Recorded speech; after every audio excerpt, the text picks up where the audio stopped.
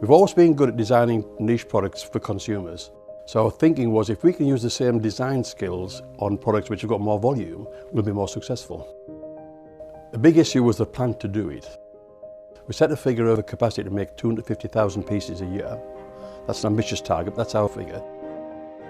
So we then worked with the machinery designers to make the washing machines. Number one in this product, it's got to be reliable. A washing machine has a lot of hard work to do, and it's a very important part of most households. So reliability was a big issue.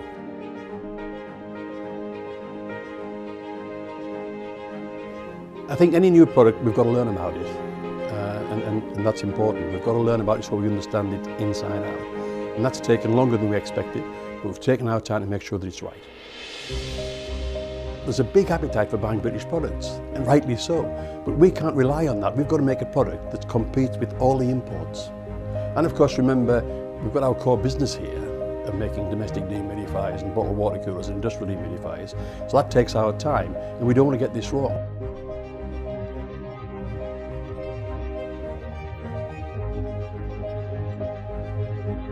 We've done 120,000 hours of testing washing machines here to make sure that it's absolutely reliable and does the job.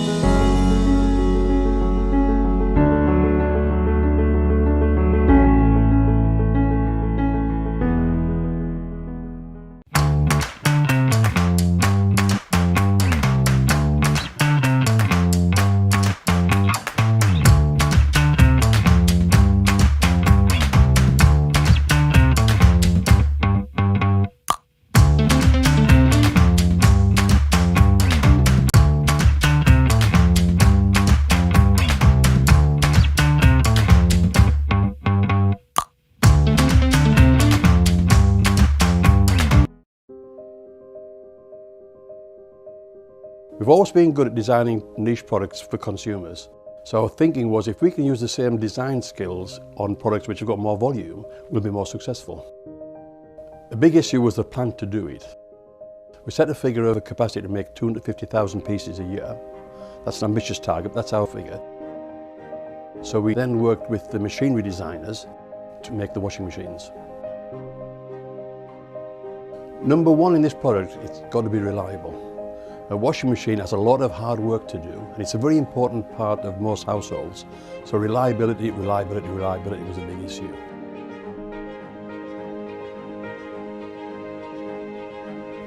I think any new product, we've got to learn about it, and that's important. We've got to learn about it so we understand it inside out. And that's taken longer than we expected, but we've taken our time to make sure that it's right. There's a big appetite for buying British products, and rightly so, but we can't rely on that. We've got to make a product that competes with all the imports. And of course, remember, we've got our core business here of making domestic dehumidifiers and bottled water coolers and industrial dehumidifiers. So that takes our time, and we don't want to get this wrong.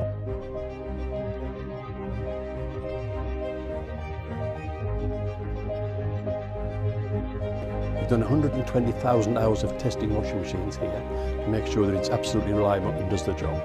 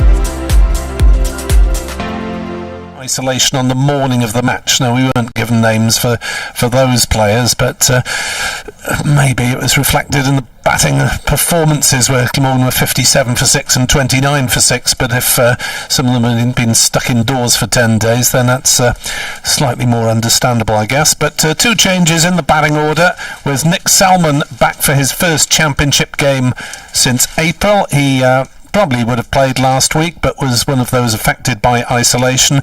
Went off the seconds a couple of days later and got 90 odd there. And Eddie Byram, a new signing from Somerset, who's joined immediately on loan, and thereafter will have a 2-year contract with Glamorgan. Has worked with Matthew Maynard at Somerset a few years back, so Maynard presumably knows his potential. In terms of first-class cricket, he got a century in the Bob Willis Trophy final last year, but apart from that, not the best of stats, averaging 27 in first-class cricket. So he tends to be a top-order batsman in the Championship and middle order in T20 Blast.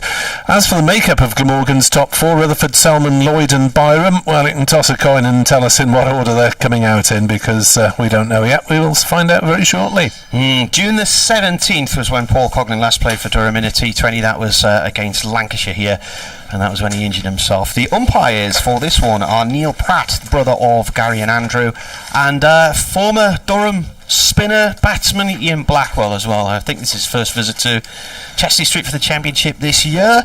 As ever, we're live on the live stream on the club websites, the YouTube channels and whatnot, and of course around the world on the BBC website. The umpire's heading out now, so Durham have won the toss. It's a bit of a green top, and this is the last game on this ground this year, so the ground staff will be busy once this match is finished anyway. Preparing for winter. Still 2 away games to go for Durham. Any particular reason for that you know of, Marty, as to why you've got 2 home then 2 away?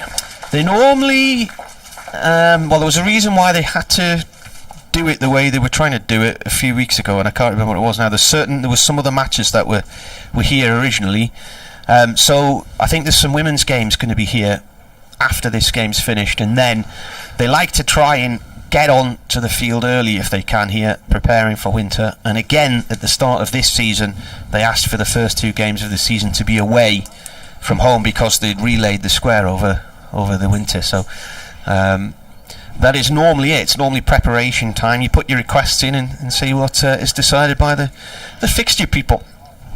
As for the league table, well, it's all going to be average points now, because Surrey didn't fulfil that fixture last week against Durham here. Of course, there is a spare week at the end of the season where, maybe those sides could actually play each other, but who knows.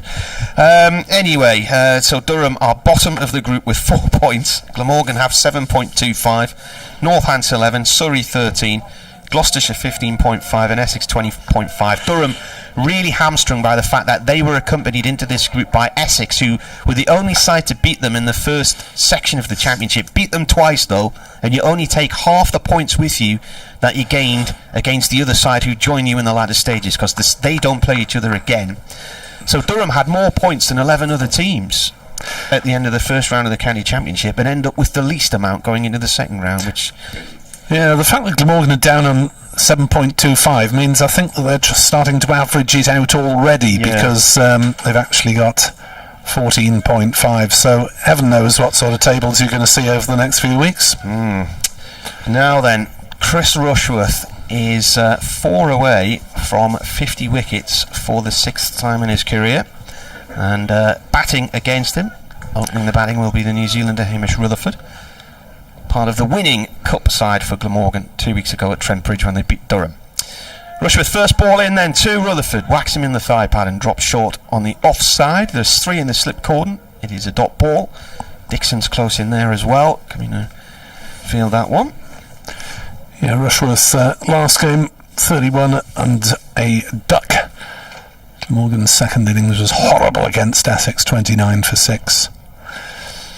I shall shut up about it shortly, for fear of offending Welsh listeners on a Sunday morning. And it's a bit early, isn't it? The coffee hasn't quite kicked in yet. Yeah, 10:30 in September. Beautiful day though, absolutely lovely morning. Rushworth round the wicket now to the left-hander. He bowls, that one swings away to the keeper Ned Eckersley. In the slip cordon you've got David Beddingham, and then you've got Scott Borthwick. And alongside them is the towering figure of Paul Coghlan.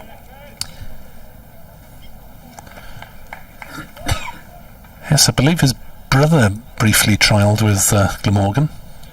Cogger's his brother. Is Josh. Yeah, that's the boy. Yeah.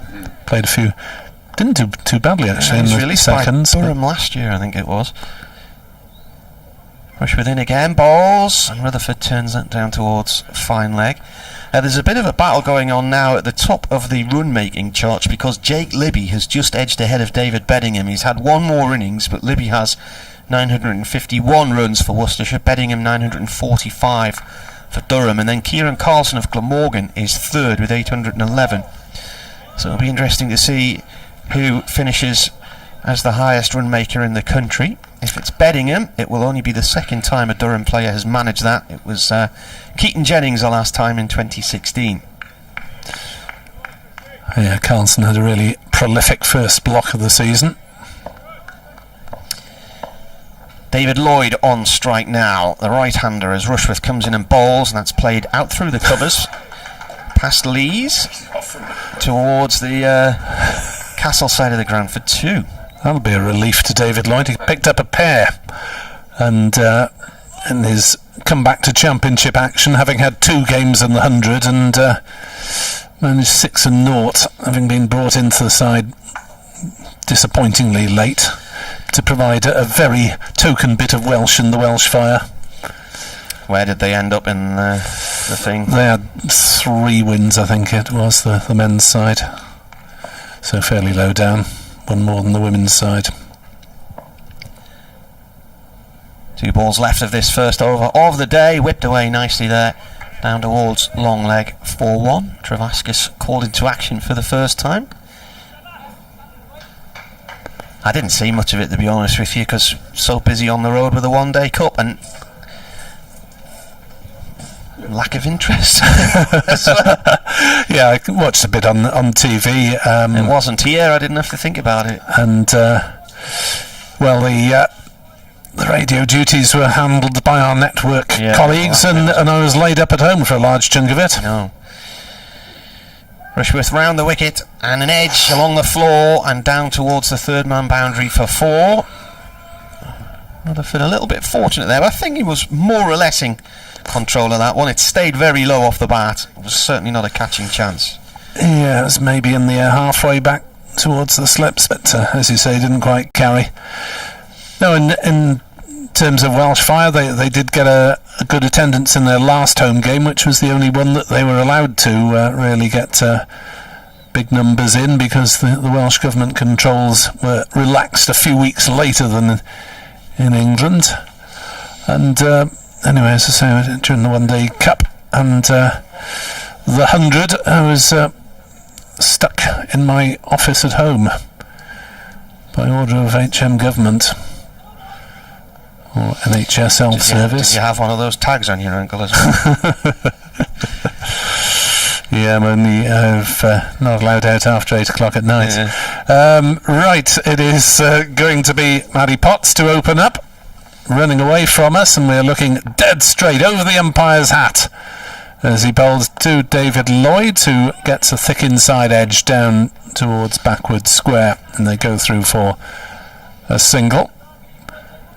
Glamorgan move up to 8 without loss, as Hamish Rutherford takes guard from umpire Pratt at this near end.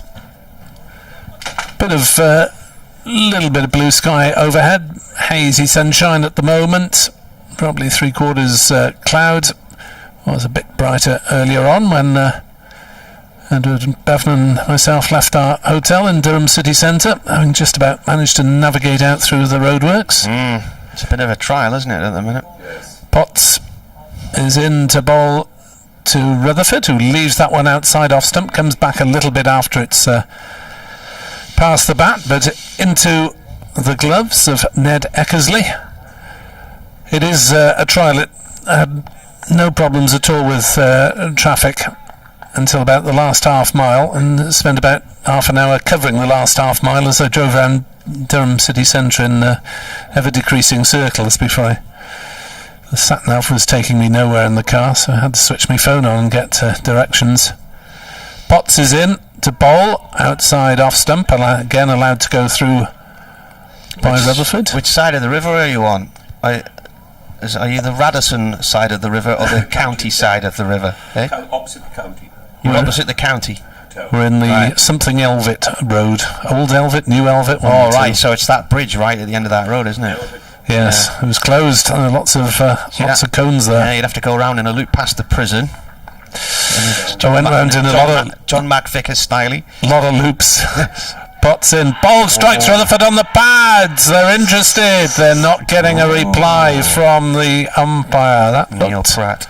fairly straight, but Mr. Pratt keeping his hands down by his sides. Good shout. Hit the back leg, possibly just outside of off stump. Good shout, but not given on this coolish but pleasant morning. Smattering of spectators around the stands. Hopefully more will be flooding in once they realise that it's already started. Championship games 10:30 start from now on. Potts is in to bowl to Rutherford, who's beaten by that one, pushing forward and takes his bat away rather too late. Didn't get to the pitch of this, so a testing start for Hamish Rutherford, who's on 4 not out, 9 without loss. Flag on the top of Lumley Castle is blowing out fairly briskly. Bit of breeze around. Didn't you stay in there the last time you were here? A couple of times ago, I think. I was in some fairly bog standard chain last time, but I managed to sneak into Lumley Castle once. As Rutherford drives to mid-on, fielded with no problem there by Rushworth, who will take his sun hat off as he wanders off to the other end. Sun hat is transferred to the 12th man under these protocols that still persist. Umpires can't touch any of the players' clothing, etc. Hopefully there'll be the last few weeks that we see these restrictions on and we're all back to normal for next season. For next season's conference-style championship. Do you think so? I do, yeah. That's what I'm being told. That's what people seem to be leaning towards.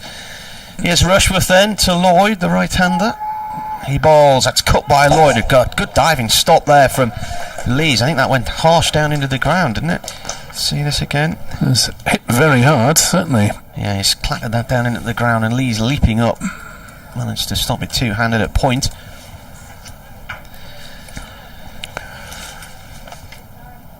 "29 years old now, David Lloyd from the St Asaph area. This is his 81st first-class match, 3,500 runs, 400s and 15 50s.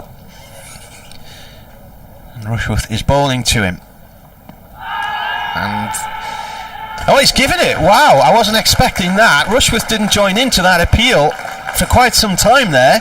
Turned to Ian Blackwell. Eventually, he raises his finger. Lloyd looks rather perplexed, and Rushworth didn't seem that bothered initially there, did he? Strange. I thought he'd got a decent stride in there, David Lloyd, but he has to go for just 4, so his run of low scores continues from the 100 into the county championship, and if it is Nick Selman at 3, then it's more or less the same as opening the batting. Well, David Lloyd has more time to ponder the form of his beloved Wrexham Football Club as he wanders back towards the dressing room with a little glance over his shoulder, saying, "You sure, umpire?" I'm surprised about that. I am, because Rushworth didn't join in that appeal for some time, and I mean, when I say for some time, probably 3 or 4 seconds after the others started it, and the umpire straight away finger up. As you say, the stride was of interest. Have to wait and see it again on our monitor. Nick Selman's the new man. Yeah, first time I can remember him batting at 3 for Glamorgan. Very usually an opener, but as I say, it's more or less the same thing today in the circumstances. Oh, now then, let's have a look at this. Where's the ball hitting him? Did it hit his back pad? Oh yes, it's bounced and hit the back pad. That explains it. If it was back rather than front. Looks like a decent decision in the end. What threw me was the fact that Rushworth didn't join in straight away. He's normally the first to appeal on his own bowling, as Selman now awaits this delivery from the Finkel end, and it's played up to mid-on. Didn't Selman get some runs against Durham and Swansea a few years ago? Yep, got a century there, well remembered. He got played in the first 3 games of the season in the Championship, and got his first 50 in the 3rd game and was promptly dropped for slow scoring. So this is his first Championship game back. Rushworth bowls. That's gone down the leg side. It's a good take from Eckersley. That's swung a long way down the leg side there. Did pretty well in the One Day Cup. Played. Can you remember that game here games? In a few weeks after the Swansea match in 2017?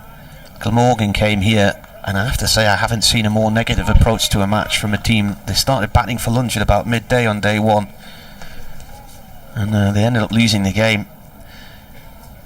As Rushworth comes in and bowls, that's gone past the off stump to the keeper. They occupy quite a lot of time in the middle, but didn't get any runs on the board.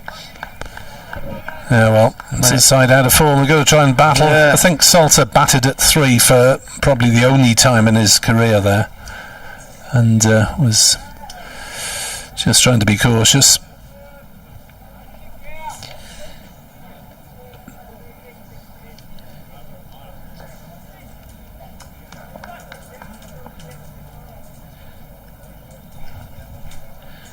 Rushworth bowls, defended off stump. That is the end of the over. And Glamorgan 9 for 1, a wicket made in there for Rushworth. Yes. 2 overs, 1 for 7. Well, I think Glamorgan probably expected there'd be some early damage, having been put into bat on a greenish wicket with a bit of cloud around, and Mr. Rushworth around. 47th wicket of the Championship season. But I think if they can get through to lunch with not more than 3 wickets down, it'd be a good effort from here. Potts then, looking to add his 14 Championship wickets this season. Will be running away from us, bowling to Rutherford, who's hit on the pad, pushing forward. A squawk from Ned Eckersley, and then he realises that no one else is particularly joining in, since it pitched outside leg stump. So it tries to turn his appeal into a well bowled.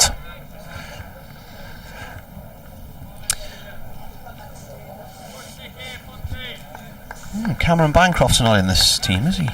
Just looking through my scorecard here. Gone. Potts in, bowls, and pushes forward. Rutherford inside the line, through to Eckersley. Bancroft not in the side for this game. Yeah. Gone. Gone. Leaving on a jet plane. Lucky to have him so long. Glamorgan lost their Aussies in late July. But given the quarantine rules, it's hardly surprising. They're staring towards us, hopefully towards spectators beneath us rather than us in particular, as Potts is in to bowl to Rutherford, who plays that out through the offside. It's beaten the diver point and it'll run away to the boundary on that short side of the ground, away to our right, and Glamorgan move into double figures. 13 for 1, and Rutherford. That's a bit of a chimera. Rutherford and Rushworth, I'm getting them mixed up already. Rutherford moves on to 8 as the ball is eventually retrieved from beneath a bit of tarpaulin that's stacked behind the boundary, away to our right. And really, Rutherford didn't appear to hit that one that hard. It just shows you how short the boundary is on that side of the ground. Hopefully not too damp after Glamorgan's last game here. was deluged off.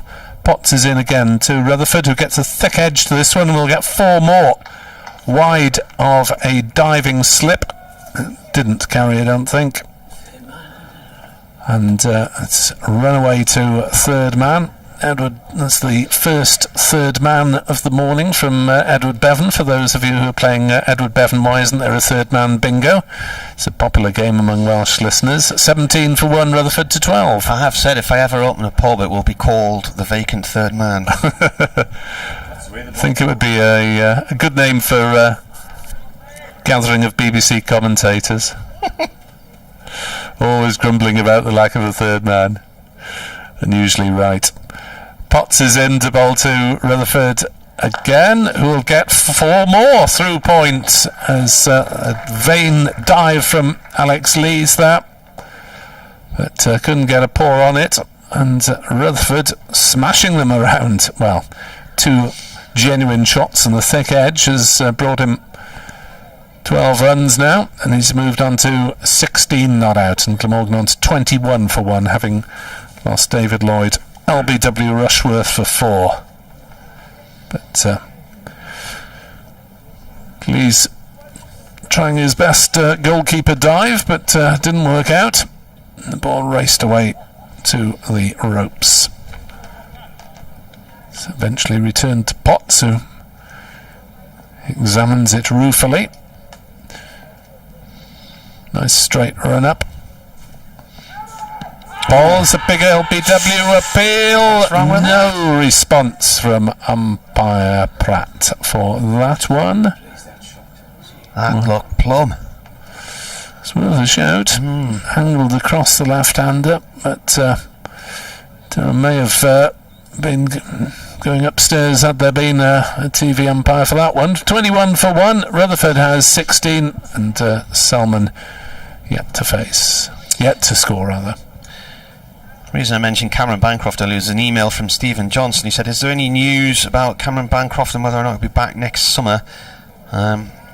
He said he has struggled a bit this summer, but I hear his attitude is top class. Looking forward to getting over to Chastity Street about 3 p.m.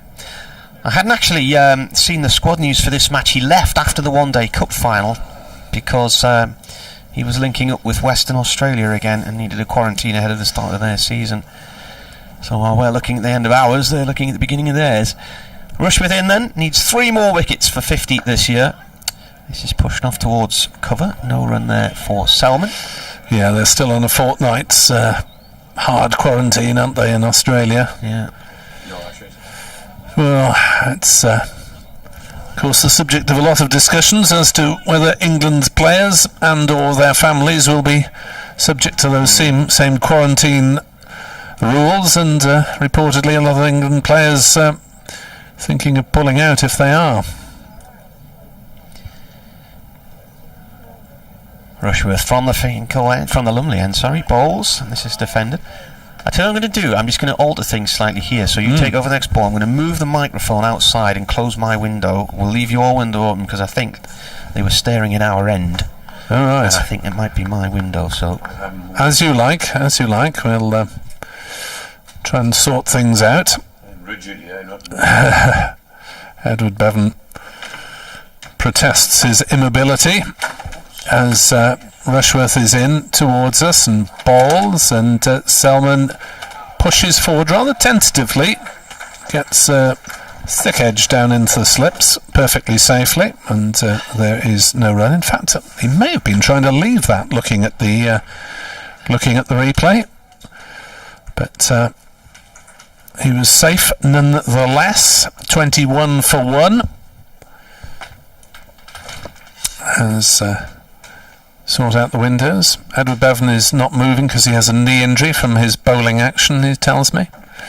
Rushworth is in to bowl, and that's turned off his legs nicely by Selman. A typical Selman shot, and he'll come back at some pace for the second, but perfectly safe in the end. Selman off the mark with a couple of runs. 23 for 1 here on BBC Sport Online. Have you got your windows sorted out, Marty? I think so. I think we're all right now. Yes, Edward Bevan doubtful with a knee injury, not bowling in this game. Bowling in the back garden. Told it to the grandson, did he? Yeah, told him before about coming off his full run-up. Rushworth balls, it's driven, and it's a thick bottom edge and away through the slip cordon, or just wide of the slip cordon, down to the County Durham stand 4-4. There's a spare ball lying there as well. Must be from the warm-ups earlier on. Sprinkling of spectators in that corner of the ground. I don't know what time they opened the gates, but when I was doing my pre-match video earlier, there was nobody here. It was quite quiet. It's usually an hour before, isn't it? Yeah. 9:30. I mean, realistically, who's going to rock up at 9:30 in the morning for a game starting at 10:30? Well, lucky to get here at 10:29 if you're a paying punter. if you want to tweet, it's Marty Cricket on Twitter, or you can email wearecricket@yahoo.co.uk. We've got one ball left of this fifth over. Glamorgan 27 for 1, Rushworth bowling, and that's dug out around about full-length delivery off stump, played up to mid-on, end of the over. 6 off then for Nick Selman. He has those 6 runs. Hamish Rutherford has 16. On Twitter, I'm at NickWebb2017. At Bevan Cricket, if you wish to communicate with us. Ben Bonney says, has already noticed that I mentioned the against Essex. When will it end, he says, with the various emojis. Yeah, I'm afraid it will be relevant during the course of the morning, but we'll try not to harp on it too much thereafter. Potts runs away from us. Bowls the left-handed Rutherford, down leg side, diving take by Ned Eckersley, plunging across to his right. Hasn't played that much County Championship cricket, Matty Potts. He's still a young lad.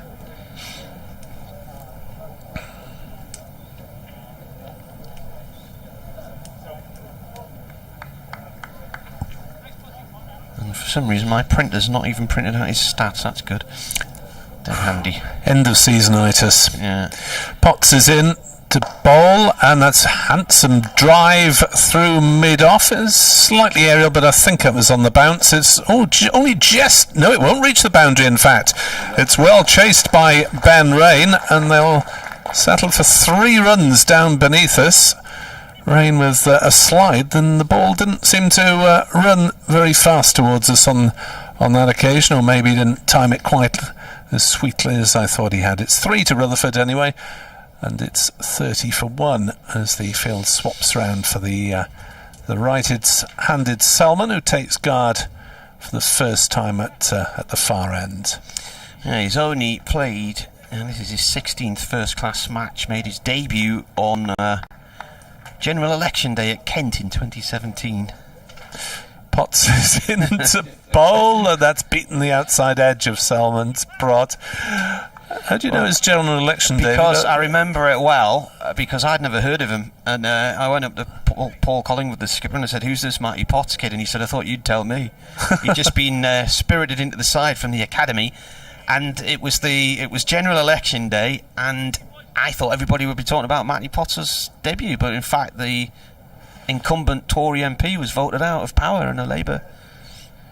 Potts is into bowl, edge down into the slips. Well, Selman isn't looking hugely confident at the moment. They found the edge of his bat on several occasions, but he's managed to get on top of it and direct it down into the slips. So he was, what is he, 22 now, so 5 years ago, made his debut there. Twice that summer, Kent had the last pair at the crease, down in Canterbury and up here, and both matches ended in a draw. But it felt like a win.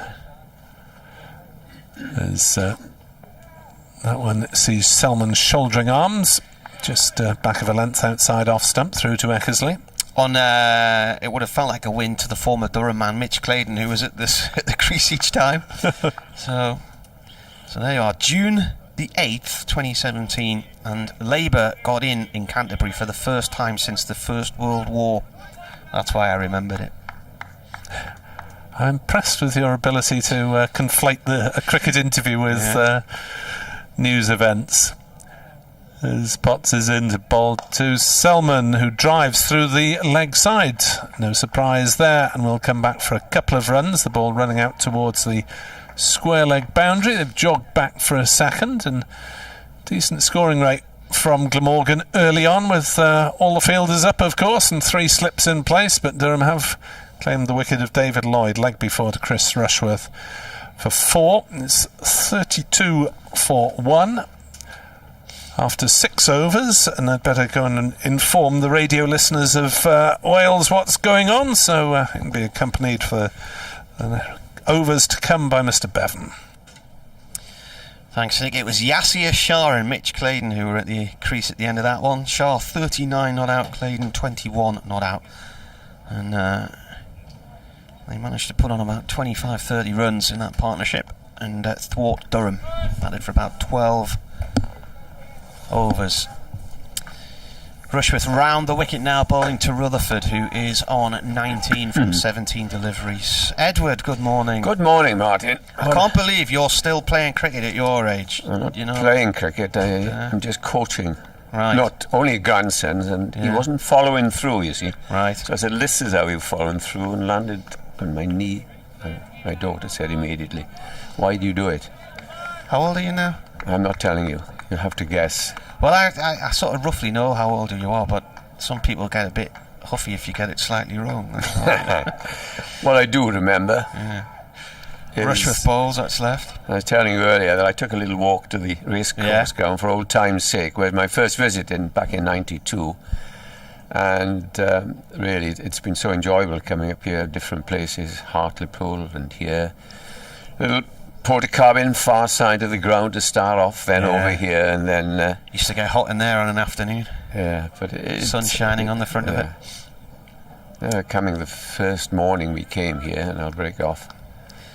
Oh, batsman's not ready, he's still sorting out his crease. The great Don Shepherd, who was working with me, he and I ended up at Chesterley Street Cricket Club. All right, it's not far away. It's no, but no, it's always a great place to come. Durham did play there for a while as well. Rushworth in, and this is flicked off the legs and away down towards wide third man, wide fine leg for 4. Couldn't stop it there. Travaskis, where the boundary tapers in. Ground staff are sitting just beyond the rope in front of a little picket fence next to the old scoreboard, and there's really not much room for them. The last time we had a championship match here was the smallest boundaries imaginable, 60 yards, and the ground staff had about 40 yards in which to sit in. That's about the minimum, isn't it? 65 metres? Yeah, it was,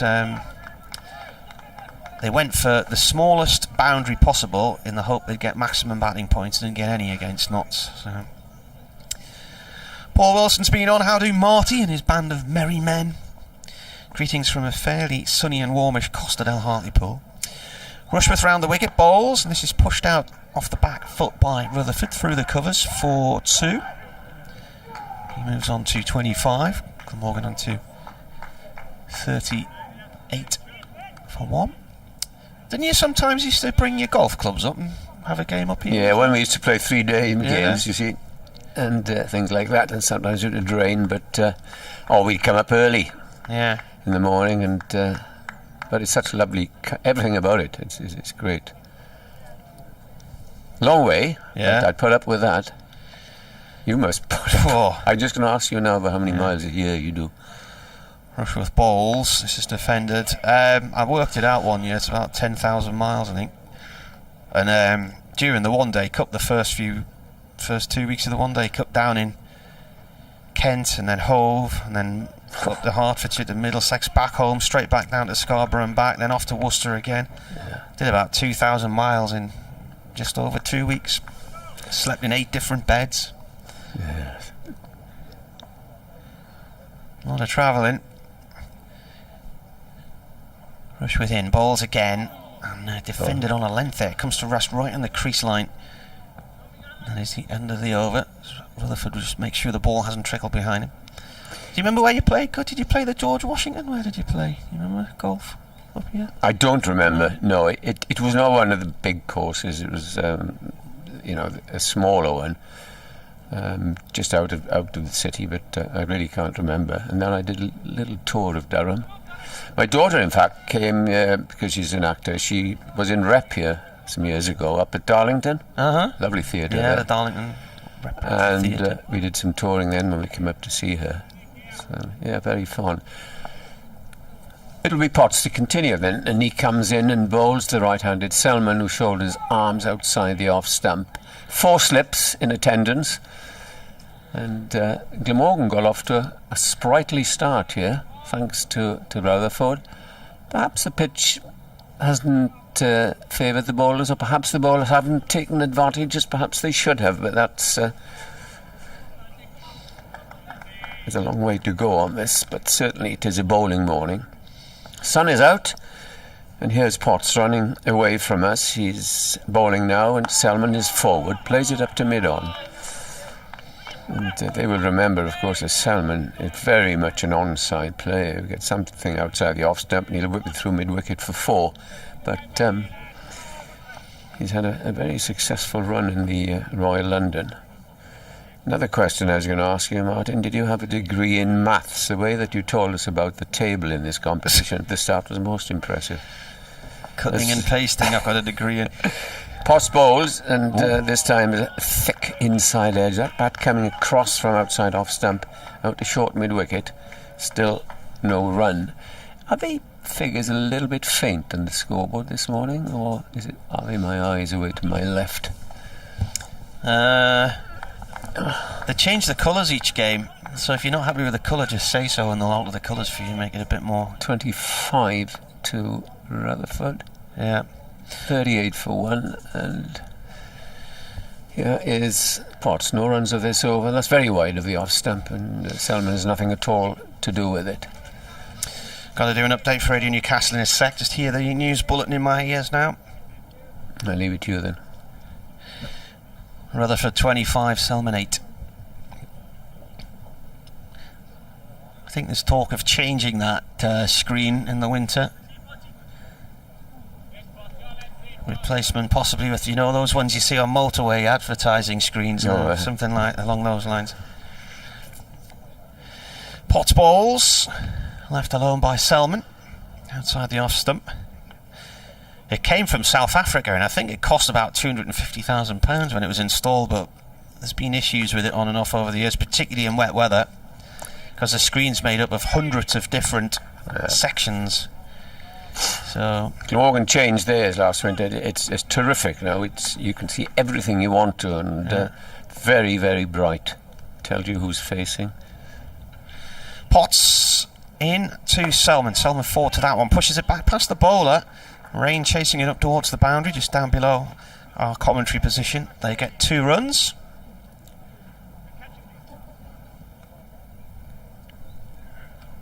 Here we are, update for Radio Newcastle.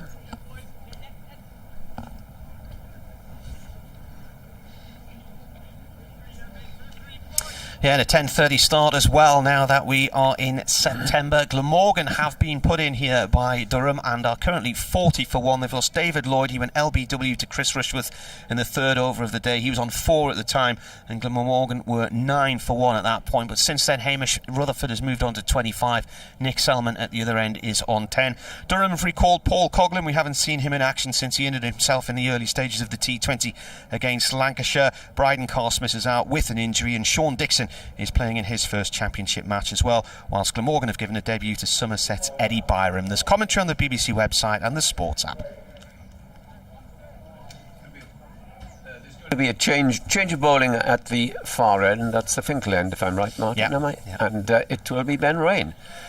Rushworth possibly, what do you think, might be changing ends? Because he hasn't been too impressive as Matty Potts, but Ben Rain, we've seen many times, of course, playing for Leicestershire, but he's from this area, if I'm right. Yeah. And he's bowling to Rutherford, comes in and bowls. Rutherford plays it to mid-on, and it's fielded, and there is no run. Rushworth's bowled 4 overs, 1 for 19, so you'd normally expect 6 or 7 from him at the start of the day, so maybe he'll switch ends. See him back again shortly. Yes, he's a terrific bowler, which leads me on to another little discussion. As Ben Rain is coming round the wicket. I know what you're going to say. Might do, but might not. Rain is round the wicket and bowls Rutherford. And an edge, a thick edge. There'll be a couple of runs down to third man. And Rutherford comes back for the second.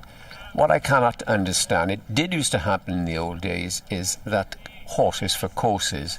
I remember Steve Watkin and Neil Mallender, now a first-class umpire, of course, going up to Headingley against the West Indies, took 3 or 4 wickets apiece, and then didn't play a lot, and they were left out. Back came the regulars. Now, if you're going to play seaming pitches in England, why don't you pick somebody like Rushworth? He's never going to let you down. And he's going to move it around. Figures don't lie. And here is Rain again. To the left-handed Rutherford. Rutherford tries to play that through mid-on and mid-wicket, but doesn't succeed. Not only Rushworth, there are other people in the country, but it always seems strange to me. Take advantage of your own conditions in your own country. Well, in the 2015 season, he got 100 wickets across the summer. And I remember, ahead of a day's play here, he was having a chat with James Whittaker, who was one of the selectors at the time, and was asked, "Are you ready?" And he said yes, and then the call never came. Well, they called up Mark Footed instead, and then he didn't actually play. Here's Rain bowls. That's a nice looking shot. Pierces extra cover and cover up towards the boundary. There's a long chase up there, but it's the ball wins, and there's another boundary for Rutherford. And he's in quite fluent form this morning. Takes the score to 46 for 1. Didn't expect this start with Glamorgan. As you said, Durham haven't really bowled and put much pressure on, have they? But I mean, could be argued they go into this one a bit ring rusty in the fact they didn't have a game last week. So 51 days since they last played in a red ball game. Morgan didn't have a lot either. Well, 2 days and a few overs on the third morning. Yeah. But here is Rain. He's in again and bowls to Rutherford, who drives again pleasantly through mid-off this time. And it's a very long chase up to that very long boundary, but it's going to be pulled in just inside, and he takes the 7th run of this over. So Hamish Rutherford leading the way for Glamorgan as they move on to 49 for 1. Yeah, that was my point. I don't know if people would agree with that, but that was typical of English selectors at that time. Are you ready? Did you hear that, Nick? James Whittaker, a couple of years ago, asked Chris Rushworth, "Are you ready for Test cricket?" He said, "Of course I am, yeah, love to." And that was the last phone call he had. Well, it was a conversation in the middle out there. Ahead of the day's play. I can't remember the Test match, but they called Mark Footed up instead, and then he never actually played. So left-arm seamer. Where is he now? He went to Notts, didn't he, from Derby? Yeah, I think, has he not retired?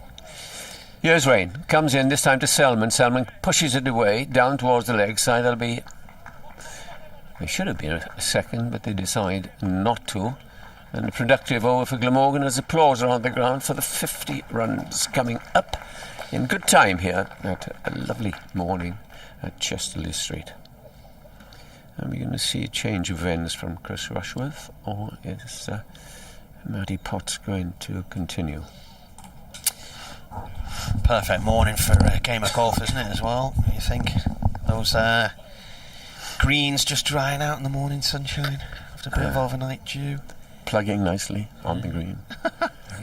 I always got my best scores when it got winter conditions. It's the only way I could hold the ball on the green. Too dry and it would just bounce off and go away through the back. 9 overs is not bad for 50 on the board, is it? No, that's Glamorgan would have taken that at 10:30 when they lost the toss. 3 slips, no, and they're reinforcing that offside. There is now a cover, an extra cover, and a mid-off. Still no third man, but here is Potts. Martin. Right arm over, angles that one in towards the bottom of off stump. It's defended by Selman. I'm not twitching an eyelash here because I'm right behind the delivery from Potts.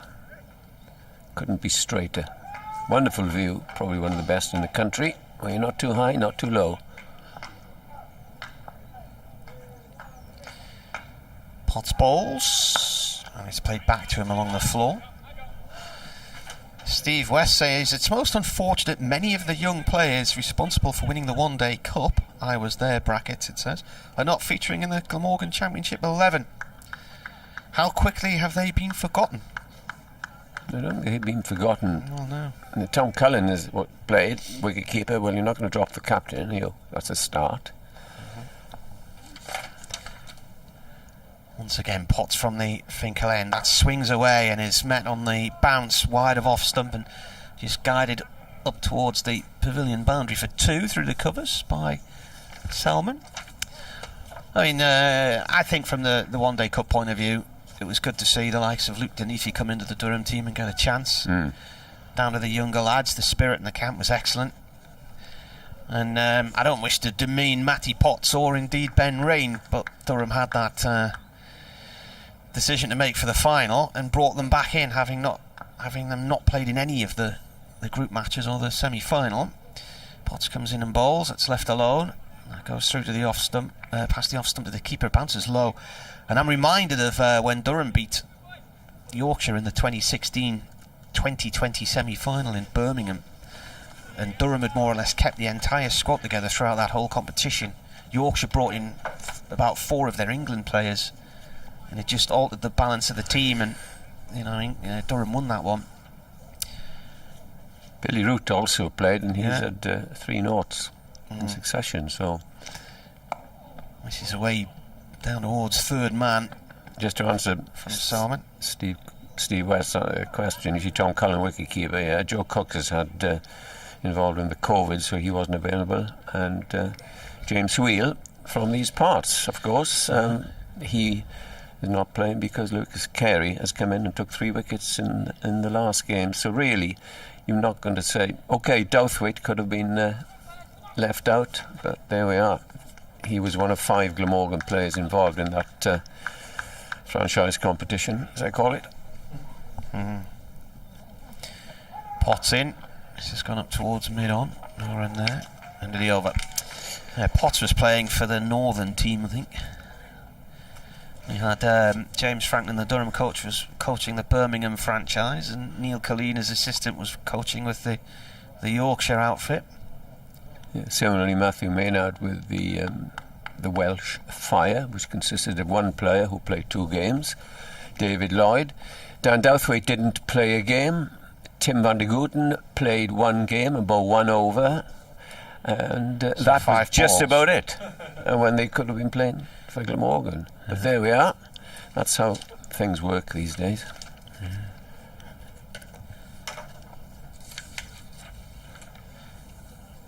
I did watch the 100. I watched 10 minutes of the competition on television. So is that 400 deliveries? That was it. Yeah. Here's Rain. He's around the wicket, bowls, and that's a thick outside edge down towards the third man boundary. There'll be a couple more runs. I don't want to repeat myself so much on this, but when you think, and I've asked first-class bowlers, why don't you have a third man? Because Glenn McGrath at his best would not have a fine leg. And he explained, look, if I'm bowling well, I don't want a fine leg, it's drifting down leg, I'd rather have a third man, and would open with the third man. And that's the way the ball is going. You've got 1, 2, 3, 6 players on the offside now for the basic outswinger that an opening bowler bowls. Why don't you? Can you answer me? Well, it's a question we all ask, isn't it? In comes the next ball, and Rutherford again plays it. Where do you think? Down towards the third man boundary, and is going to get 2 more runs. Probably people could answer me far better and explain to me, but I'm yet to be convinced. As Glamorgan move their score now on to 58 for 1. Paul emailed to say, greetings from a fairly sunny and warmish Costa del Hartlepool. I shall be with you until around 4 before going out to watch a band called Madison's Threat. Oh. Have fun. He says, Madison's Threat, there's an interesting name. Third man is now posted, and here comes Rain and bowls and hits him on the pad, and Ian Blackwell that time just turns his head to the other side and says not out. Michael Jones has gone in there as third man. Got a very muddy left knee.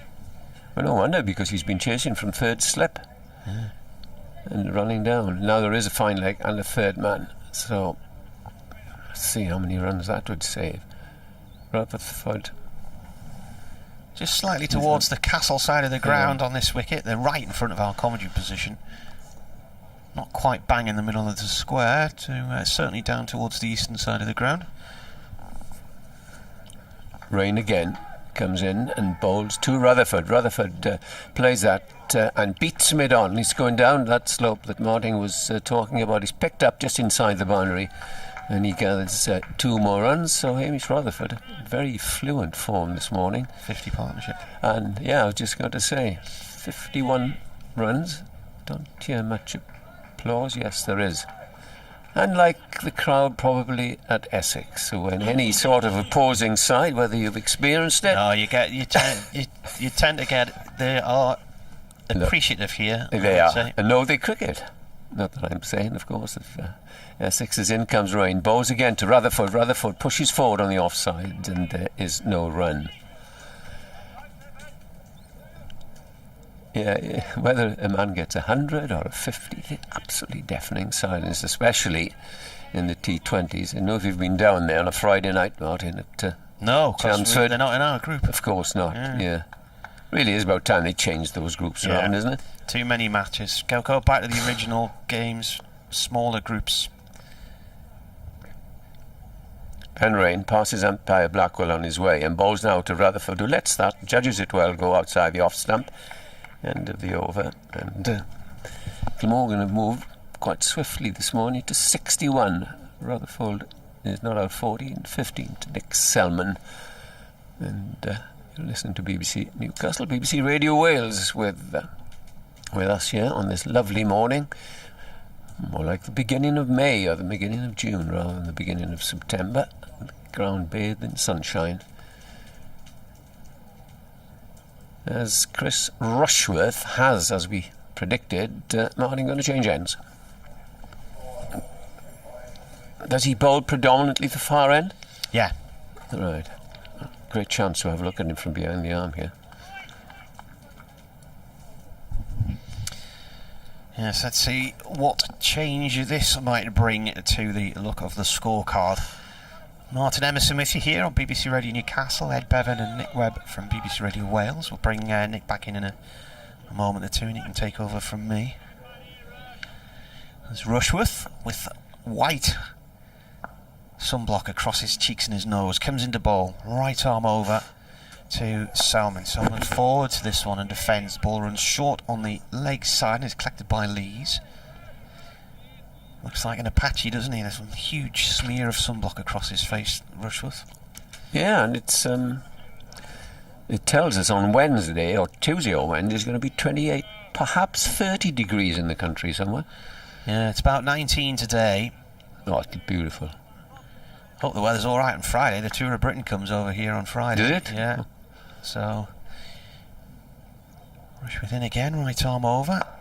That's played up to mid-on, mid-off, no run there.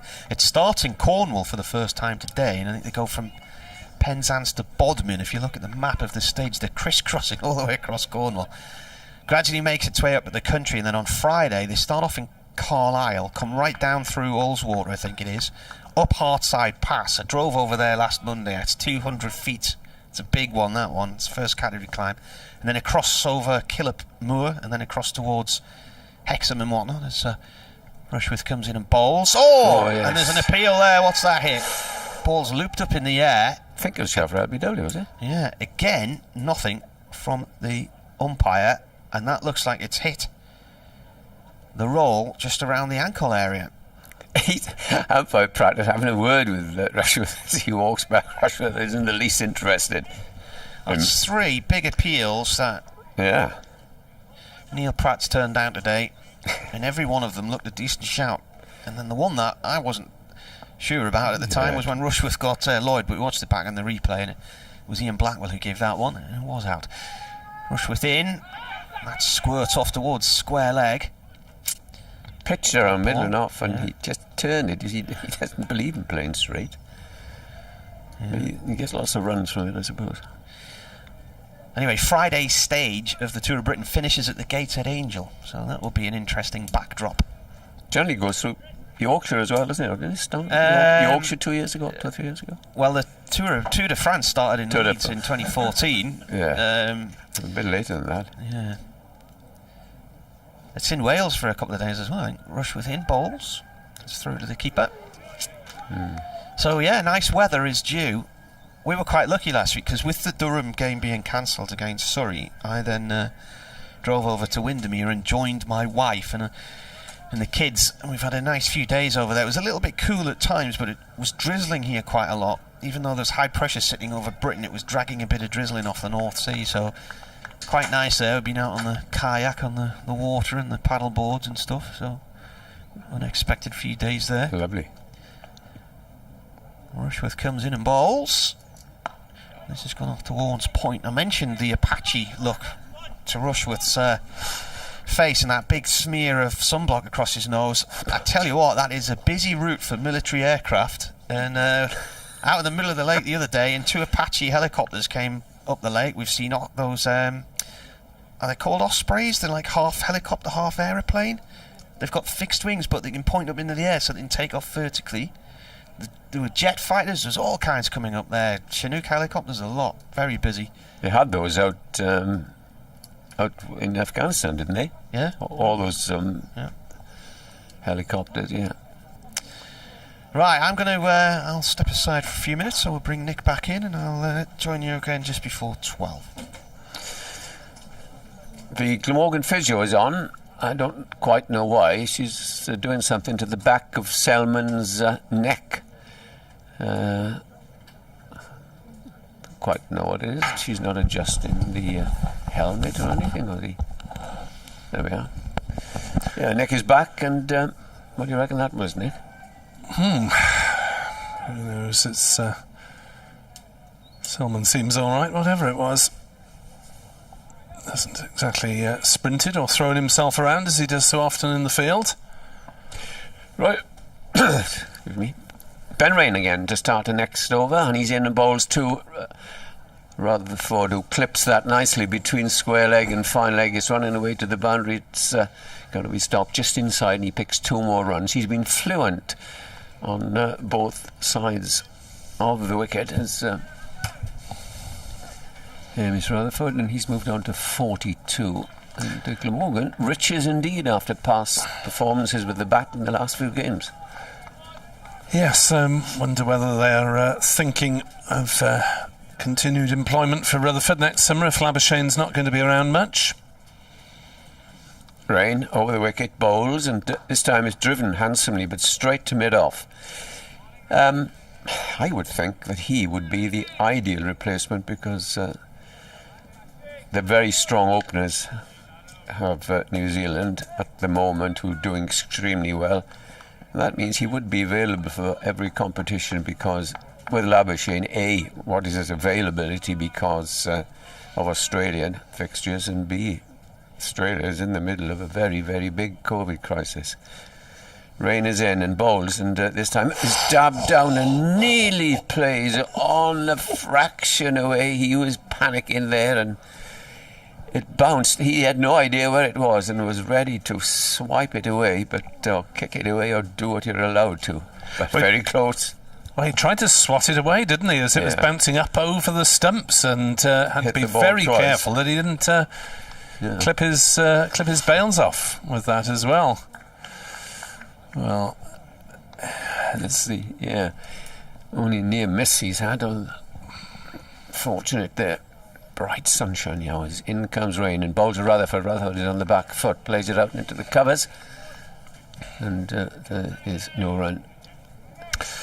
It hasn't done as much as I expected. The pitch, we saw this green tinge, very much like the green tinge we had at Cardiff last week, and there was we've seen some extravagant bounce, but not here this morning. And as I mentioned earlier on with Martin, whether it's they haven't quite bowled as well as they would like to have, or the pitch hasn't helped them so much. In comes Rain, very wide of the crease, and bowls, and this is angled down to third man, and they go through for a single. Well, one or two of those LBW shouts were fairly adjacent. If one of those had been given, we'd probably be talking about a sort of level pegging at 63 for 2, as it is 63 for 1. Rutherford 43, Salmon 15, and Salmon facing up, and so he's going to take a new guard there, but no, it's just the swap round between right and left-handers. He hasn't, as you said earlier on, Nick, looked wholly convincing, and 3 slips back in for him now. His rain is back over the wicket, and that's outside the off stump. That is the end of another over. Just to remind you that Durham won the toss and quite predictably asked Glamorgan to bat, and at the third over, David Lloyd was LBW to Rushworth for 4. The three of us here didn't really think it was adjacent, but we had a good look at the replay, and it was a good decision then by the umpires. And a debut for Eddie Byram. No doubt he'll come in next on number 5. He plays instead of Steve Reingold, and Billy Root has been left out, who's not in the best form by any means at the moment. Yes, as for Durham, Graham Clark and Matt Salisbury were the players omitted from their squad, as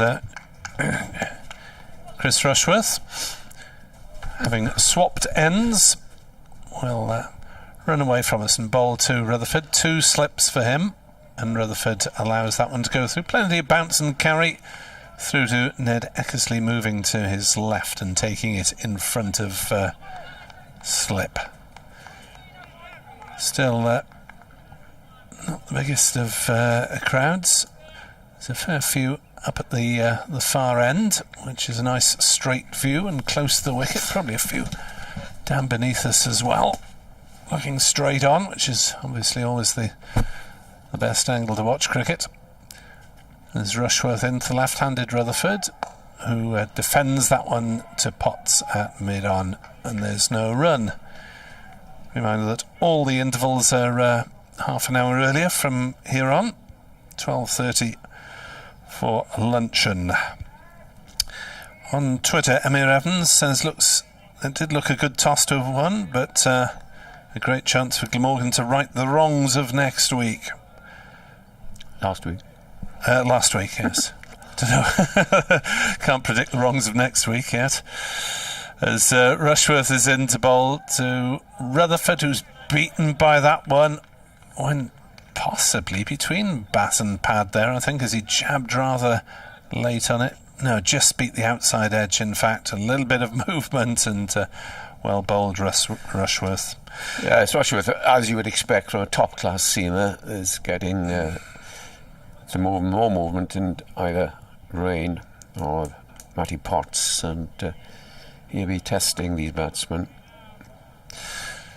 As Rushworth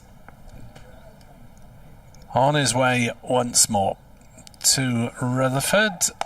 A little bit of width and driven to point, and he's caught. Well, that was maybe not the best ball that Rushworth has bowled, but Rutherford's eyes lit up, drove ferociously at it, didn't get on top of it, and caught at point. 63 for 2, so we are back to level pegging, and Rushworth's useful innings comes to an end. Near played on to Rain when he's 42, but it's a second wicket for Rushworth of the morning and a 48th of the championship season.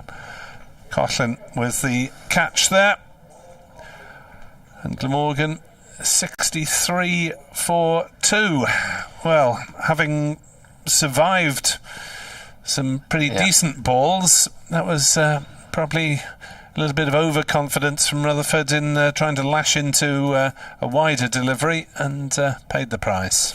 Yes, you'd be disappointed with that, because he was looking in very confident form and had gone very quickly on to 43 and holding his bat in his left hand, looking down at the ground. He's kicking he's thinking that was a very rare half volley from Rushworth, and he probably played a little bit too early. Good catch though, low down. And this looks like, not that I know him, I have not seen him, this looks like Eddie Byram. Yes, the numberless Eddie Byram, who has joined Glamorgan from Somerset. He's having a word of advice from Nick Selman. And I think, he is a right-handed batsman. And I must confess, first time I've seen him. So this is a testing debut, championship debut for Glamorgan, that is, for Eddie Byram. And Glamorgan now want to try and push on, not lose another wicket or two before the interval. 2 in the first hour. It's probably about level pegging. Byram did play for Somerset against Glamorgan in the One Day Cup, but Mr. Bevan and myself were both out of action for that particular game. Made 10. Here he is facing up to Rushworth, who's in, bowls to Byram, and plays that one dead bat down to Lees at point. And there is no run. Byram with a first-class average of 27. There's 3 centuries, one of which was the Bob Willis Trophy final. Somerset against Essex, the end of last year. Hasn't really kicked on this season. Reunited with Matthew Maynard, who was Director of Cricket at Somerset when he was coming through the ranks as a youngster. Rushworth in, bowls to Byram. Drives, doesn't time it to mid-off. End of the successful Rushworth wicket maiden. His second wicket maiden of the day, and Rushworth has 6 overs, 3 maidens, 2 for 19. So Glamorgan 63 for 2 after 14 overs. Decent scoring rate, largely due to the fact that Durham have had 3 slips for a large chunk of the time so far. Jonathan Wellington on Twitter welcoming the debut of Glamorgan keeper batsman Alex Horton for England under-19. Says went up to watch. He's from Newbridge Club. Played a major part in the England regrouping. Horton hit a half-century and faultless with the gloves. Great travelling support. Oops, as Rainbow's the first ball, and Salmon fiddles with it outside the off stump, and a few oohs and ahs. Salmon back in the first team, probably a little bit nervous that he wants to make an impression and keep his place for the last couple of games after this. Also one of those players, as far as we know, out of contract, along with Salter, Cullen and McIlroy. We haven't had any announcements on those 4. Just give you a few scores as we move along. In comes Rain, and right forward is Selman, pushes it away onto the offside. India are strengthening their position. They're 280 for 3. They lead by 181 runs. Advantage India, you would say there. Derbyshire against Leicestershire. Leicestershire 45 without loss. Essex, Gloucestershire. Gloucestershire's 47 without loss. Worcestershire 24 for 2 against Kent. And Surrey, and I'll just wait now as Rain from the far end in, bowls. Beats him outside the off stump. Good length, good line from Ben Rain. Disastrous start from Surrey, who are 16 for 3 against Northants. Well, I suppose Surrey a bit rusty, obviously having pulled out of the game here last week. Got a team together, yeah. I'm just funny that, Martin. I'm just going to have a look at that team and see who they've got playing. But for the moment, it's Ben Rain bowling to Nick Selman, who leaves outside the off stump. The Surrey side is Ryan Patel, Cameron Steele, Hamish Amla, Laurie Evans, Jamie Smith, Will Jacks, Jordan Clark, Ricky Clark, Gus Atkinson, Rhys Topley and Amar Vidi, which to me looks not far off 100% first team.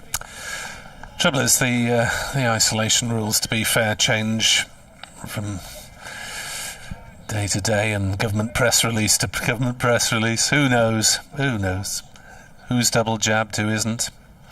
In comes Rushworth and bowls, and this time he's caught at third slip. Very poor shot there from Selman. Got a rising delivery. It must have been a foot outside the off stump.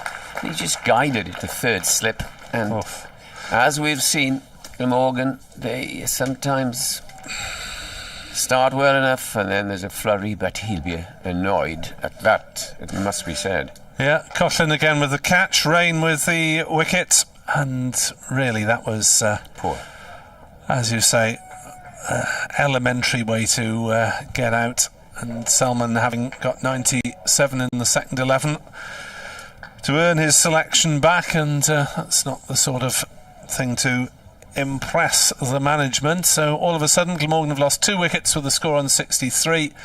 Durham have their first bonus point of the game, and the home side are, you have to say, on top at 63 for 3, with Kieran Carlson coming to the wicket. Yeah, and 2 batsmen on naught. So Glamorgan again in their top order, apart from Rutherford, just failing to capitalise on that. It's been a very good start. You think it's 63 for 1, right? They should be well set. But then losing those 2 wickets in successive overs has put the pressure on the new man Byram and Kieran Carlson. Well, Kieran Carlson on the top. I think he's 3rd in the run makers in the division. So he, in the country, so he is not a defensive player, as we well know. He tends to attack from the word go, be it red or white ball cricket. That's the way he plays. Very successful. Recently capped in the last game, and he comes in now. And Glamorgan have much to do. Looked a bit frenetic last time out against Essex, didn't they? In a couple of clean boundaries earlier on, and then got out. Well, remember the game against Durham in the final when he started off and Borthwick brought himself on, of course, and he immediately set after him without having a good look. Now then, 4 slips to greet the new batsman, and Durham on top at the moment. 4 slips as Rain is over the wicket and bowls, and this time it's just nudged away on the offside. Rain now, after a couple of loose overs, is back into his stride, and Glamorgan struggling now at 63 for 3, but both batsmen on naught. So 2 new batsmen, and Rushworth will be licking his lips at the chance to bowl at them. Just the 3 bowlers used so far by Durham. Haven't seen Coughlin in the attack, but he has taken a couple of catches. One nice diving one at point to get rid of Rutherford, and a relatively simple affair, chest high at slip, to get rid of Selman for 15. 63 for 3. Cook and Porter are at it again. Gloucestershire are 47 for 6 against Essex. Rushworth round the wicket to left-handed Byram, who, not sure if he played at that or whether he played deliberately inside the line through to Eckersley anyway. Yes, he did take his bat out of the way, even though there was a bit of movement, but largely after it had passed the stumps. 63 for 3, so this game already moving on a pace with just 15 overs bowled. Rushworth,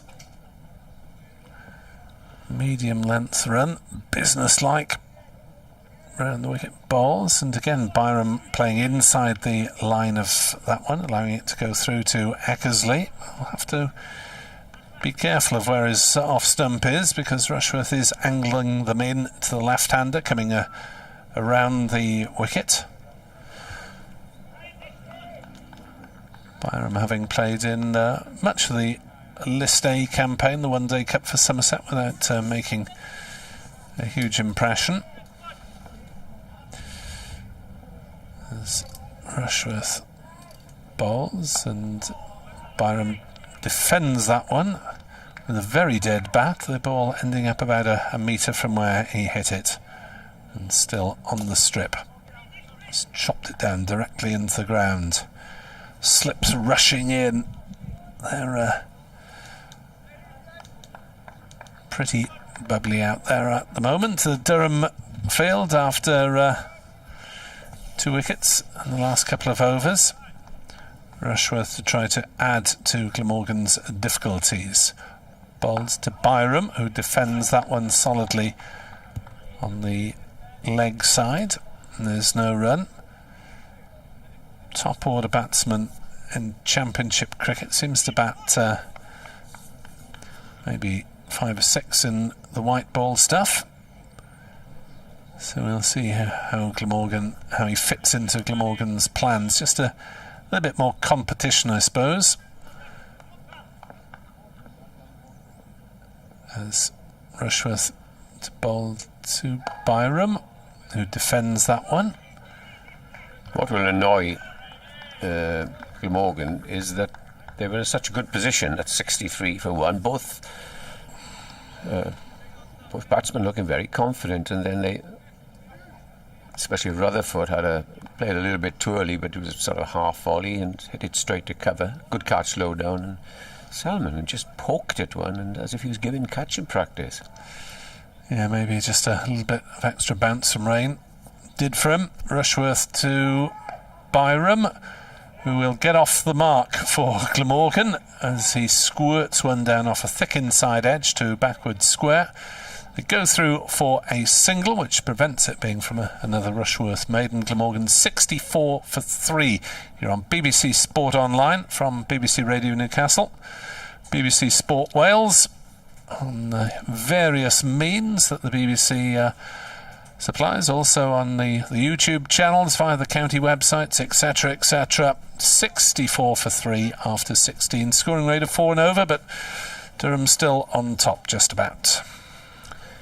As Byram takes guard from umpire Blackwell on that far end.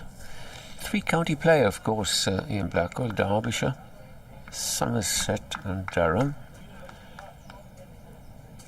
And England then, of course, remember, on a tour to India.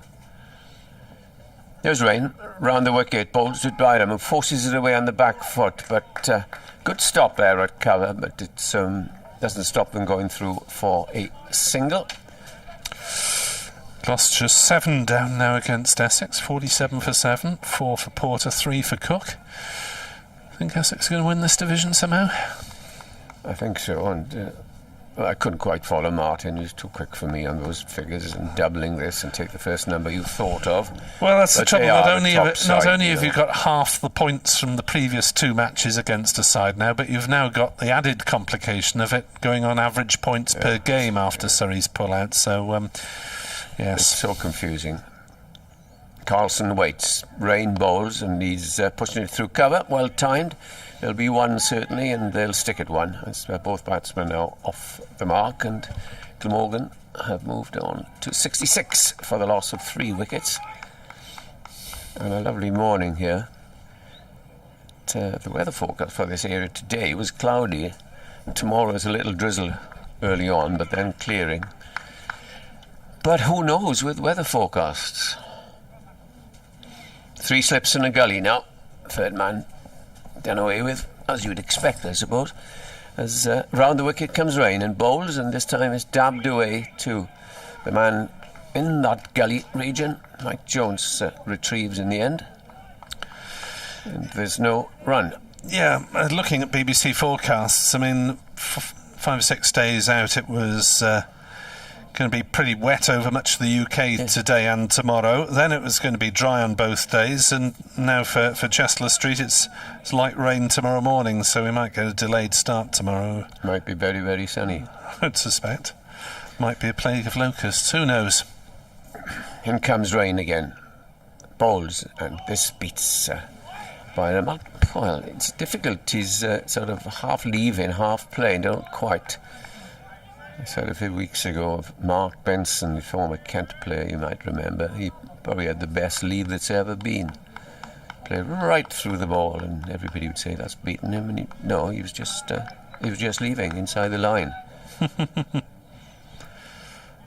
3 slips in a gully, a cover, and a gap then, and wide mid-off on the offside as Ben Rain comes in, bowls again, and this time it's a good length, good line, but judged well by Byram, who lets the ball go through to the wicket-keeper. 66 for 3. It's not Hamish Rutherford keeping wicket, of course, it's Ned Eckersley, formerly of Leicestershire.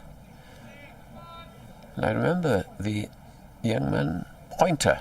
Well, Martin will tell me where he is these days. I think he was a Scotsman and used to come in and play some very useful innings at Stuart Pointer. Still here, is he? Still here. Right.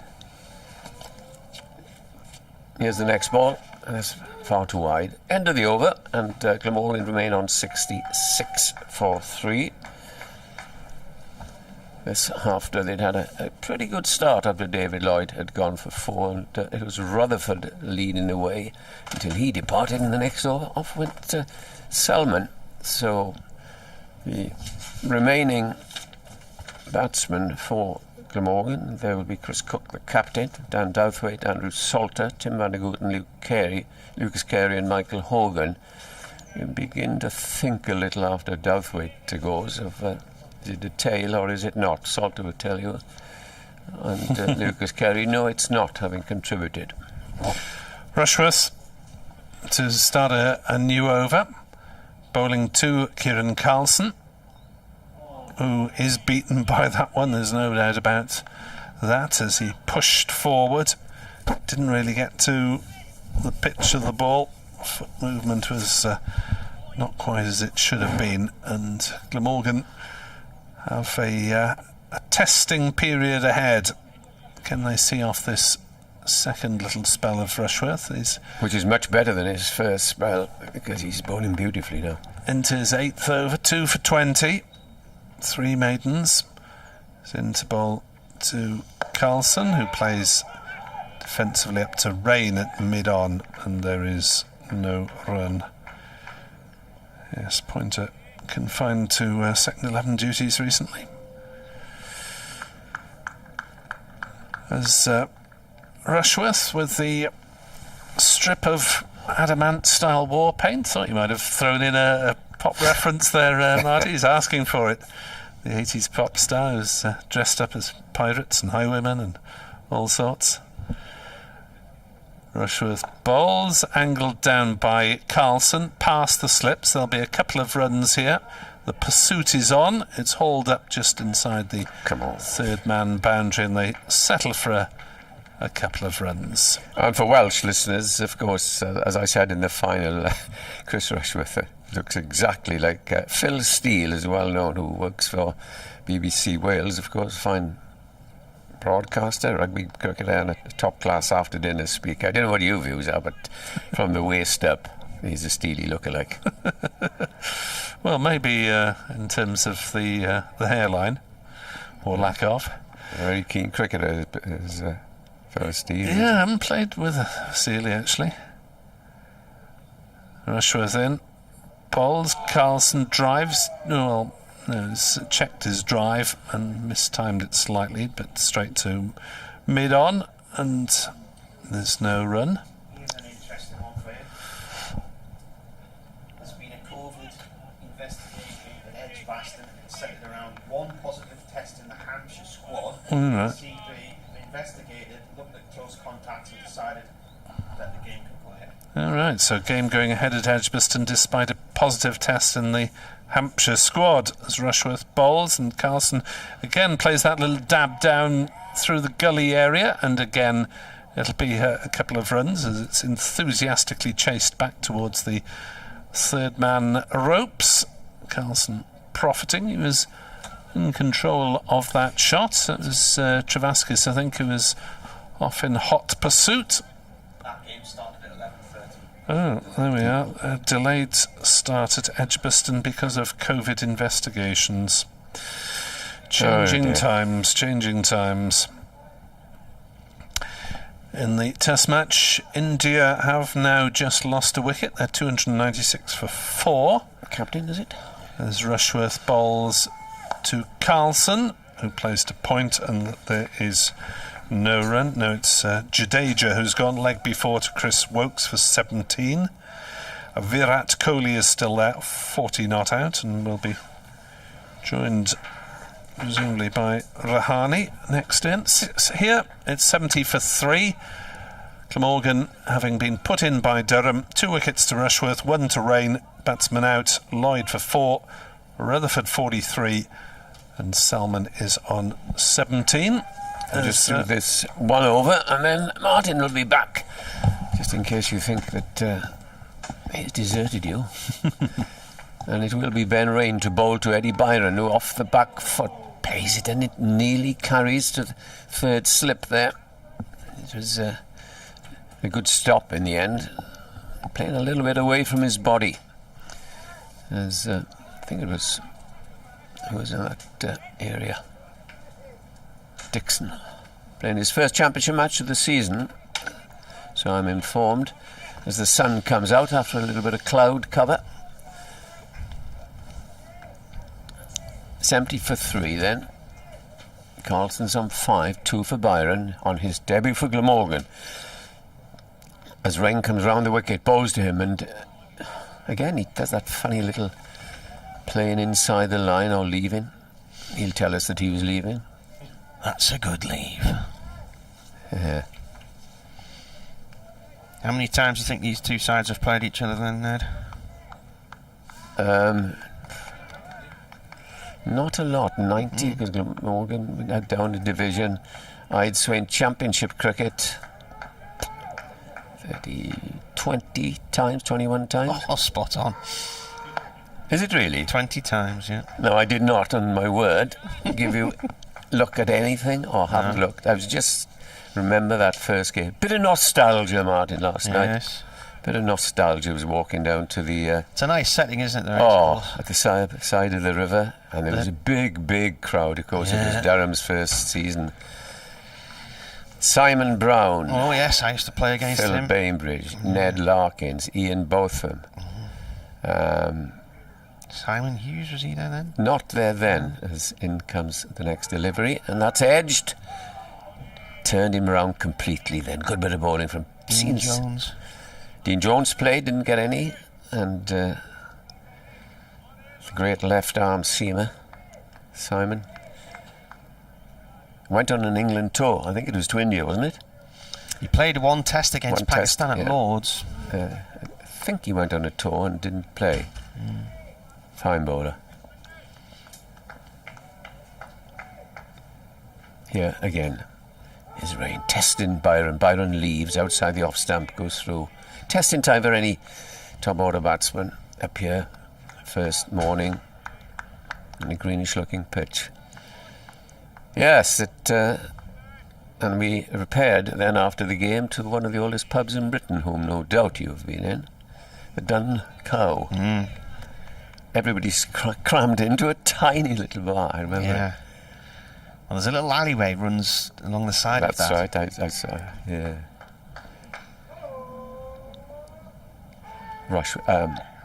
Rainbows, that is left outside. Bit of movement after that one pitch. Yeah. That is the alleyway where Kate Adie famously bumped into a man in the dark, having been alerted to the fact the sirens are going off at Durham prison, and that man turned out to be John McVicker, who escaped from the prison and went on the run. Never. Yeah, and she was working for Radio Durham back in the day, which then became amalgamated into Radio Newcastle. I think there was a Radio Durham before there was a Radio Newcastle. Anyway, she got a tip off, and she was on her way to the towards the prison when this guy came bombing round the corner and flew straight into her and knocked her over and apologised, and off he went. And if you see the film McVicker, he famously swims the River Wear twice as he tries to escape from the prison, because the river is in a horseshoe around the city. That's right. Yeah. Rushworth from the fink line, right arm over, balls. That's come off the hip area there, down towards... Well, that's an extraordinary story. Yeah. Leg by signalled by Neil Pratt. Yeah, well, she's from Sunderland, Kate Adie. I got to know her quite well over the years through my BBC career, but she wrote a very good autobiography called The Kindness of Strangers. Tiananmen Square, the Sri Lanka, all kinds of places she'd been to, war zones, and that's one of the early stories in it. McVicker was played in the film by, was it Roger Daltrey? Could be, but I didn't see the film, but... it was a famous film, I think came out in the 80s, McVicker.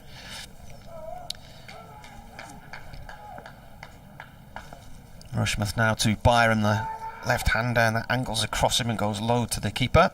There's a very vociferous supporter you have. You no doubt he's here every game. Yeah, he loves his cricket. Yeah, remember one used to be in Leicestershire. Sadly, he's passed on now. Was that the guy with the hunting horn? Did he have a hunting horn? Or? He was a West Indian gentleman. Yes, I forget his name. Yeah. Used to hang around near the entrance to the pavilion, didn't he? And they had one at Worcester too. Loppy Lugs, it's called. Rushworth to Byron. It's pushed off towards the cover area for one run.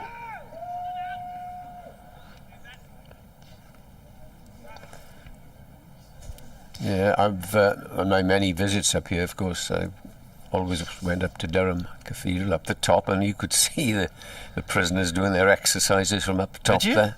Into the yard? Into the yard, yeah, you can see that. Well, Durham's first match at home in that 1992 season was a one-day league game. It was Easter weekend against Lancashire, and I went to that one. And they were playing in whites. Durham won. It was live on TV as well. Big occasion. Ground was absolutely packed. It was a sellout. Rushworth balls. This has gone off down towards fine leg for one. Got late to it there, Carlson, but one run in ears. And I remember halfway through the game, a prisoner managed to get out of their cell and onto the roof of the prison and had some banner. Why don't you write a book? I know. I was watching the match. Good Lord. Yeah, Glamorgan's first championship match, his first 2 years that we came up here, was at Hartlepool, of course, which was a splendid ground and a terrific welcome it was, because they were so excited in 92 when they started. Rushworth balls. Oh, that's Out. an edge. Yeah. And that is the end of Byram for 3. And Rushworth has now got 49 championship wickets in the season. It's his third today. Eckersley taking the catch. Yeah, I think he had to play that fine delivery and sympathise with him in his first game, but when you're up against such a fine bowler as Rushworth. Well, Durham have got right back on top of this now. They've lost 3 wickets for 10 runs. 2 for none at one point. We were talking earlier, I just hit go on an update saying there wasn't much happening for Durham, and it was 51 days since they'd last played, and having put Glamorgan in, and then just as I hit send on it, I looked up to see Rushworth get a wicket, and then suddenly there's another one in here. Well, it's ideal for your bulletin, isn't it? Yeah.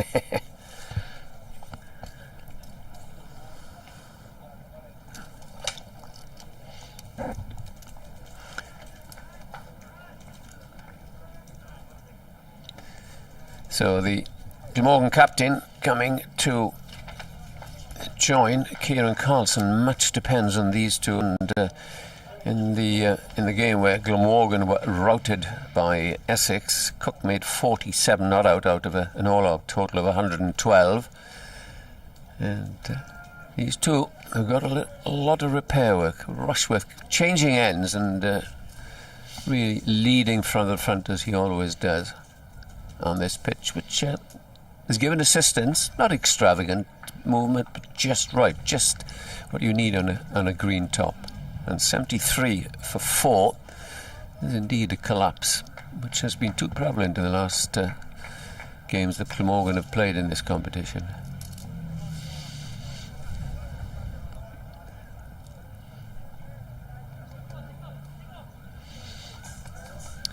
So Rushworth, hands on hips, looking for his 50th wicket of the campaign, the 6th time he will have got there. He's broken all kinds of records, more than 1,000 wickets in all. Teams that he's played for Durham, from the academy through the seconds, the first, 750 in all formats for the first team. And now looking for another little slice of history here. Cook is on strike as Rushworth comes in to bowl, and that's defended. It rolls off towards point. End of the over. So 2 from it and a wicket as well.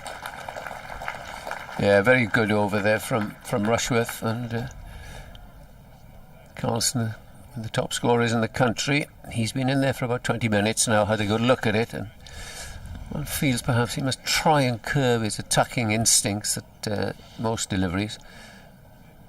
Now we're going to have a change of bowling at that far end. Cook wasn't in the one-day cup final, was he? Was he away somewhere? Yes, he played one game for the Birmingham franchise, and that was it. So Glamorgan's players hardly played at all. Yeah.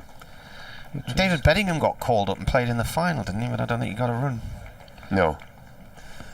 So he got a duck against Glamorgan, and then the following game he played in, he got a duck in the final of the 100. Matty Potts back into the attack. Ready for a... I think you can get... I could probably get a couple in here. Yeah.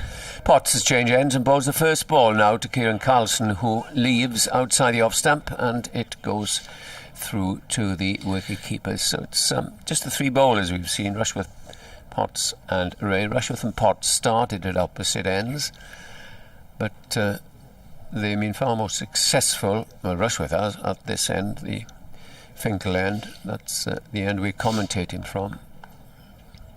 Right behind the bowler's arm as Potts comes in, bowls again, and this time is played defensively out into the cover region, one of 3 men saving 1, and again there's no run. So Rutherford out for 43, 6 fours in that innings. Lloyd out for 4, Selman for 15, and the last batsman, Eddie Byram, making his debut for Glamorgan. He was out for 3. Carlson's not out 6, and Rushworth 9 overs, 3 for 26, and the other wicket taker, Rain, 6 overs, 1 for 21. As Potts bowls outside the off stump, they're plugging away at that off stump, hoping the batsman would do what Selman did, but he'll admonish himself for that stroke. Daniel's emailed. It's 11 p.m. in Auckland. He said, I should be listening to you all night. We're entering our 3rd week of full lockdown, and in order to share the solitary desk in my apartment, I've taken the night shift and have been following the test match from start to finish each day for the first time since coming back to New Zealand. Next ball, a replica of the first one, goes through to the wicketkeeper, and not attempting any shot is Kieran Carlson. He says, I went to sleep at 7 a.m. last night, and I hope to be able to push through until 10 a.m. tomorrow, so I can attend Monday morning online meetings before getting my 8 hours in the middle of the day. This new schedule only partly influenced by cricket, I swear. Good man. In comes Potts and bowls to Carlson, who pushes it out into the covers, and again there is no run. He said, since there's nothing remotely interesting happening at the Oval right now, I'm glad to have a Durham game to switch over to after missing out last week. Well, I can tell you that England trail by 197 and India at 296 for 5, but have they got enough already? Kohli is still there. Yeah. Potts bowls to Carlson. Carlson is forward. Dropped at 3rd slip. Low down, gets an admonishing tap on the shoulder. Catchable, possibly, Martin. Put down, yep. Yeah. Off the finger ends. Right, update for Radio Newcastle coming now.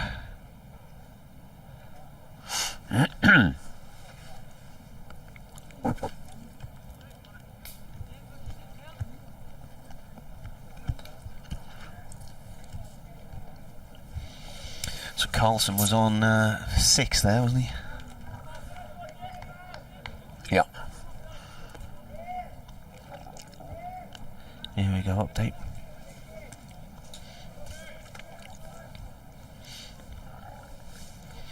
Well, Durham put Glamorgan in on a greenish-looking wicket earlier, and despite getting the early dismissal of David Lloyd, LBW to Chris Rushworth for 4, things then settled in the visitors' favour with a partnership of 54 for the second wicket from Hamish Rutherford and Nick Selman. But Rushworth came back into the attack, got Rutherford, caught by Paul Coghlan at point for 43. Selman then fell the next over, caught by Coghlan in the slips off rain for 15. And Eddie Byram, the debutant's gone as well, also falling to Rushworth's bowling. Rushworth now has 49 wickets in the championship this year. Coghlan, though, has just put down Kieran Carlson on 6. Glamorgan currently 73 for 4, and we're heading towards lunch at 12:30. Commentary on the BBC website and the app. We're having pork today. Looking forward to it. Can't wait. Yes. And as we say that, so Dick Webb returns after telling the Principality of Glamorgan's fortunes, or otherwise, and he will join Martin. Yes, Simon, who's on air doing the Fantastic 8, he's just inquiring as to what our lunch priorities might be today. You haven't missed the ball. There's been a bit of a delay here between deliveries. Now Cook, with a very open stance, is waiting to bowl to face Rushworth, the bowler, and that's played to point. Yes, it's particularly pronounced at the moment. Yeah. Chris Cook's Stand for front foot somewhere towards mid-wicket. We were on holiday in Suffolk just over a week ago, and just by sheer chance happened to be in a village nearby where Don Topley lives, the former Essex player who's now a coach and indeed a commentator with Radio Essex. So we popped up to his house one evening, and he got the bowling machine out in the back garden and gave the girls a bit of a coaching session. This one's angled in towards leg stump and played up to mid-on, no run there. And I have to say, I've never faced a bowling machine before, so I had a little go as well. Oh, right. Really good fun. Really? Oh, no, I haven't either. They weren't really a thing when I was... well, they were around, but you didn't really see them. Just for professionals, weren't they? Yeah. I think you can pick up a decent machine now for about 200 or 300 quid. So he's got a net in his garden, so...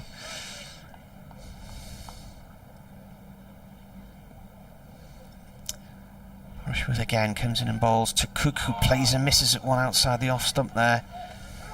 And I mentioned that net session because I was batting slightly open like that to the bowling machine, and Don was pointing out the error of my ways. And lo and behold, before long, I think I was out. But that was just a few little tips. He watched the girls, and just a few little tips for their batting that came on leaps and bounds. I think they really enjoyed it. Perhaps I was to drop in for a visit. Yeah. Nice area in Suffolk. So Rushworth comes in and bowls again. That's left by Cook. I went with him actually one day to watch the final day of the minor counties competition, and Suffolk were playing at Copdock and Ipswichians, or Old Ipswichians Cricket Club, against Staffordshire. Right. And I think whoever won the game won the title, and Suffolk had been set. It was a really silly score, like 380 to win on the final day, and they were about 6 or 7 down when we left, and still needing quite a lot of runs. We left at about maybe 20 past 5, something like that. So it looked like Staffordshire were going to win the title as Rushworth bowls. One plain and miss there from Cook outside the off stump. And anyway, he texted me that night to say Suffolk had won with a ball to go and with the last pair at the crease. So good heavens. We actually missed quite a finale. Maiden from Rushworth there, and Glamorgan 73 for 4. They were 63 for 1. So they've got themselves into a bit of a pickle in this run up towards lunch. Yes, and although there were a lot of LBW shouts early on, only one of them was Givens, and you have to say that some of the damage has been self-inflicted, with Rutherford playing a loose shot, ditto Selman, and might have been worse in that last over if that had been snapped up at slip from Carlson, as new overseas Carlson driving Potts on the leg side. Will pick up runs here. He'll pick up 2, and they'll settle for 2 runs as it's hauled in inside the mid-wicket boundary. Fairly long boundary away to our left towards the dressing rooms, and shorter away to our right. The pitch just off the centre of the square, as Potts charges towards us, bowls to Carlsworth, and it's chopped down into the gully. There's no run. Seems to be a spectator yelling occasionally as the ball is being bowled, which is not helping those in the middle, I don't think. And maybe the stewards might have a quiet word. 75 for 4, Glamorgan. Looking really to just battle through till lunch. And get the ball a little bit older, a little bit less responsive. At Carlson edges again. This time it doesn't carry anywhere near slip. Did you have that down as a chance in the last over from Potts off the edge? Off his finger ends, I thought it just about carried to third slip.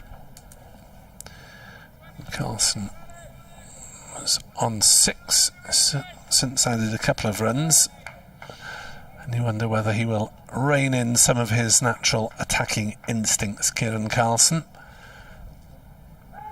as that's outside off stump and he allows it to go through.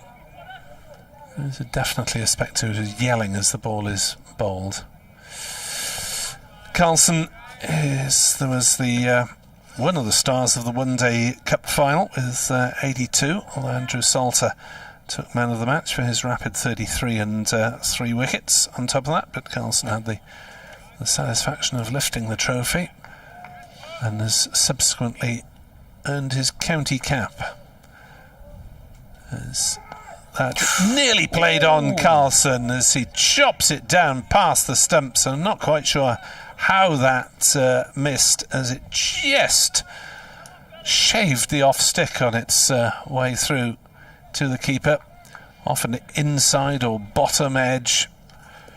And Kieran Carlson is leading something of a charmed life at the moment against Matthew Potts, who's in again. Bowls, and Carlson is turned inside out by this one and edges it down into the gully, and he will be very relieved to have got through that over from Potts, still unscathed as he goes down for a chat with the championship captain Chris Cook. What's going on? 75 for 4. Durham rampant. Can they add to their tally, or can Glamorgan see off Rushworth? Maybe they have seen off Rushworth, as we're going to see the seam of Paul Coughlin into the attack. Yeah, suffered a thigh injury against Lancashire, trying to stop a 4 on the boundary just in front of the pavilion. In the T20, he hit the ground really hard, and you could tell straight away he was hurt. And so that was quite a few weeks ago now. That was June the 17th, so this is his first appearance in the first team since then. He's not been lucky with injuries over the years. His first ball is bowled and goes through to the keeper. I just thought for a second he pulled himself up there as he delivered that. A few nervous moments for him as he gets back into his stride. He's had a few overs in a practice, inter-squad practice match the other day.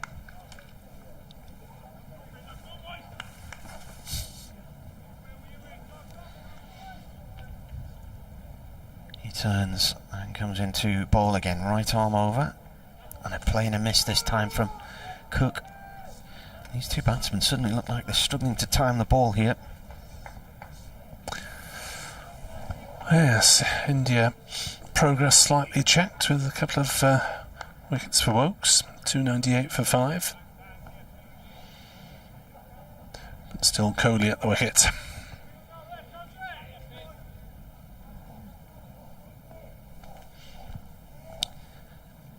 Coughlin from the fink line, right arm over, he bowls, it's left alone.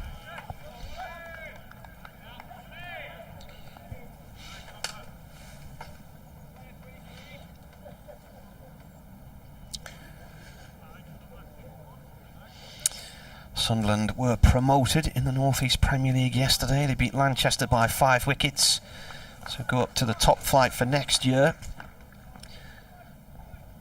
My team Whitburn lost at home to Burnetfield, who were the bottom side, but earned enough to stay up. As soon as they came, I think there's a round of matches left to go in the North East Premier League. South Northumberland beat Felling yesterday by 90 runs under the DLS system, so it's looks like it's neck and neck between South Northumberland and Burnmoor at the top of the Premier Division there as to who'll win the title. Yeah, talking about doing enough to stay up. Oof. Ructions in the South East Wales League. Oh no, it was controversial. Coughlin in again, he bowls, and a play and a miss this time from Cook. Well, the team I play for in the very lowest, well, almost the lowest reaches, not quite the lowest reaches of the South East Wales League, finished 7th out of 10. Apparently there might be 5 going down. 5? Yeah, it's wow. because of basically the sides who are relegated from the South Wales League, both from the east. In comes Coughlin. This is pushed away this time, and Cook is eventually off the mark. 13th delivery, it's gone down towards third man. Might go for 4. Borthwick slides in and tries to stop it near the ropes. He's miles away from us. It would appear he got it. They run 3. So if you play for a club in the South East Wales League, heaven knows where you'll end up next season. So it's your club in peril then, is it? Well, we finished 7th out of 10, so if 5 go down, we're down to Division 11 for the second 11. But there we are. These things will be sorted out in smoke-filled committee rooms. And probably not smoke-filled these days. It's probably a Zoom call. Yeah, with everyone at home. But could end up like that parish council meeting. That. Oh yes, we need Jackie what's her name to sort things out. Yes. Maddie Potts will continue from the Lumley end, bowling to Chris Cook at 78 for 4. As races towards us and bowls us to Cook, who swipes and misses. Oh, that really wasn't the shot to be played to that sort of delivery. Edward Cooper informs us there's 2 stages of the Tour of Britain in Wales. Yep. From Llandilo to the Wales Botanic Garden on Tuesday and Aberaeron to Llandudno on Wednesday. That sounds quite a gruelling stage. Aberaeron to Llandudno. That's an awful long way. Next delivery is off a thick edge from Cook, angled down into gully. Where will it go? Through the Cambrian Mountains, Black Mountains? That's a fair hike. And I was looking for the details of the Welsh Cup Club final, which I believe is today, since you mentioned club cricket finals and so on. As Potts is on his way once more into bowl to Cook, who does angle that one down intentionally into the gully area, but diving stop, and there's no run. Talking of cycling in Wales, the last time we were in mid-Wales about 3 years ago, I went to the National Cycling Museum in Llandrindod, Wales. All right. That's an absolute goldmine of memorabilia in there. Chris Boardman's bike from the Barcelona Olympics, one of the exhibits. Potts to Cook, who stretches forward and does get a solid defensive bat on that one. Yeah, Welsh Cup final is a 1 o'clock start. It's being staged at Pontedilais, and it is Swansea against Newport. So if you're in the area, Pontedilais Cricket Club, Swansea and Newport, the finalists. There's one of these players is from there, Lucas Carey, isn't he? Yeah, yes. Yeah, he's turned out for the Bont. As Cook chops down on that one, gets it right off the bottom of the bat ball, just dribbles out on the offside, and there's no run. I wonder if Mark Wallace is playing for Newport today. He will be. The Glamorgan director of cricket, who still turns out in the top level of Welsh club cricket. As Potts towards us once more, still 3 slips, bowls to Cook, who's hit on the pad as he looks to work on the leg side, and they'll take 1 leg by. They think about a second one as Eckersley runs past the umpire, but ends up not fielding it. But it was enough of a diversionary tactic to prevent them from coming back for a second leg by. 79 for 4 Glamorgan, 25 overs gone. It's a maiden over from Potts, and 11 minutes to go until the lunch interval, so probably another 3 overs for Glamorgan to survive and regroup. Over eights, get it sorted. David McCall says, can anyone clarify how this league will work following the Surrey cancellation? Most sites have Durham on 4 points, the average of their 2 games against Essex in the qualifying stage. It's Coghlan bowls here to Cook, it's left alone. And he said that's from 1 game. He said, although Crickingfield doesn't even show Surrey or Durham in the table at the moment, he said, is this definite, or will it be the average of the remaining 3 games? If the 4 points count, Durham have their work cut out in these last 3 matches, and I don't think this really reflects all of the progress they made earlier in the season. Well, that's what I was saying at the start of the show. I think Durham only lost to Essex, and because of that, they've gone into the same group as Essex, and you take half the points what you gain, so couldn't have been worse for them. Notts in a similar position with Warwickshire as well in Division 1. That nips back in sharply, and Neil Pratt has given it out. LBW. Cook's gone. He's gone for 3. Coghlan gets a wicket. He's thrilled. And Glamorgan 79 for 5. And so Durham now will be looking at that scorecard and thinking to themselves, actually, that was a good toss to win. Absolutely. 63 for 1 becomes 79 for 5. 4 wickets have gone down for 16. Yeah, Chris Cook was caught fairly low down. Only question was whether it might have been doing a bit too much and heading down leg stump, but not so, says umpire Pratt.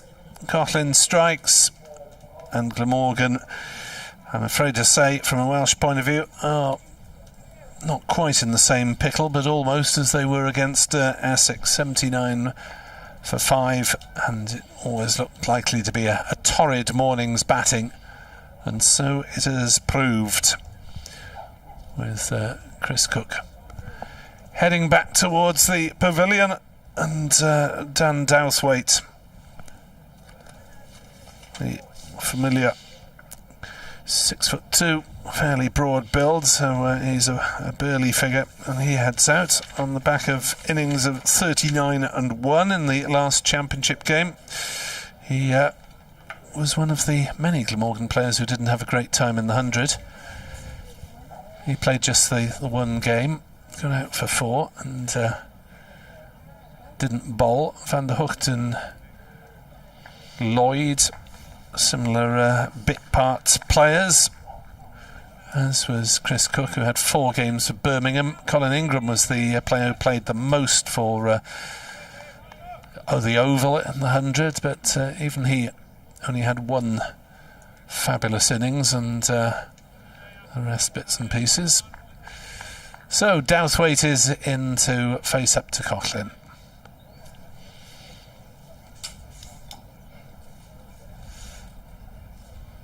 Three slips lurk behind him.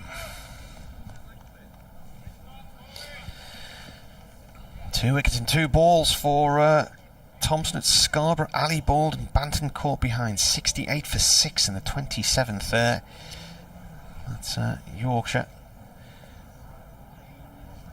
playing in that one against Somerset. So Somerset 68 for 6 in Scarbados. Coghlan then bowling to Douthwaite, who leaves the first ball alone. Hampshire in Birmingham 40 for 1 against Warwickshire. There was an hour-long delay there earlier today after a COVID test in the Hampshire squad. Notts 88 for 1 against Lancashire in Nottingham. Worcestershire 79 for 6 against Kent in Canterbury. They've recovered a little bit there. You wonder when that COVID test came to light, and how an hour's difference can make much difference. Coghlan bowls. This is defended. Well, the thing that Durham want clarification over with Surrey is, how can one player in the Surrey camp have COVID but have been in contact with everybody else? Because it raises 2 questions. Firstly, players are meant to be in bubbles, and secondly, the double jab situation. It's Coghlan bowls again here, and that's an edge, and it goes low and bounces just to towards second slip. Might have played it into the ground initially. So those are the questions that Durham want answering. You know, all the sides signed up to COVID protocol earlier in the year with the ECB. You wouldn't think it was beyond the wit of players to organise themselves into groups, or for the management to organise themselves into groups, so if one guy gets it, it doesn't automatically strike out a whole squad. This is what's been going on as Coghlan comes in and bowls. Oh, he's bowled him! He's left the ball alone, Douthwaite. He's gone.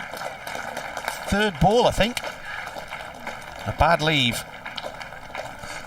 Is that an inside edge? Possibly. The middle stump is lying on the floor. Must have been, surely. Came back a bit. Douthwaite had his bat raised, but obviously not raised far enough. He's chopped it on. 4th ball. Here's the replay. It's already happened when it shows you the replay. Not quite a replay. We could do the replay from the side on, which or maybe would give us slightly more indication. But 79 for 6 is what it definitely is, as Scotland strikes twice in the over. But from the trajectory of that ball, I think it must have taken a bottom or inside edge. 79 for 6. And it's deja vu, I'm afraid, or deja entendu from Welsh listeners from last week. 57 for 6. Isn't that in Leicestershire? Or is that Ashby Dalazouch? 79 for 6 last week. It was 57 for 6 in the first innings against Essex, 29 for 6 in the second innings, and here 79 for 6. Slightly better, but not materially so. And again, they may be heading for an early finish in this game unless Glamorgan can claw their way back into it. Provide some runs from the lower order. Batting to come, Van der Hoogten, Carey and Hogan. So Durham must have high hopes of being batting by mid-afternoon at this rate. As Salter goes off to the non-striker's end, that having been the last ball of Coughlin's over. Potts to bowl to Carlson on 8 not out, having already been dropped, and Carlson drives that one handsomely through the covers for 4 runs. A Carlson off drive is usually a thing of beauty, and that was textbook as well. So he found the gap. Bottom corner of his bat, the bat's quite a way outside the line of off stump, and he tries to leave it, but as he pulls the bat away, his arm sort of bounces back down, the ball ricochets off the bottom corner and hits the stump. What do you call a bad leave? Or a non-leave. He didn't manage to leave it. 83 for 6 at the dismissal of Douthwaite that Martin was describing. His next ball down leg side. There are a few little shouts of catch it. I'm not sure whether it... no, it's off the pad anyway, but a good stop by Eckersley. Didn't manage to take it cleanly, but prevented leg byes ensuing. 83 for 6. Edward Bevan has obviously demolished his Sunday roast already. Not yet. He's just eyeing up the juiciest chop. As Carlson plays on the leg side, almost runs into Potts as he goes through for a single. Take that towards mid-wicket. 84 for 6 Glamorgan, having been at one stage 63 for 1, so that was a collapse of 5 wickets for just 16 runs. There's Rushworth, Rain and Coughlin doing the damage. Potts trying to chip in as well, as Salter manages to play inside that one eventually. Nice bit of bounce. Hogan might be licking his lips at the thought of bowling on this surface.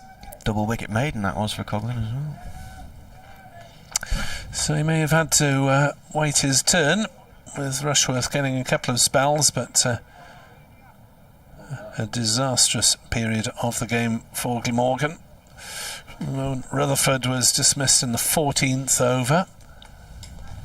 As Potts to bowl to Salter. That's a wide outside off stump and might have been called wide by umpire Blackwell, but he obviously has his thoughts on pork chops as well and decides not to wide it. Was it chop? It wasn't pork chop, was it? It was more pork. Roast pork? Porky pork. Roast pork, that's what it was, yeah. As Glamorgan stagger towards the lunch interval with those wickets, this might actually be the last over, as that comes back on Salter, but he will get off the mark there with a clip off bat and pad, I think, towards the umpire. Enthusiastically chased by the bowler, but indeed that will be the last action before the lunch interval, when Glamorgan have collapsed from 63 for 1 to 85 for 6. 3 wickets to Rushworth, 2 to Coughlin, 1 to Rain. Rutherford the top scorer with 43. Selman The only other batsman dismissed in double figures with 15. Carlson is 13 not out. Salter is 1 not out, and that has been one for Martin Emerson to savour rather than the visiting Taffs. Yes, so play will resume at 1:10. We will see you then. And remember, of course, we're half an hour earlier now that we are into September. But what looked like it could be a long morning for Durham when that partnership of 54 from Hamish Rutherford and Nick Selman was going along nicely has suddenly looked like a very good morning for Durham, because they go in at 85 for 6. We'll see you in 40 minutes.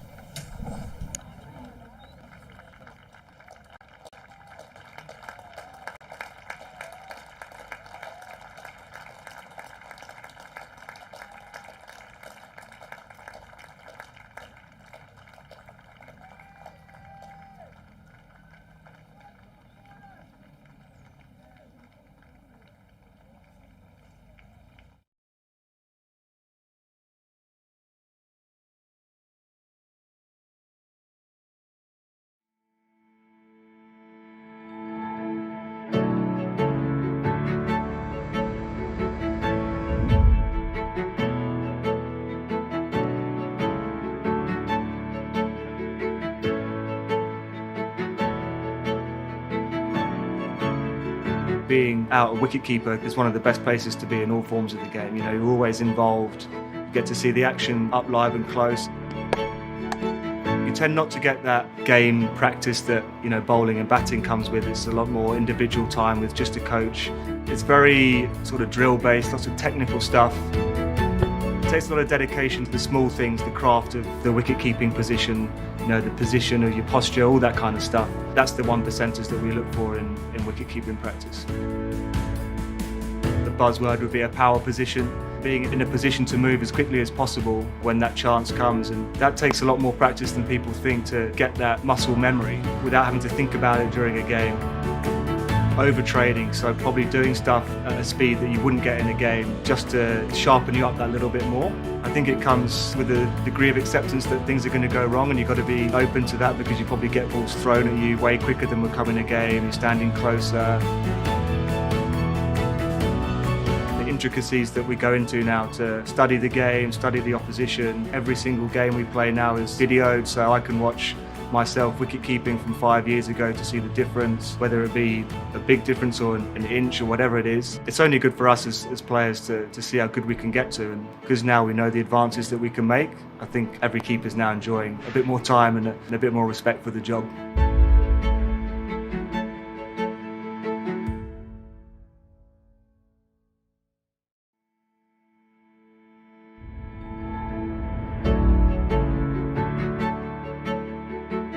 When you follow a team or a club and you're from the area, you have that sort of connection with the club itself. You know how much it means to everyone who comes and watches.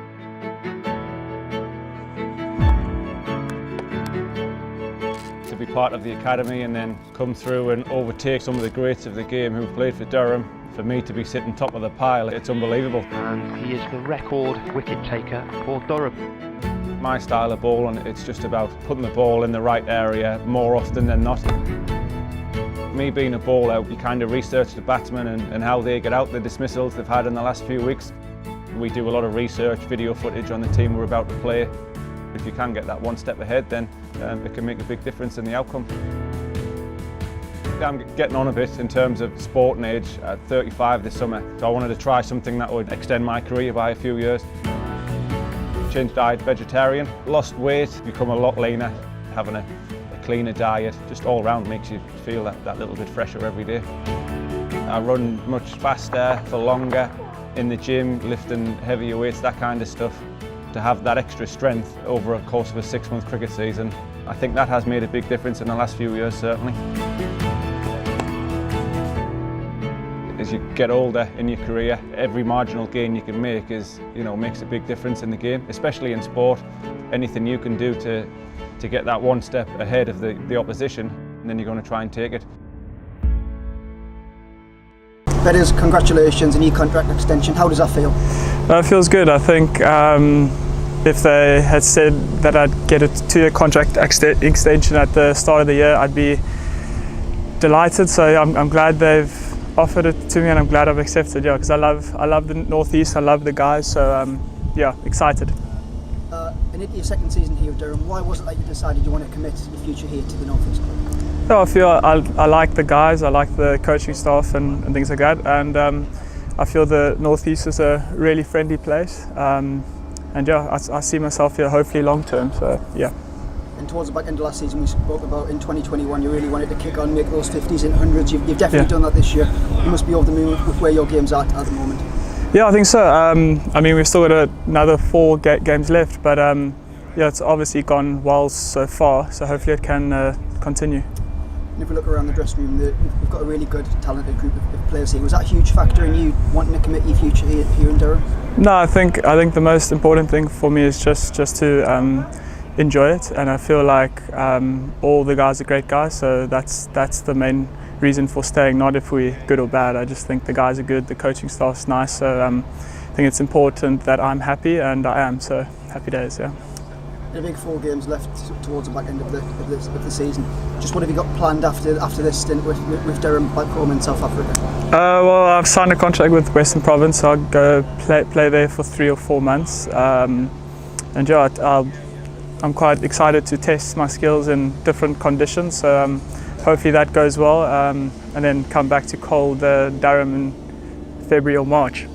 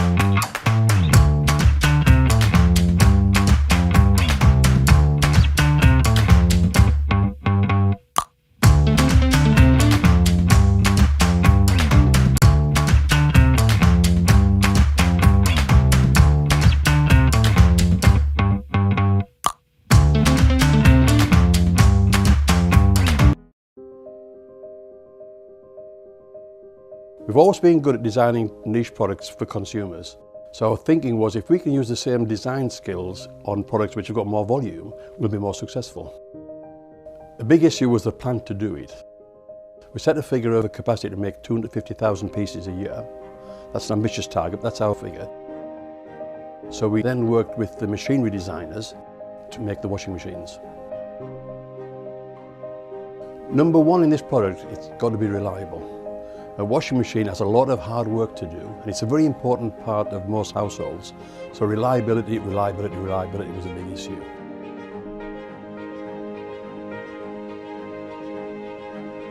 I think any new product, we've got to learn about it. and that's important. We've got to learn about it so we understand it inside out. And that's taken longer than we expected, but we've taken our time to make sure that it's right. There's a big appetite for buying British products, and rightly so, but we can't rely on that. We've got to make a product that competes with all the imports. And of course, remember, we've got our core business here of making domestic dehumidifiers and bottled water coolers and industrial dehumidifiers, so that takes our time, and we don't want to get this wrong.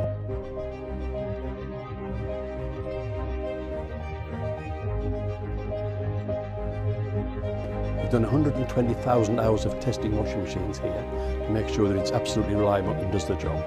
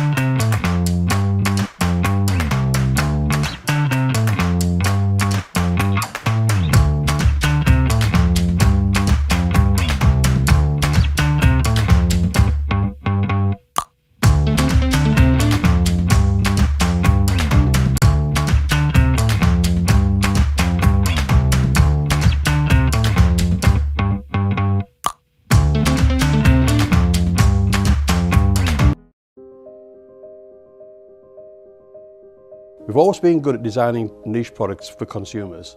So our thinking was if we can use the same design skills on products which have got more volume, we'll be more successful. The big issue was the plan to do it. We set a figure of a capacity to make 250,000 pieces a year. That's an ambitious target, that's our figure. So we then worked with the machinery designers to make the washing machines. Number one in this product, it's got to be reliable. A washing machine has a lot of hard work to do, and it's a very important part of most households. So reliability was a big issue.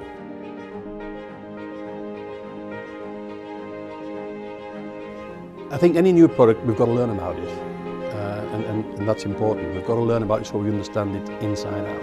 And that's taken longer than we expected, but we've taken our time to make sure that it's right. There's a big appetite for buying British products, and rightly so, but we can't rely on that. We've got to make a product that competes with all the imports. And of course, remember, we've got our core business here of making domestic dehumidifiers and bottled water coolers and industrial dehumidifiers. So that takes our time, and we don't want to get this wrong.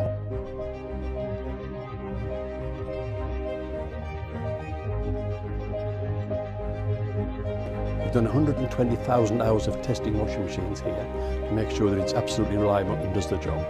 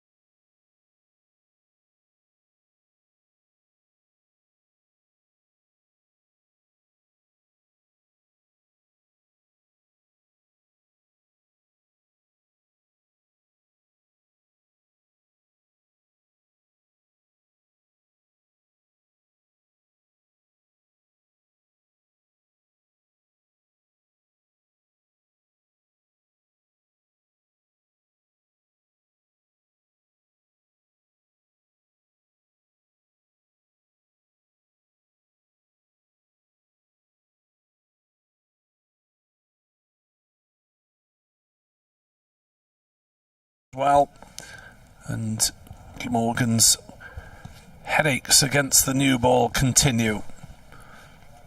27 overs only bowled in the first session because of the loss of wickets largely, and it'll be Coughlin, who claimed 2 wickets in his last over, having Chris Cook LBW for 3 and bowling Dan Douthwaite. Well, Douthwaite managed to drag one on, trying to leave outside off stump, running away from us at the Finkel end, and bowling to Andrew Salter, who leaves that one, comes back a little bit, ends up in the gloves of Eckersley. And that one did move a bit off the pitch. They have to be careful with their leaves. Douthwaite misjudged his, and that he didn't get the bat out of the way of his leave and dragged a ball from outside off stump to knock over his middle stump. Coughlin in to bowl. Salter leaves. 85 for 6. Salter 1, Carlson 13. Only 3 men in double figures so far. Rutherford 43, Salmon 15, and Carlson 13 not out.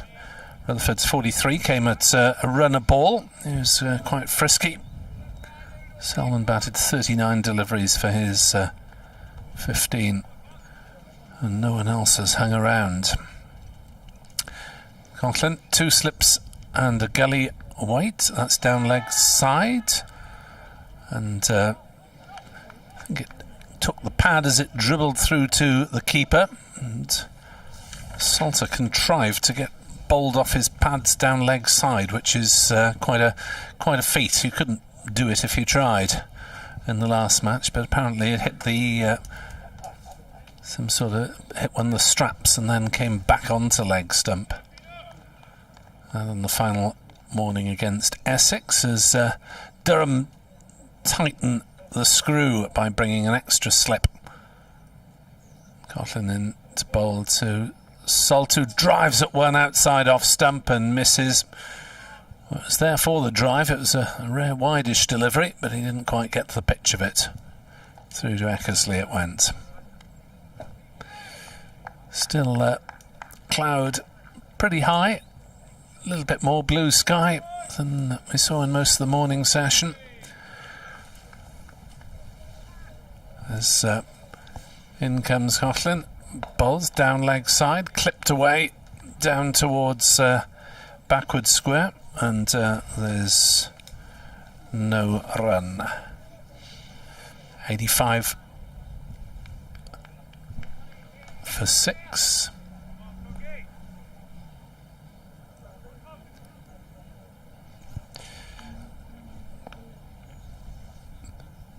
Sorry, 1 run.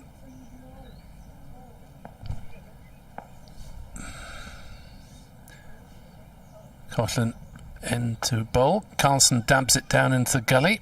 No run this time. Salter 2.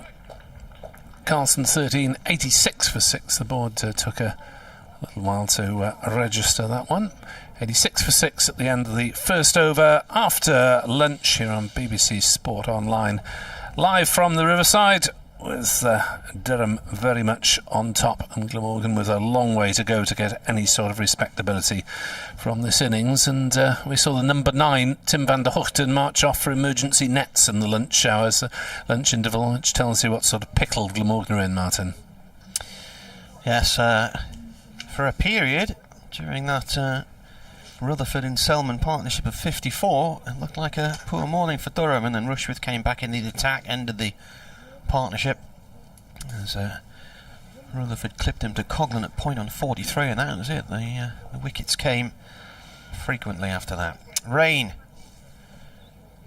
is bowling here. He's got 1 so far. He got Selman for 15. Both Rutherford and Selman departing with a score on 63. And he's bowling here to Salter, the right-hander. Defended. Man of the match in the cup final, Salter. Peach of a ball that got Alex Lees. Got 30 odd as well. In fact, that was Durham's last match, you know. They haven't played since then. So, yeah, just wondered how the T20 quarter-finals managed to... Well, they were all on successive evenings because of television, presumably, but surely there must be a way of compressing them a bit in the schedule. Rain bowls, this is defended. Yeah, well, when it became evident that Durham weren't going to be in the quarterfinals of the T20, that was when my wife started surfing the internet looking for holiday cottages, of which there were few to be had, because everybody's been holidaying in Britain this year, nearly everybody. I nipped across the Bowness on Windermere on Wednesday. My lord, it was busy there. Queues for the paddle steamers, just stuff we're not used to seeing anymore, really. Rain again, bowls. It's left alone inside the off stump. Glamorgan at least not the worst batting side in this group, even, because Gloucestershire were dismissed for just 76 by Essex, keeping up their form of last week in Cardiff. 4 wickets for Jamie Porter, 3 apiece for Sam Cook and for Simon Harmer. Essex 1 for naught in reply. In comes Rainy bowls. Oh, is that an edge? It's an edge. And that's the end of Salter. He was fishing for it out at thin air, really, outside of the off stump. He should have left that one alone, but it was a decentish ball that moved away from him, and he couldn't help himself, and he departs for 2. And this, Nick, is reminiscent of Durham's trip to Cardiff in 2018. It only just lasted 2 days, and that was because of rain and bad light. But it's going to be interesting to see how Durham fare on this wicket. Yeah, as the old adage goes, don't judge a wicket until you've seen both sides bat on it. But just that one partnership so far in this Glamorgan innings. Well, at least Salter was got out rather than getting himself out. It was a decent ball. Probably could have left it, but drawn forward, just getting the edge, and couldn't believe what he'd done, as Eckersley claimed a reasonably straightforward catch. Other game in this group at Northampton, Surrey have managed to find a team after not doing so against Durham. They're 64 for 4 in the 31st over, so looking a bit rusty maybe if they have been stuck indoors. Patel, top scorer so far with 35 not out, and Tom Taylor with 3 for 19. Mention of Taylor's leads us on to James Taylor, the England selection advisor, who is enjoying luncheon upstairs in the press box. Did he go for chili and nachos, or did he go down the pork route? Didn't spot his lunch option. He was on the phone for a large part of our time there. I wonder who he's here to watch. Any opening bats in the Durham ranks that are in form? There's a lad called Alex Lees who's been getting runs. Do you think he must be in the frame, surely, or in discussions anyway? Rumours of Kieran Carlson, maybe, Edward suggests, but he's got some work to do. Carlson must be close to sort of Lions selection, you would have thought, if the Lions managed to play any games this winter. Tim van der Houten, the new batsman, who plays the first ball, 2.0 run there.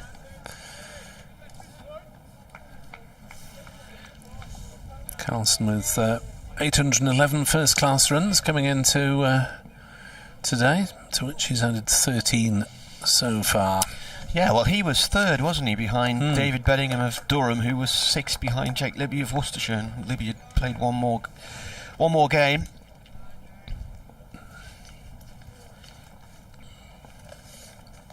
Rain into van der Houten again, bowls. Oh, he's bowled him! Got a duck.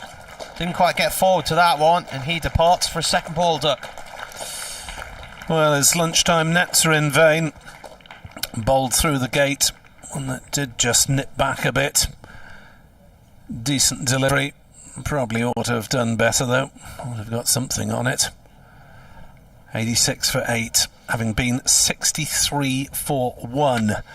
And Edward and myself have witnessed some Glamorgan collapses over recent years, but losing 7 wickets for 23 either side of lunch must be Right, up there or down there, depending on how you look at it.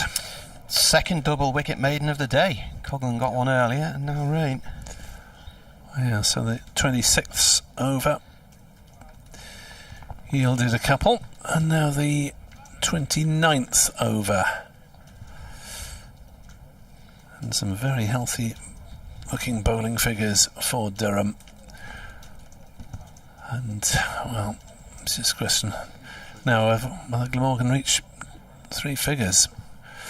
As Lucas Carey wanders out to the wicket, and Carey in the last match with a pair of 29s. Both achieved off very few balls. So whatever happens now with Carey and Hogan, it's liable to happen very quickly. And this Glamorgan batting performance has continued, or even gone downhill from where it left off against Essex. Simply not adequate. As Coughlin will start the over to Kieran Carlson. Lucas Carey's gone to non-striker's end, and there are plenty of singles on offer for Kieran Carlson. They want to bowl at the number 10. Coughlin is in to bowl to Carlson, who's beaten by a fine delivery with a little bit of away movement. Carlson didn't quite get far enough forward there again. As he wonders whether to try and attack further. He's faced 27 deliveries, has played and missed quite a few of them. Coughlin in to bowl. Carlson swings at a wide one, and it's taken by Eckersley, diving across in front of first slip. Well, it was wide and going wider than the circumstances. I suppose it was there to be hit from Kieran Carlson, but he didn't make contact. Morgan's last real hope of earning any sort of shred of respectability from this innings. Coughlin in, bowled to Carlson, who does drive into the offside. Will look for a couple of runs at least, and they will settle for 2 to keep Carlson on strike, as the fielding's done by Sean Dixon, running round the cover boundary. 88 for 8. Glamorgan, having suffered the second double wicket maiden, one before lunch, one just after lunch. Coughlin loping in. Bowls an inside edge from Carlson this time will earn him more runs down towards fine leg. There's a good sprawling stop in the distance down on the boundary, and again they'll settle for a couple of runs. There might have been a third in there, but they don't want to expose Carey necessarily this early in the over. There's 4 balls gone, so they might have come back. Caring 73 has tweeted, "Is there something in the air?" Glamorgan 86 for 8. Essex against Gloucestershire 76 all out. Worcestershire 96 for 6 at Kent. Well, I suppose we are going half an hour earlier in the day, which does have some effect. As hit on the pads is Carlson, and given out. 9 down. Carlson has gone for 17, and it's 90 for 9. Coughlin strikes again. He has 3. Rain has 3. Rushworth has 3. And Glamorgan's demise has been horribly rapid here at Riverside today. And Carlson misses out on the potential opportunity to impress James Taylor from the England selection. It's not a committee these days, is it? But selection advisor. 90 for 9. Just the last spare of look at Coughlin's figures. 3 for 8 from 2.5 overs, 1 maiden. And Glamorgan could be bowled out in 30 overs. Hogan had a first baller last time he strode to the wicket. It'll be less than impressed with the number of runs on the board that he will have to defend when he gets the ball in his hand, which might be sooner rather than later. So this is the 20th match between these two. Durham have won 5, as well as their victory at St Helens in 95. The other wins on the road were in Cardiff in August 2018. That was a game I mentioned a few minutes ago, which only just got into day 3. A rain-affected, bad light, misty sort of game. And in their first season, first-class cricket in 92, home wins 94 in Hartlepool and 27 in Chester Street. They've lost 6 away to Glamorgan, and they've lost 4 at home. This must be among the potential low scores for Glamorgan against Durham. Have you got that in your stats? Let's have a look. I'm sure you have. As Coughlin will bowl to last man Michael Hogan. 111. Oh. Sophia Gardens in 2018, the last that championship match in 2018. So 22 needed from the last wicket to beat it. Seems unlikely. Coughlin bowls, Hogan drives, but to mid-on, and there's no run. I'm just wondering why Durham didn't post a couple of fielders back for Hogan, who likes a big swing, and they might be advised to drop long on or long off, or both, back. 90 for 9. I'll go and tell BBC Radio Wales listeners about this debacle, and Edward Bevan will join Martin Emerson.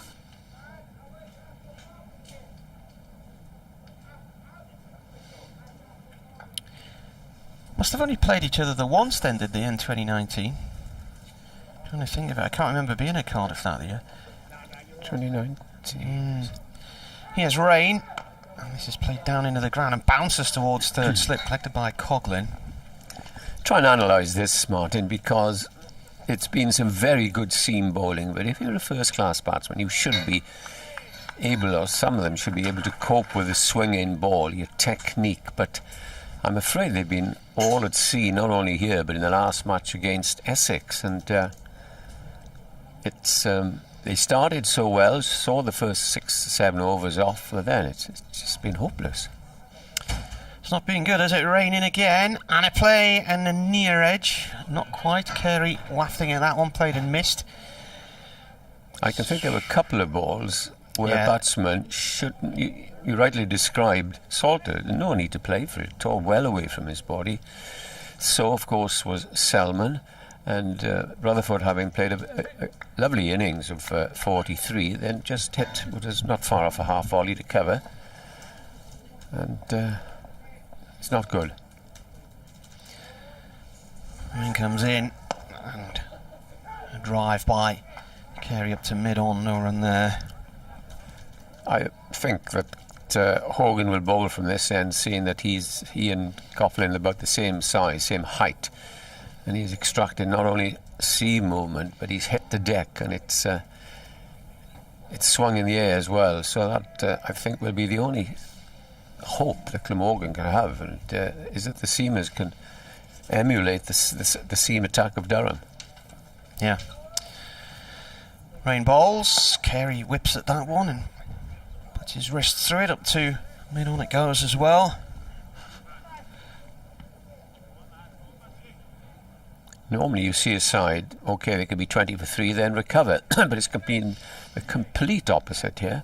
63 for 1, no hint of a collapse, and all of a sudden here we are, 9 down in the 30th over.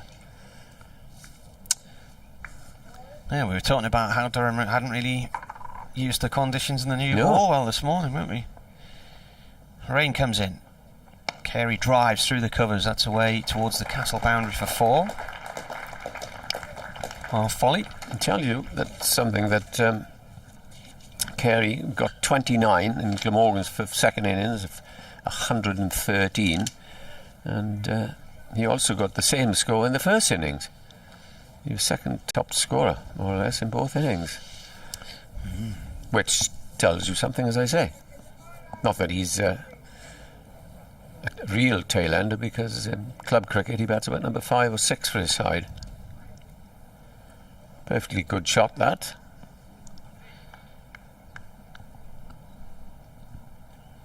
Rain gets the ball back, it's been cleaned, and he's ready to come in from the Lumley end. He has 3 slips in place. He balls to Carey, who looks to drive, and I think gets an inside edge onto the pad, and he just drifts down the leg side to the keeper. End of the over, 94 for 9. Since we were last here, Durham have given a new contract extension to David Beddingham, who has been scoring runs generally for fun in the county championship this year. Just Jake Libby ahead of him. So he's signed a deal that will keep him at the club until at least 2025, a massive bonus. 27 years old now, first batsman in the country to reach 700, 800 and 900 championship runs this year. Got 180 not out in the opening game against Nottinghamshire, 257 against Derbyshire in a game where he got 310 in the match. First Durham player to do that. Okay, Coughlin then. He's bowling to Hogan. Bowls him, Hogan goes off the back foot. Plays a perfectly good shot out into the covers. And he crossed for a single. Michael Hogan and Lucas Carey had a chat at the end of that over in mid-wicket and must have said to themselves, well, what do we do? Do we have a crack here and try and get on to bowl as soon as we can? Or what? Anyway, they have taken the score on to 95. As Coughlin prepares to bowl to Carey. He's over the wicket now on bowls him, and Carey goes for a very wide ball. Still left it alone. Yes, but you can push around, I suppose, as far as tail enders is concerned, and eventually you'll get a good one. So the thought in his mind is, I might as well try and get runs. 95 for 9. Yes, 95 for 9 if you nipped out this morning and you've come back. That is the score. Here's the next ball, and Carey's hammered that, and it's beautifully fielded there. Good stop by Ben Rain. Ben Rain there, diving to his left. I thought he was destined for the boundary, but lovely shot. As mid-wicket goes back, I wonder if Coughlin's going to say, let's see if you can hook Mr. Carey. How many balls have we had? 4 of this over? 3. Pretty good, long-sighted eyesight, but I'm struggling with that scoreboard in the distance. 95 and 9. In comes Coughlin. Balls to Carey. Carey's hit that in the air. It's going to be caught at cover. Oh, he's dropped. Oh, he's dropped it running back now. It was by no means an easy catch. He was running away, looking at the ball, looking at if it was going to land. He did get his hand swept, but he dropped it and they go through for 2 runs.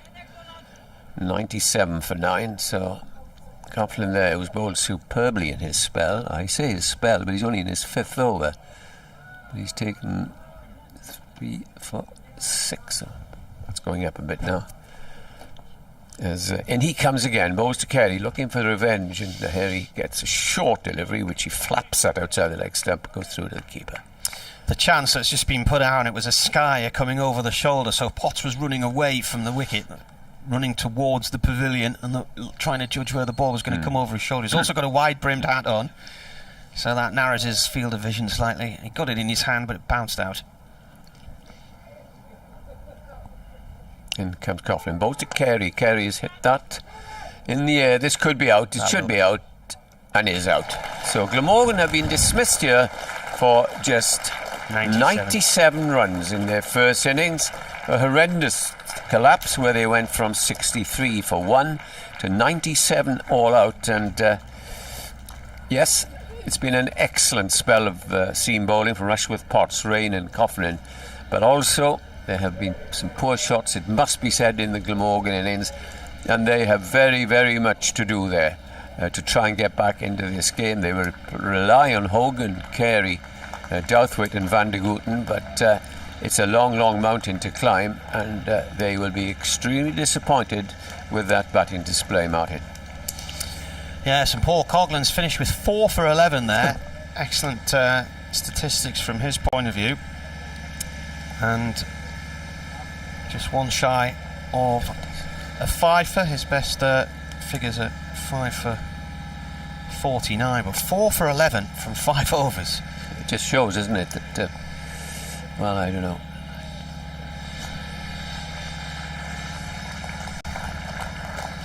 So that is Glamorgan's lowest score. I'll run you through the scorecard in a second. But Durham mopping up the 3 points pretty early there, and the match, that innings, lasted just 32 overs. Yeah.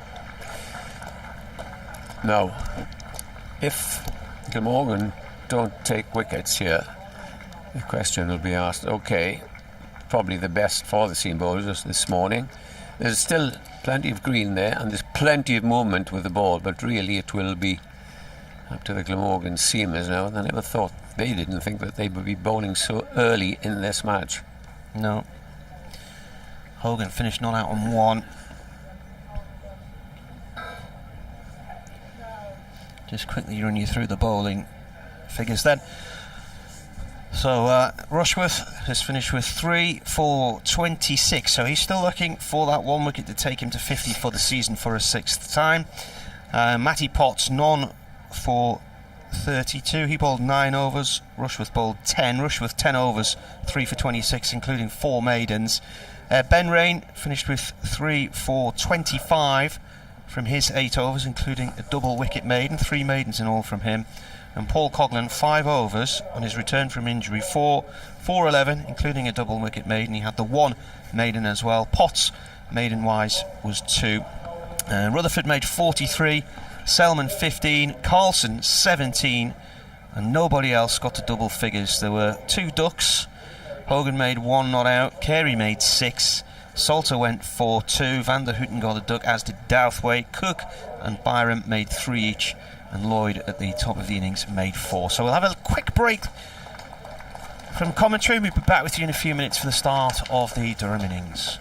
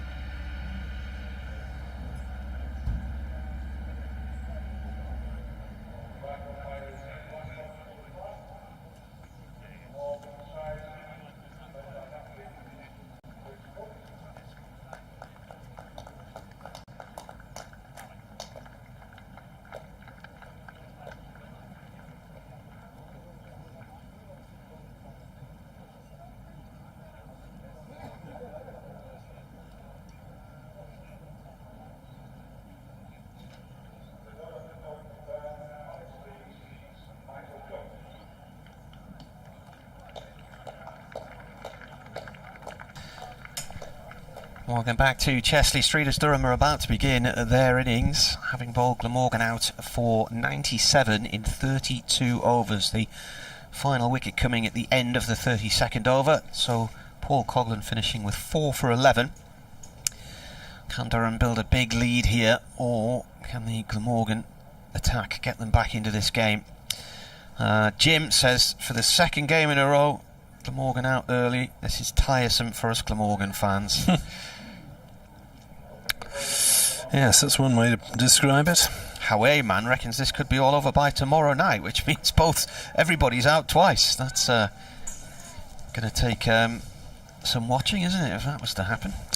Well, Glamorgan's last day match only lasted half an hour of the third day, and that was with bad light ending play early a couple of times, so that was about 2 days of real cricket.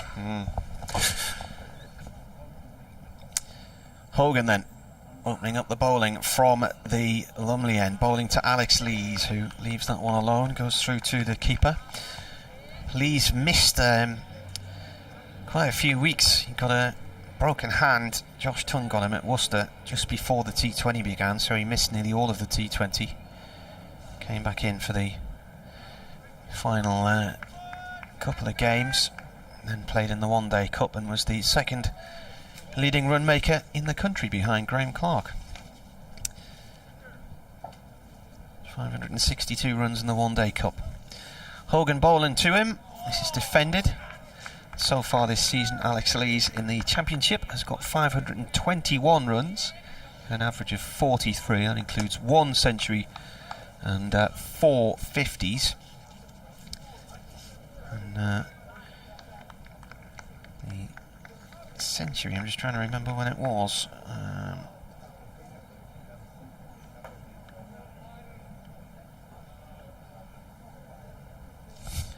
I've forgotten when it was. It's gone out. Good heavens, that's all right, yeah. I know. I've got it written down somewhere as Hogan comes in and bowls. This is pushed down towards third man for 1. Where were we? Alex Lees, there you are. 129 against Warwickshire here. And that was Warwickshire's only defeat, actually, in the initial group phase.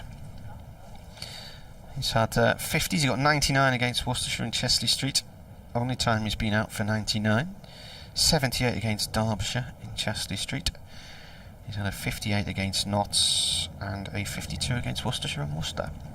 That was the match where he broke his hand, so he made a half century and then couldn't play any further part in the game.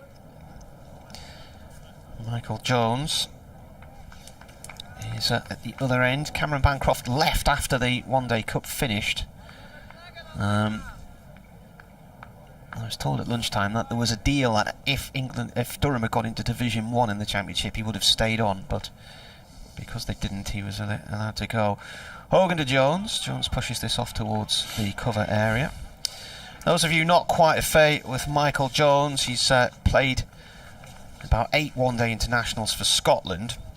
He's 23 years old. This is his 11th first-class match. He's got 331 runs, highest score of 82 in the final game at Nottingham last year.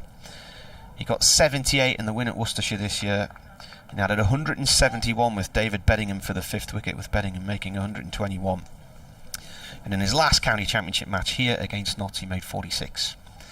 And he's on strike. He's a right-hander, and that's turned down towards fine leg for a 1 run. He's originally from the Ormskirk area, I think it is, in Lancashire. Came through Durham's academy, but there's quite a few players from that area who go to Myerscough College, or Myerscough, depending on how you want to pronounce it. He's one of them. There's a number at Lancashire as well.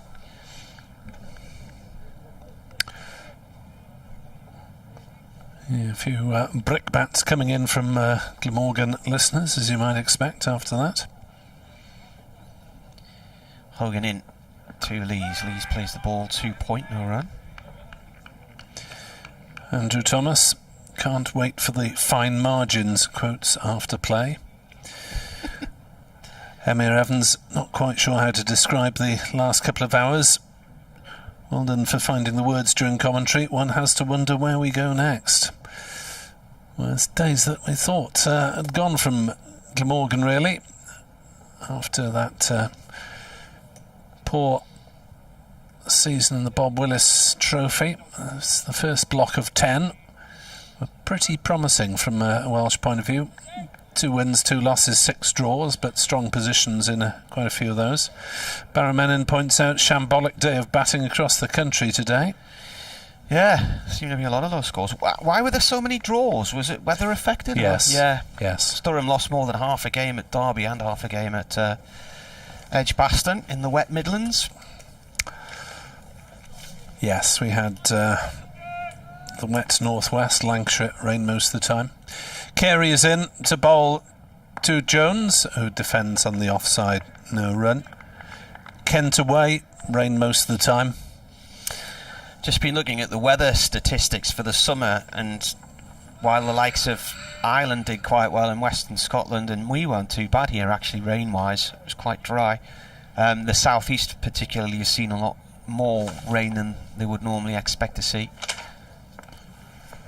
Sussex and Cardiff, quite a bit of rain. Carey bowls outside off stump. Jones shoulders arms, gets his bat well out of the way. Unlike the effort from Dan Douthwaite early on, who's trying to leave and left a bit of his bat too far up. And Yorkshire first game of the season, 2 sessions lost to snow. Glamorgan may well have won that much had their interruption momentum not been interrupted. Carey bowls to Jones on leg stump, glanced away. Easy single down to fine leg. Durham 3 for 0. That was at Leeds, wasn't it? Yeah. Because we were in Nottingham and it snowed on the final day there. And I don't know what it was like for you, but the first month to 6 weeks of the season was just so cold. I remember being in Chelmsford for the second match of the season, and we're commentating with the windows open. We're indoors with the heater on. Hats, scarves, gloves, you name it. And the sun was out, but there was just no warmth in the air at all. It was just so cold. Well, I think possibly the nadir was at Kent, where we were outside because of structural works. These Carey balls outside off stump, and Lee's shouldering arms, because we had days 1 and 3. There was no rain or little rain during the course of the playing hours, but we had 7 inspections on each of those 2 days before we actually got any play. It chucked it down at lunchtime on the final day, so that was it. As Carey is in round the wicket to bowl. Nice drive from Lees, but straight to short extra, and there's no run.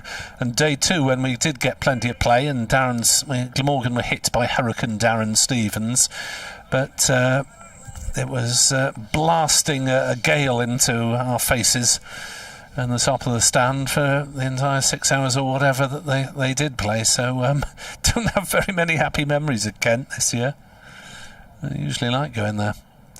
Carey in to bowl outside off stump, nurdled away on the offside, fielded by Salter at point, beating Carlson to it. No run. What work have they been having done there?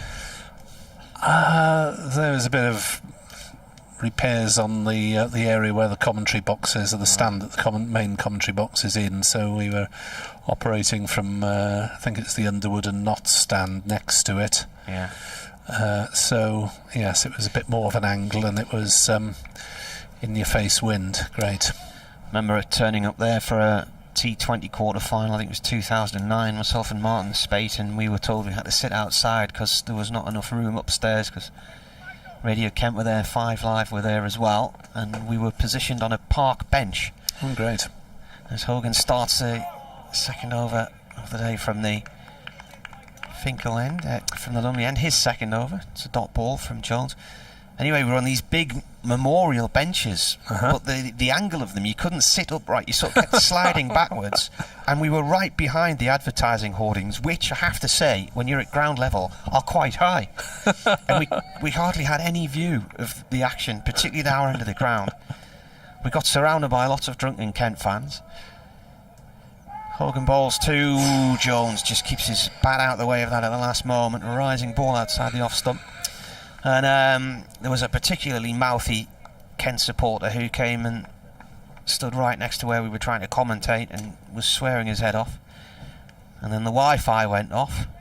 I got ended up with some virus in the computer, and David Warner flew all the way from Australia for the game and got a third ball duck. All right. And Durham were out for less than 100, only chasing about 135, and they lost. It was their lowest score in a T20 at the time. Hogan bowls. Oh, that's gone over the off stump. Playing a miss there from Jones. That was too good a delivery. He scratches his head in disbelief, Hogan, as he turns to walk away. 40-year-old he is now. Yeah, I think he'll expect to be in the wickets column today. Yeah. If he hasn't, he'll be kicking himself. Talking about flying around the world, to remember David Miller, the South African batsman, flew back for a T20 quarter-final and didn't bat. Glamorgan won by 9 wickets or something. So 10 hours off a plane the night before, went straight to the ground and didn't bat. Hogan in. Jones forward to that one, defends. Michael Hogan, what's this now? 116, this is his 170th first-class match. Didn't start playing first-class cricket till he was 28, 630 wickets. Best figures 7 for 92 against Gloucestershire in 2013. 24 fifers. He's been a canny signing. He was, yeah. Matthew Mott, Australian coach, picked him up for Glamorgan. And he was working on a cricket ground staff for a while when he was signed. Here he comes again. That's left alone outside the off stump. So Darren Stevens hasn't he signed another 1-year deal? So he's going to be 46 next year, isn't he? Yep. Yeah.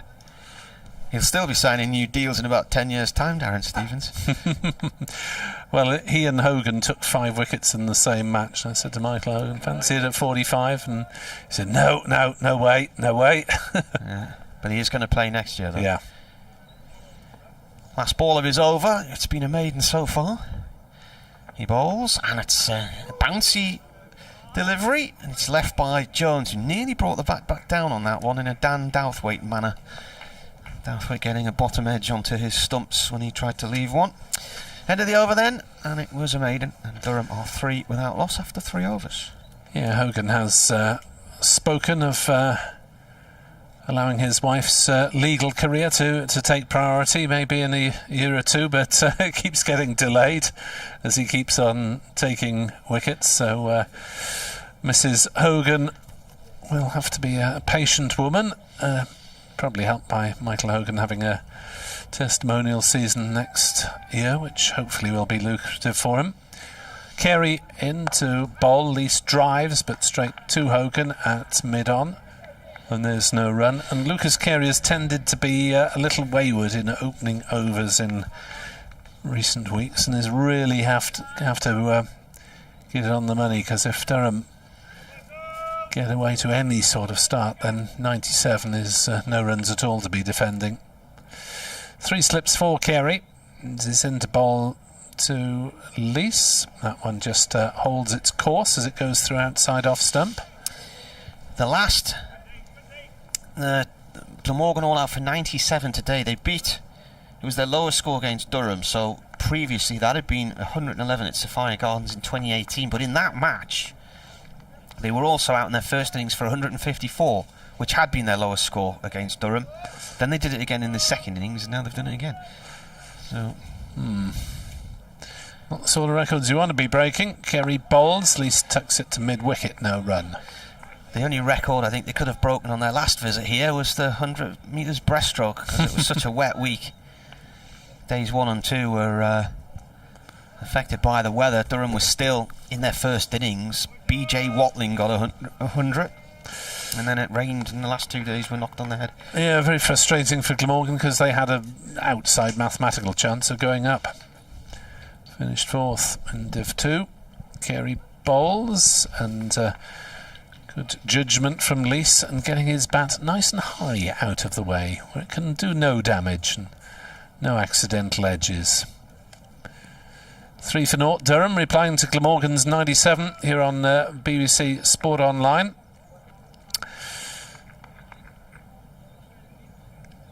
As Martin Jenkins says, I'm not one of the Maynard out brigades, but he must be very concerned at the moment. Those boys are giving him nothing. Carey Bowles driven through the offside for 4 runs. First boundary of the Durham innings. Alex Lees tucking into a wideish half volley, cracking it away towards the scoreboard, which therefore changes to 7 without loss. Bernard's been on. He said the BBC webpage now has tables for the final part of the season, but they make combining them a possibility, but the mechanism of half points carried forward still puzzles me as to why such a decision was made. Well, because there wasn't time to fit in 5 fixtures in the last block of the season. Carey Bowles, outside off stump, allowed to go through. So yeah, basically 2 teams went through into each division from each group. Therefore you take the average of those 2 games previously played during the first block of the championship. It is complicated, but it does make logical sense, I think, if you can't fit 5 more fixtures in. I mentioned David Beddingham's new contract earlier, and there's been a departure from Durham as well in recent weeks. I suggested a few weeks ago Jack Burnham could well be leaving the club, and indeed he has. He's finishing the season with Whitburn in the North East Premier League. He's played a minor counties match for Northumberland as well.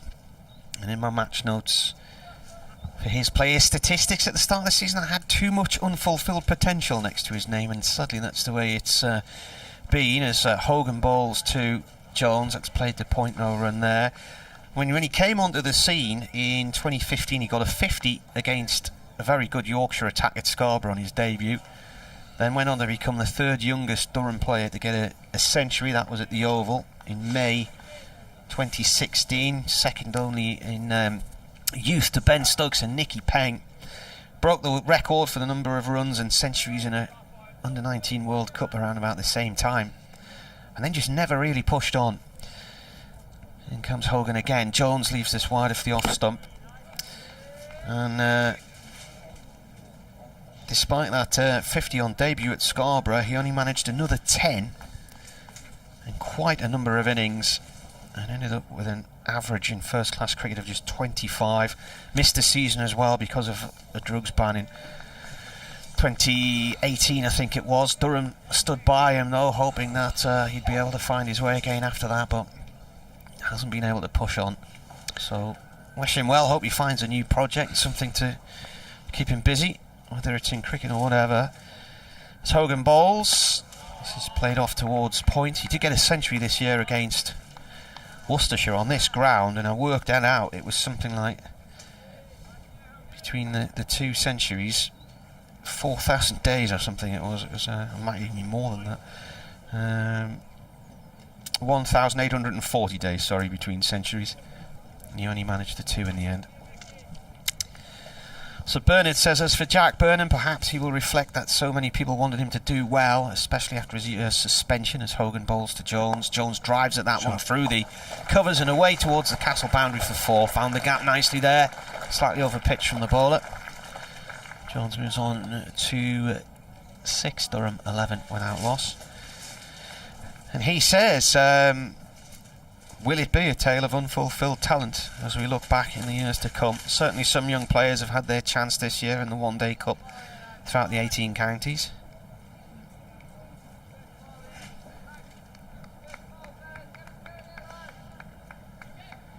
Anyway, we wish him well. Hogan comes in the ball. That's gone down the leg side, taken by the keeper. Chris Coop, the skipper. Edward Cooper on Twitter. Members Forum on the 14th of September might prove more competitive than Glamorgan batting. That's assuming the fixture goes to the 3rd day lunch interval. Oof. Savage, Edward, savage. Who hosts that? That's in the Glamorgan Pavilion for the members, yeah. Hogan in, defended on off stump. Who hosts it though? It's being chaired by, I think, Phil Steele, this one, who's freelance BBC Wales broadcaster and very funny man, but might have to reach into his stock of euphemisms for the last description of the last couple of matches. If Glamorgan don't pick things up, having played so disappointingly, really, in the last 3 days' cricket. Well, the last few members' forums I've hosted have been from my conservatory on Zoom, and there was one night I was in the middle of an interview with somebody when a ship came up the river and sounded a tooter right out of our back door. Got the fright of my life. I nearly jumped out of my skin. Carey into starting you over, bowling to Lees, who gets an inside edge on that, drags it down into the leg slip area and gets a single for it, but didn't know much about it, as that one could have been chopped on another day. 12 for naught. Yeah, this is Glamorgan's first in the flesh members meeting for a couple of years, I think. Must be. I thought Durham might host one this week, actually, but I've not heard anything about it.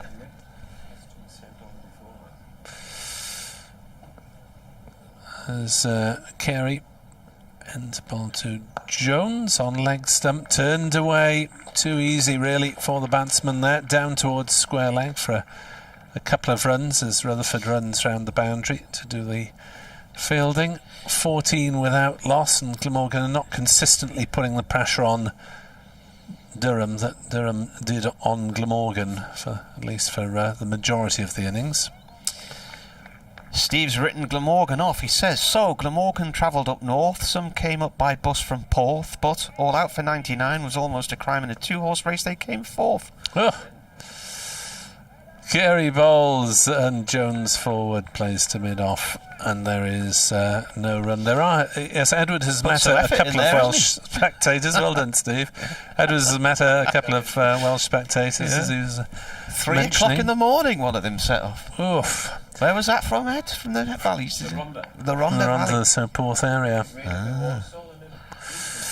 I was the voice of a mid-Rhondda star footballer in a documentary.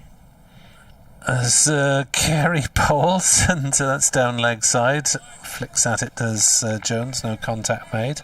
How come? Jimmy Seed. You heard the story of Jimmy Seed, who was from Sunderland originally. All right. He was he was the uncle of a family friend of ours, Cass, who now lives down in London, and was on Sunderland's books. And then in the First World War, got gassed in a basement of a building in Belgium. Carey is in to bowl to Jones, who defends it back down the wicket to the bowler. And after the war, he came back to Sunderland, and they decided his fitness levels had been impacted because of this, so he was released by Sunderland, and he was signed by some wealthy businessmen who were setting up a club called Mid-Rhondda FC in Tonypandy, is that right? Tonypandy. Carey is in to bowl, outside off stump, allowed to go through by Jones. 14 for naught at the end of the over. Durham in reply to Glamorgan's paltry 97. And anyway, he had a successful time there, so much so that I think Spurs signed him, and he went on to play for England, and he played for Sheffield Wednesday as well. And then he became the Charlton Athletic manager, and they won the FA Cup after the Second World War. And there was a book written about him, and then a few years ago, bizarrely, I was down at Arundel covering a Durham game against Sussex, and I got a phone call off our news editor, and she said, I've had somebody on from the BBC in Wales who are making a documentary about a guy called Jimmy Seed. Have you heard of him? And I said, I can go one better than that and put them in touch with his nephew if you want. And cut a long story short, I ended up having to voice some sections of Jimmy Seed's autobiography for this documentary, which I never heard. I'm told it went down well, but I think it was a radio documentary, but if anyone knows where it is and point me in the direction so I can have a listen. But Jimmy Seed, ironically, his final game was as a manager of Charlton Athletic. They got beat 8-0 at Sunderland, and he was sacked by the Charlton board that year, while all of his family waited for him in the boardroom at the end of the game. Blimey. Hogan, 14 for none, bowling 2 lees from the Lumley end. This is defended, it runs back up towards the bowler's end. What he used to do in the summer was he used to bring some South African cricketers to the northeast, so he would come back to Sunderland, and there was one year they had 4 South African players playing for Whitburn, our village club, and my granddad was in that team. I think they won the Durham Senior League that year. A few of them went on to play county cricket. I think one of them is Stuart Leary, went on to play for South Africa. Kent. And Kent, yep. Hogan comes in to Lees. Lees just gives himself a bit of room there, gets his legs out the road and plays the ball back along the track. Full length delivery. I thought Ed would have known about the history of Mid-Rhondda FC. They weren't around long, and they were nearly riots when they sold Jimmy Seed. Yeah. I'm from the other side, West Wales. Yeah.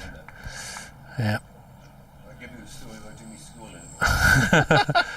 Stories from Edward when next he's on the microphone. On that field. Terry Venables was linked with the Rhondda, wasn't he? I think, was it his mother or his aunt ran a pub in the Rhondda, I believe? Right, yeah. Talking about football connections with the Rhondda, English football.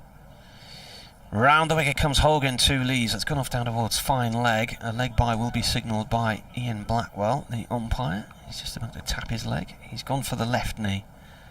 Some go right on left, some go left on right, but score was on a 14. Well, to sort of complete the circle, our friend Cass actually married a lady from South Wales, so Bethan, and they live in the near sort of Greenwich in London now. Good name. Hogan over the wicket to Jones. It's gone off towards square leg, and there was a bit of a shriek from the slip cord, and the bowler was putting his arms up as if he was about to make an appeal, and then threw them down again because there must have been some late edge, inside edge from Jones onto that one.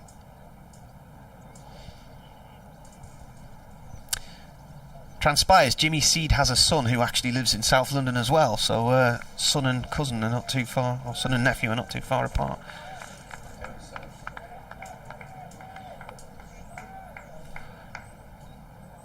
Two balls left of this 7th over. Durham 16 without loss.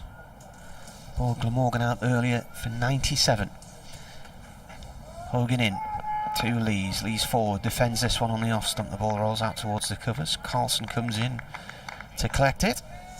The skipper of the victorious Glamorgan team at Trent Bridge 2 weeks ago. There was some travelling in that competition, wasn't there? Wow. I was just thrilled that Durham won their group, because it could have literally been anywhere for a quarter final and then anywhere for a semi-final. Heading out the door on a morning and saying to the kids, I might not be back for 6 days. In comes the bowler once again, defended by Lees. Where's Daddy going, Mummy? I don't know. No. Daddy doesn't know. My wife has been known to get what country I'm in wrong during the rugby season. Yeah. Where's Dad going this weekend? Scotland, France, Ireland, somewhere. Gareth Bales put Wales into the lead with a 5th minute penalty away to Belarus in the World Cup qualifier. Just wondering if Hogan slightly hurt himself there. He seemed to be holding his shoulder for a moment, and he's having a chat with the skipper. It's quite a lengthy conversation going on. Need to be hanging off for Hogan to stop bowling. We shall see. It's not going off the field. Fielding at mid-off. Glamorgan need a breakthrough desperately, and very soon as Carey is in to bowl to Jones. So don't get one like that as Jones shoulders arms outside off stump, and the Glamorgan attack has not been as accurate as Durham's was. As there even while Glamorgan were progressing from 9 for 1 to 63 for 2, there were a few LBW shouts along the way, so it wasn't all plain sailing. Glamorgan yet to produce a serious inquiry of the umpires. As Carey into bowl, Jones is again allowed to shoulder arms to one going through outside off stump. Where is the corridor of uncertainty, and can Lucas Carey find it sooner rather than later? It's down the A1 near Harrogate.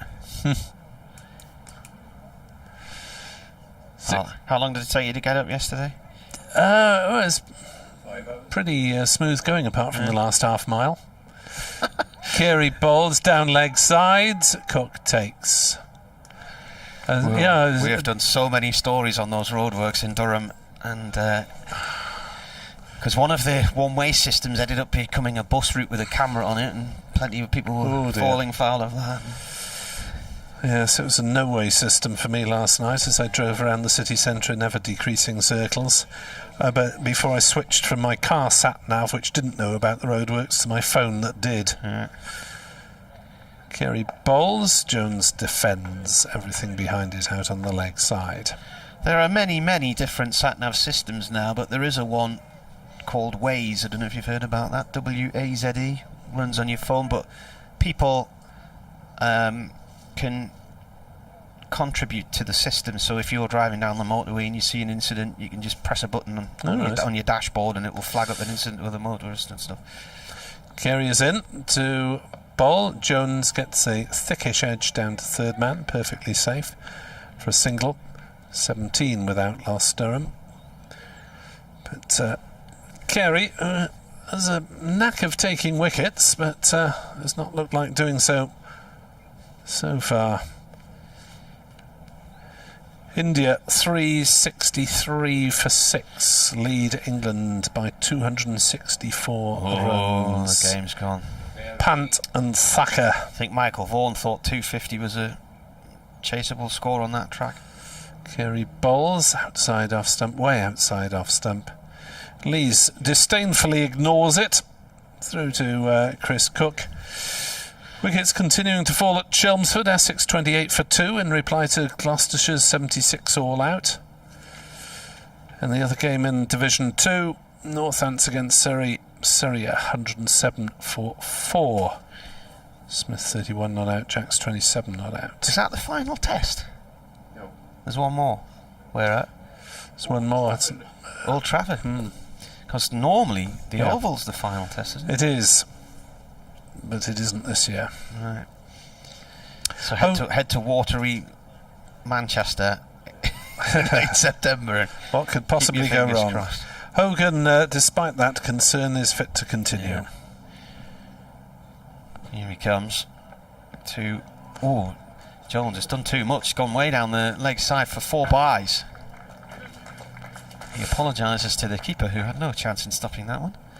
Yeah, deviated so much I thought it might have flicked the pad on the way through, but apparently not. Well, the ball's going a long way, but needs to start off in the right place. Yeah. I know people always criticise Manchester as being wet, but I have to say we have lost... we did lose a full one-day game there about 2 or 3 years ago, but it was a particularly wet summer anyway. I think all of the away games that year were affected on a Durham point of view. Losing games on the road. 21 for none as Hogan bowls again, and that's a shortish ball cut by Jones down towards the wide third man boundary. He'll come back for a second throw into the keeper's end. Comes in from Tim van der Houten. 2 runs. But I can't remember in all the years I've gone up and down to Old Trafford covering T20 games losing a single over in the T20. I'll tell you where is the centre of rainfall for Glamorgan. That's the county of Derbyshire. Yeah. I think visits there by Mr. Bevan and myself have been particularly plagued in recent years. Hogan in, playing a miss from Jones. No play in the One Day Cup this year when it hammered down for most of the day. There was a game a couple of years back where I think there was no play after lunch on the first day of a 4-dayer. It was a Chesterfield game where they went off 7 times during the course of a day, and an infamous one where there was snow, ice, hail, thunder, everything during the course. Yeah. An edge from Jones. It's along the floor to the slip corner in there. Was that the 2016 season, about the 2nd or 3rd week of games? Yeah, sounds about right. Plus we lost 2 days here against Middlesex, and the daft thing about that was the first match of the season, Durham played Somerset here and it was freezing. The temperature never got above 4 degrees for the entire match. The following week they didn't have a game, and I went with my wife for her 40th birthday. We went up to Edinburgh for a couple of days and got sunburned. Hogan in. Jones plays it up to mid-off. It's a misfield, bounced awkwardly, and it runs away on Hamish Rutherford. Mid-off, 1 run. Yeah, we were up there and we got sunburnt, and then we came back down here and there was a distinct nip in the air. And I remember on the Saturday we went for a picnic to Hamsterley Forest, and we sat in this picnic with a barbecue watching the snow coming down. And that was the week when your game at Derby. I remember there was photographs. Dave Griffin took photographs of the players having snowball fights on the field. Yeah, they were shoveling ice off the outfield when I got there in the mornings. Yeah. Hogan round the wicket to Lees. Lees is forward to this one and plays it up to Carlson at mid-off. That's the end of the over. 24 without loss. BBC Radio Newcastle with you, BBC Radio Wales. We'll bring Ed back in a sec. And, if you want to get in touch, at Mardy Cricket on Twitter or wearecricket@yahoo.co.uk, or what's your contactables? NickWeb 2017 on Twitter. Ed Bevan Cricket on Twitter. Right, gonna have to get the other pair of headphones in here, I think. Oh, where are they? The next door. In the next door studio. If you better stick to some of these protocols at least. Yeah. Mr. Bevan and myself have been sharing germs, so you're gonna have to explain that now. Carey is in, bowls outside off stump, allowed to go through by Jones. He caught COVID first, I caught it off him. All right. So the early stages of the One Day Cup were a slightly makeshift affair from the BBC commentary point of view. Yes. So we all came down with it on a canal boating holiday October half term last year. Carey into Jones on leg stump, driven through the leg sides, not quite timed, single taken. Carlson fields 25 for naught. Yes, it was the warm-up game for the One Day Cup that did for us. Glamorgan losing to Wales, and strike 2 for the BBC Wales commentary team. Would you have been playing for Wales that day? I have played for Wales this summer. Have you? Yes. Carey is in to bowl, and that's defended by Lees. Is that over 50s? Well, I played as a ringer for the over 70s. The over 70s? It's the over 70s second 11. You don't to be look honest. that old. No, I'm not. Did you have to dye your hair grey? No, they didn't have a keeper for a midweek game. Their first 11 were playing a league match the following day, and the second 11, and they also had a friendly lined up.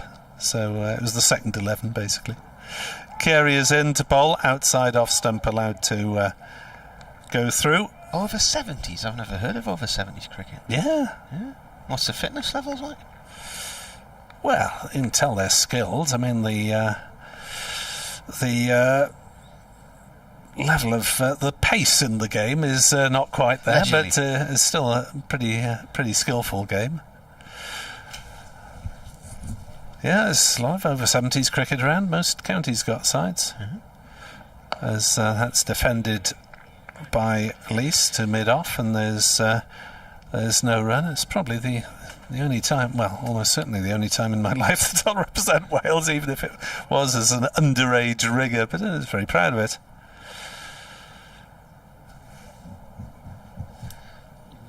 Wales 1 up. Yeah, Wales still 1 up, says Mr. Bevan in Belarus, as Lees groping forwards, making no contact. Glamorgan not finding those edges or hitting those pads often enough. 25 for naught off 10 overs. What's the city called in Belarus they're playing in? They're not playing in Belarus, they're playing in Russia, in somewhere even more inaccessible, because Wales were furious because the Belarusian government being boycotted after hijacking a plane. Yes. The journalist. Good way of running a country, eh? Any opposition? So yeah, they can't stage home matches at the moment, but Wales are playing some remote part of Russia instead. Hogan to Jones. Jones plays this past square leg and will come back for a second. As Carey comes up from fine leg to field. Comes round the western side of the ground, back to the pavilion. A smattering of punters in the pavilion. Yeah, Welsh football has not been well served by the fixture schedulers, having flown between Azerbaijan and Italy in the summer, in the Euros. There was a lot of travelling, wasn't there? No fans there either. Well, there was a handful got to Baku, I think, or a few hundred maybe. Hogan to Jones. Jones drives it back past the bowler. He manages to get a hand on it though and just slows it down, and then it's picked up just behind him. Were Radio Wales able to travel, or did they have to do everything off a screen? Some of them, I think they did. They've done quite a bit off screen. I think we did travel for some of the Euros. Oh, the Euros, yeah. Yeah. Not today. No. Hogan comes in and bowls, and Jones plays this to Carlton at mid-on, no run. Always amazes me. Every year you've had months of summer without football, and then the season starts, and then 3 matches in, they have an international break. Gone on for years, hasn't it? Yeah, I don't quite understand that.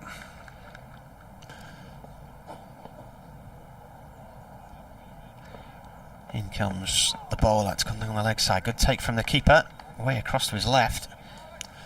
So it must have been in this international break 21 years ago that me and my wife got engaged.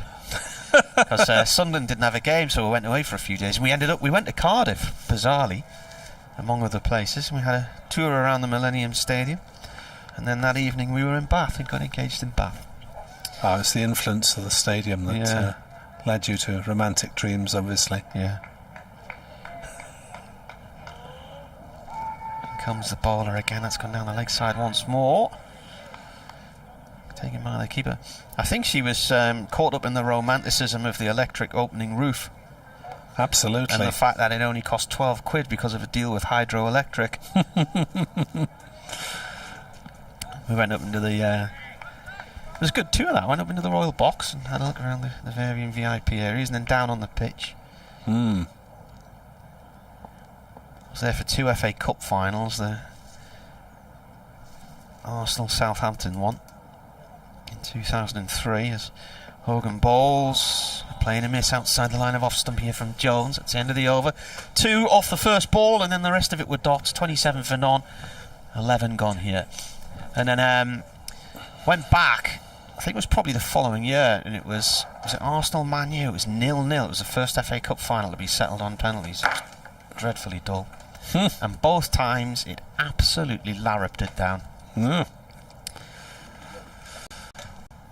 Right, if you want to break, Marty, then you better go now, because Edward's got duties next door during half-time in the football at 2:45, I guess. So we'll just swap things round here on BBC Sport Wales, and making sure we keep roughly to the same headphones.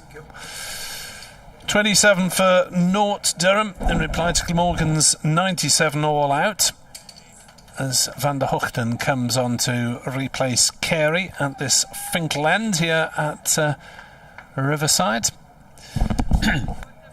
Yeah, Van der Hoogten then taking over from Carey was rather innocuous.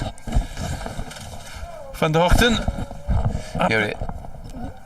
up the slope, up away from us anyway, balls, and single taken by Lease, played out through the offside. 28 without loss, and with Rory Smith coming back to fitness, you have to say that Lucas Carey needs to produce something. Yeah, he did take 3 wickets in the only Essex innings that they batted. He took 3 for 56, but as you say, we haven't seen him strike in his opening spell for some time. Well, he did do quite well in the One Day Cup generally as the next ball is defended by Jones. Back to Van der Hoogten. Nick, I can't hear you at all in my hands here. Well, we can hear you. That's better. Yeah. There we are. I'm back and running, as it says. Yeah, Van der Hoogten then from this Finkel end, where we're commentating from the first floor. Seats down beneath us allow some pretty straight views for spectators as Van der Hoogten bowls, and Jones again, did he take his bat away? Yeah, I think he did. Was he beaten? There are spectators just to our left who've got a pretty straight view. The area directly beneath us is white seating, so that's just been roped off, so there's no one sitting directly behind the bowler's arm. They were complaining about that in the test match yesterday. I think Johnny Bairstow was berating a steward as Van der Hoogten bowls, and Jones defends up to mid-on Carlson Fields. Yeah, I was speaking to this morning two Welsh followers as they left home at 3 o'clock up in Kilvallen, I think he said, come from. Then he picked his pal up in Walsall and straight up the A1, no problems whatsoever. Which is a good time to drive, isn't it? Sunday morning. As Van der Hoogten bowls to Jones, leaves it go outside off stump. Mark Harvey suggesting I could have reused my tweet about dreadful collapses by Glamorgan and just recycled them. Well, in the last week or so, I mean, to be fair, the first block of 10 games, they were outplayed, I suppose, by Sussex, but that was a relatively high-scoring one, and they lost a high-scoring match at Northampton, so they didn't actually lose any of the low-scoring games in the first block of 10. Van der Hoogten bowls again outside off stump, and again the batsman just allowed to shoulder arms, play no shot, and the ball is losing its shine, and Durham are not being forced to play in the same way as Glamorgan's top order were. Well, Hogan is the only one that's threatened. He nearly bowled Jones early on in the innings and then was past the bat, as you would expect. He's such a fine bowler. But again, you would expect, after the side is bowled out by three seamers for just 97 in 32 overs, that they would be in a few wickets down. And it's pretty disappointing to see Carey on. That's only the first over by Van der Hoogten, or the second over. To see them not making the batsmen play. You have to make them play. What's the point of having three slips? So Hogan is going to continue, and he is going to bowl, his 7th over? Or his 8th? I can't quite see on the... Hogan has bowled 6 overs, 1 made, 0 for 12. Yeah, typical frugal stuff from Hogan, who's going to continue from the lovely end. He's coming round the wicket to the left-handed Lees, comes in now and bowls to him, and this time Hogan is just a little outside the off stump. That swung after it passed the stumps and went through to wicket-keeper Cook. If you want to put your fingers to your ears, I'm going to give you the story of Glamorgan's first innings. They were put in predictably on a green pitch. Lost David Lloyd early for 4, but then Rutherford playing some delightful shots, and Selman put on 54 for the second wicket, and everything was going fine at 63 for 1. They'll just break off as Hogan comes in wide of the crease and bowls outside the off stump again, and is taken low down this time by Cook. And then once Rutherford had hit the ball straight to cover for a very good innings of 43, Selman the next over just tried to guide it through third slip, was just waiting for it and caught it. And then the procession began, and 9 wickets then fell for 34. The only other person apart from Selman with 15 to bet into double figures was Kieran Carlson with 17. As Hogan round the wicket bowls, and Lees again, this time Hogan is not making him play, leaves outside the off stump. And the sorry tale continued. Lloyd out for 4 before that. Byram making his championship debut for Glamorgan out for 3. Cook for 3. Douthwaite no score. Salter 2. Van der Guten no score. 6 for Carey, and Hogan not out 1. And all of a sudden we had Durham batting, and they've gone on pretty well. They're 28 for no wicket. Gloomy news from the football as well. Belarus have equalised from the penalty spot. 2 penalties. Hogan bowls. That's clipped away on the onside, and it'll be 4 runs, and you would suspect this will be Hogan's final opening salvo. He's holding his back because again, as that ball raced away to the boundary, I think perhaps a slip was taken out and perhaps plugged the onside or even the offside, because you must try and restrict Durham now somehow, or they're just going to get such a big first in total that Glamorgan could be facing defeat. I don't want to sound a defeatist, but it's happened a couple of times this season when they've had a big first innings deficit. Belarus have scored twice in 2 minutes, 2-1 to the alleged home side. Hogan in again, bowls to the left-handed lease, and that's wide of the off stump. You see, I would have started, I said it at the end of the Glamorgan innings, I would have started with Hogan at this end, simply because Cofrin, who had astounding figures of 4 for 11, bowled from this end about the same height, banging down, and there might be just a little bit in it at the other end for Hogan, just the same as Durham did with Chris Rushworth, who bowled his opening 4 overs from the far end, and then he came down here, immediately took 3 wickets.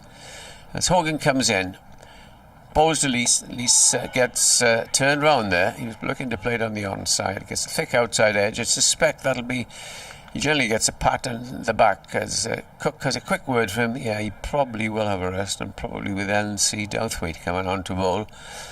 Oh, there's another one that doesn't, he's winding away there. Doesn't really, I think you'll agree, Nick, make the batsman play a lot. Can produce the magic ball. Yeah, like Carey, really not as accurate as he should be, but can be devastating in wicket-taking terms on his day. And Douthwaite 16 wickets at an average of 37 this season. Van der Hoogten bowls outside off stump, allowed to go through by Michael Jones. Hogan 7 overs, 1 maiden, 0 for 16. Carey 5 overs, 0 for 10. This is the second over from Van der Hoogten. Apart from that, in their attack, Glamorgan have got the medium pace of David Lloyd and the spin of Andrew Salt, who's been bowling decently as a containing bowler and has picked up a few wickets as well. 32 for 0. Van der Hoogten bowls, Jones props forward, and Durham just 65 runs behind. Yeah.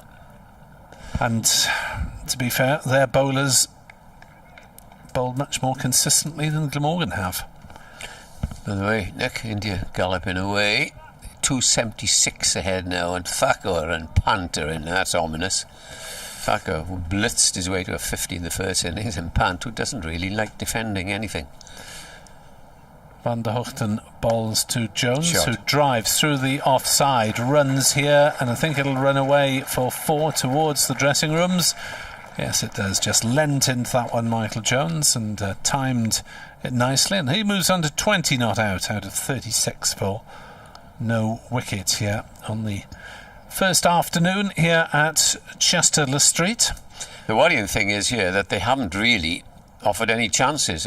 No shouts for LBW, and no slip catches, no keeper catches, and simply because Glamorgan have not bowled a tight and straight line and made the batsman play.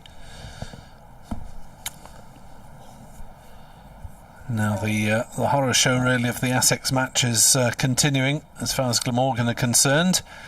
A very promising return to action as far as Durham are concerned, as Van der Hoogten bowls and does beat Jones's forward prod on that occasion. But the Scotland international managed to avoid making contact as it went through fairly. Yeah, you want to hit that line on every ball, not just 1 in 4. It's not been good enough from Glamorgan. 3 sides incidentally bowled out today already. Gloucestershire.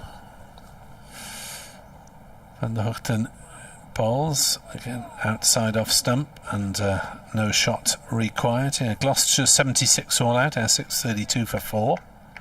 Worcestershire 133 all out in Division 3, Kent 11 for 2.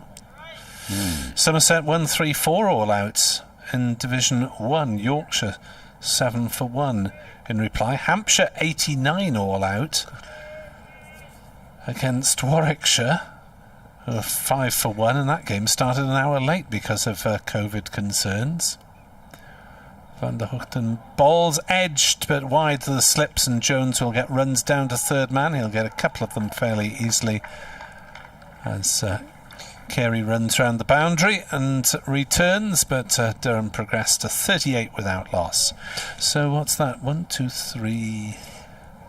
4, 5 sides all out by mid-afternoon on the first day. It either suggests it's this time of year, or perhaps there's some result wickets being prepared. I suspect it's the latter, especially sides who are looking to get up the table. I don't think this is a result pitch, because simply there's always a little bit of greenery up here, and there's always Chris Rushworth to lead the attack. And we will have Douthwaite bowling from the Lumley end. Called the Lumley because the Lumley Castle, wonderful sight here as we look to our right. It's above the trees with the flag fluttering. Flag of St George, I think it is. Oh, is there? Yeah. And some of us, of course, who've been privileged to have stayed at Lumley Castle with the international teams have stayed, and I'm not looking very far away. Yeah, it was the last game of the season. Take pity on you. 2 years ago, so it was presumably the rates had gone down and the BBC could afford it at that time. Is that were you haunted? No, I wasn't. You know the story of that, don't Yeah, you? I know there's meant to be a few ghosts flying around. Yeah, here's Douthwaite then. First ball, bowls to Lees, and Lees is back on his stumps, playing a defensively line the line off middle stump. Australian team, I think, said either walked out after a couple of days or refused to stay there again because they were absolutely petrified that they'd seen a couple of you-know-who's walking down. Perhaps the Durham ale might have been a little bit strong for them, but they were convinced they saw one. A ghost around. That's the next ball, half volley, and driven to mid-wicket, no run. No, I think I was my actual bedroom was in an annex, so it's probably a stables or something back in the day. So maybe the ghost didn't get that far. They were fairly thick walls anyway. Yeah. But I think the most peril I had there was banging my head on the very many low ceilings that are in the main building. Yeah, lovely hotel, Lumley Castle. Here's Douthwaite, medium pace in, bowls to Lees drives. Straight him it off this time, and there's a little bit of a misfeel, but all is well. Michael Hogan, is he still on the field? Yeah, he's at mid-on. He hasn't gone off for any treatment. Glamorgan badly need a wicket here, and Durham are in complete control of this game. 38 for no wicket. In comes Douthwaite, bowls short, and very good stop in the covers. I think it's Eddie Byron, is it? Or is it? Yes, it is, the numberless shirt. Diving away, saved a certain boundary there. Short ball outside the off stump, gets a tap from Salter, saying well done. And not an auspicious start for Byron in his first game for Glamorgan. Made 3. One of the wicket keepers, 2 catches. No runs off this over as yet. In comes the next delivery, then that's driven up towards mid-on. They go for a single as Hogan has to move to his right. Well judged single off the penultimate ball. When is your report, Nick, for the football miners at 10-2? Well, I think you might as well cover both of them, Edward. You might as well cover both of them to... Okay, whatever. To save just to startle people in there after Sunday lunch and a glass of wine, perhaps, if they've dozed off. What? 97 all out? When I last listened, before going to church, it was 63 for 1. Douthwaite Bowls, last ball of the over, pushed away, and there's no run, just a single off that over. 39 for no wicket is the Durham score. Yes, Nick talking about going round and round Durham yesterday. I suggested I came up with him in his car this morning from the hotel, and I'm rather glad that I did, because my sat-nav is non-existent. And tomorrow I shall do the same thing again. Because, believing me, Durham is not easy to get out of. And find your way to Chesterley Street. Yeah. We used to stay on the side, quite easy. Talking of golf, there's also a golf hotel away to our right, about 15 minutes from the ground, but no longer do. Van der Hoogten will run away from us at the Finkel end. Bowls the left-handed Lees, who drives to Carlson at cover. The omens here are ominous, Nick, because I'm just looking at that ball, which pitch did not do anything, and it was met comfortably by Lees. Now, if there's no movement up there and no wickets down with the new one, then Glamorgan have their problems, or will have their problems. And let's hope, as far as they're concerned, that their pitch might suddenly change as a focus for a little bit of drizzly rain tomorrow between 8 and 10 in the morning. Van der Hoogten bowls. Lees drives nicely on the onside. There's a scrambling half stop by Michael Hogan, who's left sprawling on his hands and knees, wondering where the ball was, but eventually finds it and manages to keep them down to a single. 40 for naught. Durham, we are in the 16th over of the innings, so by no means rocket propelled, but certainly it's good enough as far as the home side are concerned. England are left scratching their heads to how to get a wicket, with Pant and Thacker still rumbling along. Van der Hoogten bowls. Jones has a swing at that one outside off stump and misses. First fall shot we've seen. Been many, have there? Pant 37, Thacker 36, 375 for 6. The lead is 276 for India at the afternoon drinks break. Thacker always sounds rather onomatopoeic to me. How does he bat? Oh, he's a real Thacker. Gives the ball a good thack. Thack over. They played well in the first innings. 40 for naught, Durham. They're playing well. Van der Hoogten bowls. Jones drives. Hogan fields no run. Hogan tosses it straight to Carlson for a bit of polishing work. Carlson, one of the chief ball polishers. I'm not sure whether that's a skill in itself, but he seems to end up doing quite a lot of it. Well, I think he's wasted at mid-on. Mid-on is generally where you put the oldest, or possibly not the best fielder of the side, where he is the best fielder. Van der Hoogten bowls, driven straight back to the bowler, gets a hand to it, also cannons off the non-striker, and there's no run. Yeah, well, he moved there quite a lot during the One Day Cup when he was captain, didn't he? And I suppose... and he did for the last game. I think it was Lancashire, before they stopped the One Day games, and we thought, didn't we, that it was going there for practice. Captaincy, yeah. For captaincy, where he could talk to his bowlers, but I'm rather surprised to see him still fielding there. As Van der Hoogten bowls outside off stump, Jones shoulders arms. Having said which, he has got a bit of strapping, I think, on both hands. Has he? There's bandages, just bits of white that I can pick out from this distance, so maybe he's just sort of shielding a damaged finger or two there. What is your time of... I think you'd better adjourn, Edward, and I'll soldier on here, as Edward will go and tell radio listeners all about it from our nearby studios, if you can remember how to speak Saesneg, Edward. and I've managed to make a right mess of the biscuit that Edward brought me earlier by standing on it.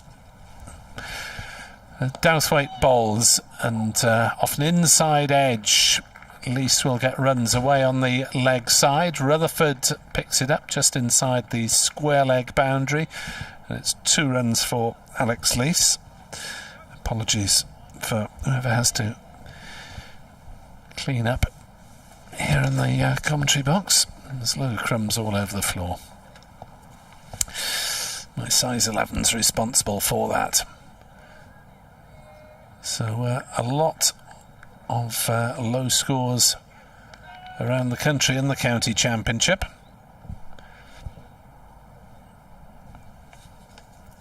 As Douthwaite bowls outside off stump, Lees showing good judgment, shoulders arms through to Chris Cook. Other games in this group: Chelmsford, Essex 42 for 4 in reply to Gloucesters's 76 all out. And at Northampton, Surrey 144 for 4, half century there for Jamie Smith, and in partnership with Will Jacks, restoring Surrey's fortunes. Douthwaite bounds in towards us, bowls, and run down off an angled bat by Alex Lees for a single down towards third man. And well, Lees might be the subject of some good words from James Taylor, the England advisor, who is watching here today. Might have had half an eye on Kieran Carlson, who was second top scorer for Glamorgan, but since that only entailed making 17, maybe not. Straight drive by Jones, back down the ground, just evaded the stumps, and that was drilled back past the stumps at the non-striker's end and away to the boundary at the Lumley end. Beautiful shot from Michael Jones, the Scotland one-day international. He moves on to 26. Lees has 16, and it's 47 for naught, and Durham already just 50 runs behind Glamorgan. Alex Lees, 28 years old, 9 seasons with Yorkshire before moving here. As Jones punches off the back foot up to mid-off, Hogan fields, and there's no run. A couple of instances where he scored 1,000 runs in a season. A top score of 275 not out in first-class cricket.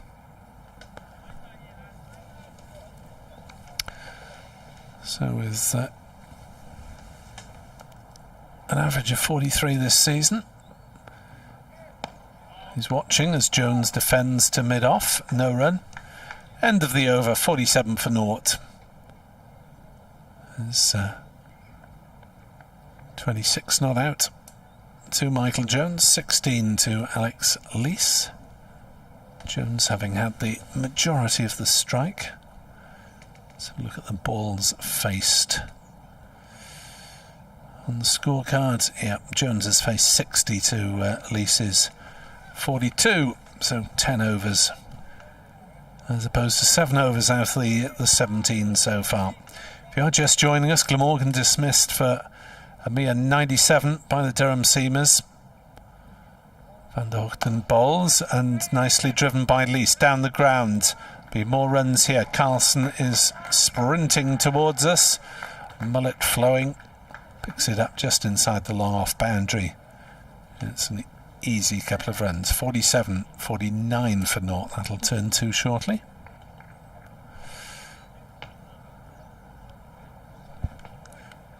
As Glamorgan just have not been able to find the same sort of consistency in terms of bowling lines and lengths that Durham did. Rushworth doing some early damage after Glamorgan had reached 63 for 1 at one point. Lost 9 wickets for 34. Van der Hoogten bowls, Lees drives, didn't quite time that, straight to Carlson at mid-off. No run. Rushworth 3 for 26, Rain 3 for 25, and then Coughlin coming on fourth and wrapping the innings up pretty quickly. 4 for 11 he had.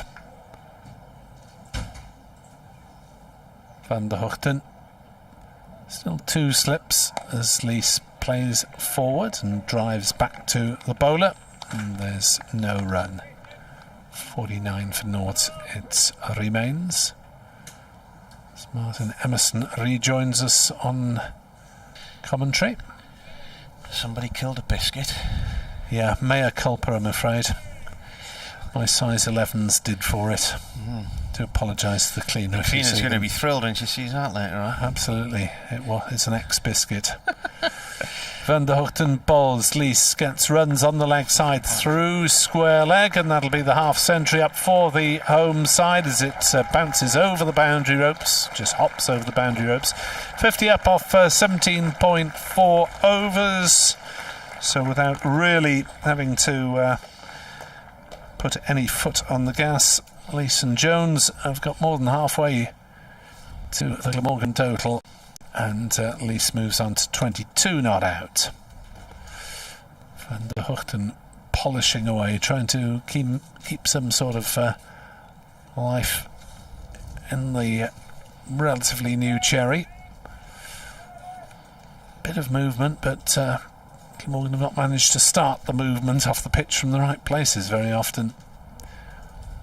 Van der Hoogten to Lees, who drives, nicely hit, but for no runs as Carlson makes a diving stop at mid-off.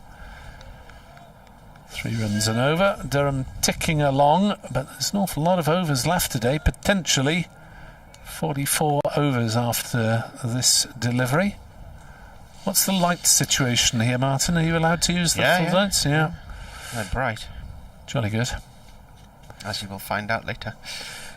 Van der Hoogten balls, Lees drives.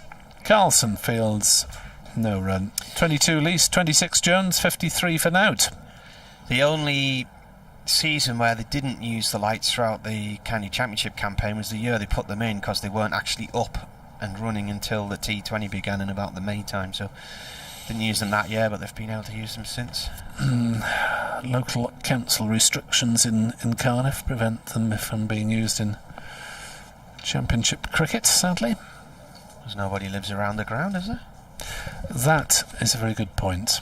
Nearest house is about 100 metres away. The Institute of Sport is next door, isn't it? Yeah, and Cathedral Road is a fair way away with the hockey centre in between, but no.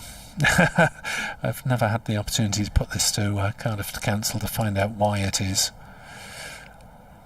And it's bizarre, really, because you think about keeping people awake at night. Well, they're used for T20 games, so why can't they be used between 5 and 7 in the evenings? Very strange. There were a few objections when Durham looked into it here. Particularly, there was a letter from the Earl of Scarborough, who I believed owned Lumley Castle. All right. Didn't like the look of it, did he? These peasants polluting his visual outlook. I can't remember exactly what the observation was at the time, but yes. New over from the Finkel end. It's Douthwaite bowling, and that one's gone away out through deep mid wicket for 3. Carlson with a long chase here. And this is as one-sided a game of cricket as you could wish, stroke not wish to see, depending on where you're listening. Hogan, none for 16 from 7 overs, 1 maiden. Carey, none for 10 from 5 overs, no maidens. Tim van der Gutten, none for 14 from 4. Douthwaite, none for 8 from 2. In fact, that's now 11 for him. Right arm over, comes in and bowls. Played by Lees, out towards the covers, dot ball. India 383 for 6, leads 284. May well already be enough. Yeah, I think that one might be a goner. Wales losing 2-1 at half time in Belarus, or away to Belarus. Wherever that is. wherever it is, somewhere in Russia. Somewhere in Russia. Kazan, wherever that is. That's through to the keeper. Isn't that the home ground of Ruben Kazan? I'll take your word for it. Is it not in Kazakhstan then somewhere? Yeah. I was told it was in Russia. FC Ruben Kazan, Russian Premier League.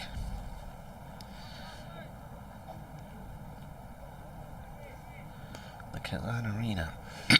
Largest city in Tatarstan. Had to be a stan in there somewhere. Yeah. Dalf Waits, an edge from Lees down towards third man. It's well wide of the slit cordon. That must have been used in the World Cup. And that was, because I can see some pictures. We were doing a little quiz in a restaurant the other night for the kids. It was a geography quiz for sort of teenagers. Where is the longest river in Europe? Or what is the longest river in Europe, sorry. Dalthwaite comes in and bowls. That's well wide of off stump and left alone by Jones. Well, I'd have said the Danube, but Well, yes. since you're talking And about Russia, and the waiter said the Danube as well. Since you're in Russia, perhaps it's the Volga? Yes, the Volga. That was what the answer was with the quiz anyway, before anybody contacts us to complain. Dalthwaite in again, bowls. Played by Jones through the covers. That's a really nice shot. Right out the middle, lovely drive, just pushed it nicely out through for 4 runs to the county, the Castle side of the ground. 61 for non-Durham. Deficit's 36. You're listening to Day 1, Durham against Glamorgan here in Chesley Street. Durham put Glamorgan in, bowled them out for 97, 32 overs. They're going about things nicely in reply. 23 to Lees, 33 to Jones. If this were a boxing match, I think the referee would be stepping in and saving Glamorgan from further punishment. Oh, there's a big fight last night, wasn't there, which was stopped in round 2 after a clash of heads. All right. One of the boxers ended up with a 2-inch gash across his forehead and needed something like 60 stitches. Blimey. Van der Hochten. Can Glamorgan conjure up something from somewhere as the sun comes out here at the riverside? Not with that delivery, won't, because Lisa's cut it away very nicely backward of square for 4 runs on the shorter side of the ground, but that was worth 4 on most grounds, yeah. So, James Taylor scribbling away in his notebook, presumably. Somewhere above us, or making notes on his phone, probably these days. Do people have notebooks anymore, apart from ageing hacks? 65 for naught, Lees to 27. Van der Hochten bounding in, balls, it's tighter, and Lees on the defensive plays into the covers, no run. I mentioned earlier that Glamorgan were all out for 97, their lowest score against Durham. Somebody, Gareth, pointing out that's only the 3rd lowest county championship score of the day. And then Paul has responded, he says, are there enough pitch inspectors to go around all these county grounds this week? There aren't any pitch inspectors anymore. No, you've got match referees now. Because there are people at every ground. Yeah, match referee for this one is Simon Hinks. Van der Hochten in bowls, and Lees is propping forward, and there's no run. Yeah, well, I think Durham's reply has put it into perspective. Durham bowled better, took advantage of the pitch. Glamorgan haven't. Simon Hinks is 60, played for Gloucestershire in Kent. Van der Hochten bowls, hits Lees on the pads as he tries to work on the leg side. Byram in from mid-wicket, does the fielding. There's no run. Eddie Byram, the batsman, making his debut, technically on loan at the moment from Somerset, but that pending an official transfer at the end of the season. That score today is a new low for Glamorgan against Durham. As I mentioned, there's quite a funny story about the game where they last recorded their lowest score. Van der Hoogten bowls and Lees defends back the bowler. So no toss was made back in the day in 2018. It was August time, and there'd been a lot of overnight rain, and it was really misty and quite eerie. I think we were coming up towards a bank holiday, and Durham put Glamorgan in and bowled them out for 154. Highest score was Rory Smith with 36, and I think it was announced that week that he was leaving to go to Hampshire, and that was causing a bit of angst. As that's on leg stump, flicked away by Lees down towards backward square. Was it Hampshire he went to, or Sussex? Rory Smith, he's still on the Glamorgan box. Who was it who... It was Nyren Donald. Nyren Donald, that was it, yeah. Yeah, Rory Smith is he's played some. He's been injured on and off this summer, but has played a bit of second team cricket in the last couple of weeks, and I wouldn't be surprised if he reappeared in first team ranks in the next couple of weeks. Well, Chris Rushworth and Matt Salisbury took 3 wickets each. It was Alex Lee's debut for Durham as well, and he made 69, opened the batting with Cameron Steele, opening standard 94 for Durham on that occasion.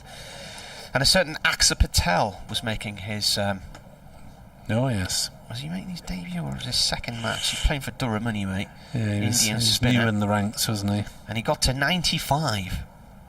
And the last man, Chris Rushworth, was in with him. And he allowed Chris Rushworth to get on strike. And I thought, why has he done that? Douthwaite still have a new over, bowling to Jones on off stump. It's played off towards mid-off, no run. And I remember saying in commentary, why has he done that? Because Chris Rushworth is not known for his longevity with the bat. So Aksa Patel not out 95, Chris Rushworth bowled Hogan for 4. And at the end of the day's play, I interviewed Aksa Patel and I said, why did you allow Chris Rushworth to take strike? And he said ever so politely, the gentleman at the other end assured me he could bat. Douthwaite to Jones. Jones turns that behind square leg 4. One, he's coming back for a second. I was going to say 1, but he's sharp on his feet, back for a second there. Good running. Anyway, Patel 95 not out, so Durham made 295, having bowled Glamorgan out for 154, then bowled them out again for 111, and the match was it was Aksa Patel's debut. The match was over in the first half hour of day 3, having lost quite a bit of time to the mist and the weather on days 1 and 2. And I drove from there to join my family in Dumfries, not realising just how far away Dumfries was. This is wide of off stump. You think when you've got up to Carlisle you're there, but you're not. It's another hour and a half beyond there. Right. It was an 8-hour drive. That was a day. It's a while since I've driven from Wales to Scotland. I didn't once in my days of working for independent radio. I was driving back after a match, an international Wales-Scotland in the afternoon, and I had a rather dodgy car. Douthwaite bowls. Jones drives up towards mid-off. Stopped. Diving stop. Which just about started this car in Edinburgh on a sort of freezing early evening. And I didn't think it was going to restart if it stopped. So I had to drive the whole way back, including a petrol stop, which you're obviously not meant to do, refuelling while leaving the car running. Risky. A bit risky. Don't try this at home, or kids. Indeed in a petrol station. And just about limped home. Douthwaite to Jones, gone down to fine leg for 4. He's pulled that nicely away. He moves on to 39. This partnership 73 for Durham. They are now just 24 behind. Well, there's a real possibility now that Durham will pass the Glamorgan score with no wickets down, isn't there? Which really would be embarrassing. Aksa Patel played 4 games that year with Durham before he left and got an incredible caught and bowled at Edgbaston. I think it might have been the final match of the season. Ryan Sidebottom was batting, pulled the ball sharp at Will Smith, who was fielding it short leg, and it bounced off his helmet and looped all the way back into the bowler's hands at the other end. I've had us searching through the rules and regulations, and I think prior to that season that wouldn't have been allowed, but there's been a regulation change.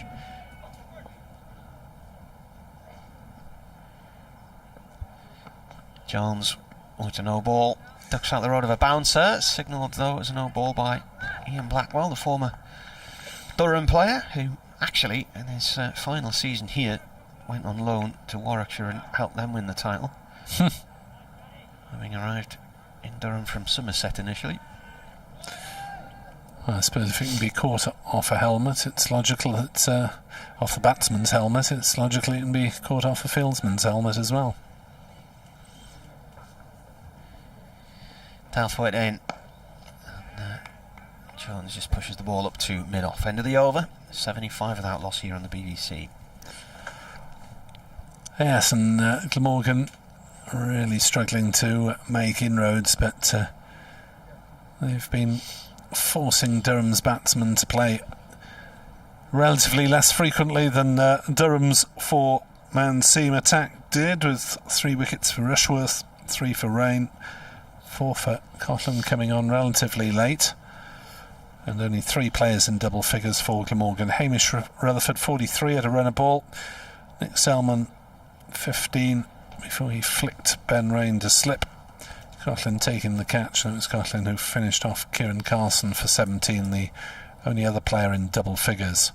Van der Hoogten right arm, medium fast round the wicket, bowls, and Lees plays to mid on.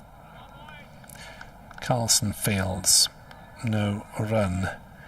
We've got a further 8 overs after this one to go before the tea interval, which therefore will be around about 3:40, 3:45.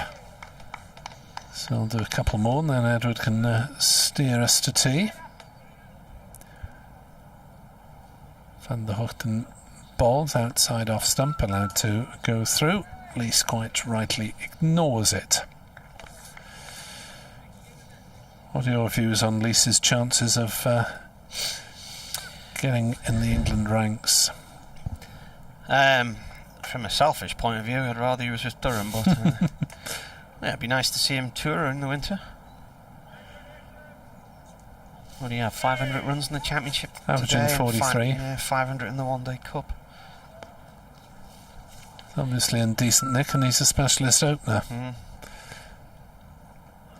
Van der Hoogten bowls. Lees drives out into the offside. Scrambling stop by Carlson, running backwards from mid-off. Single taken.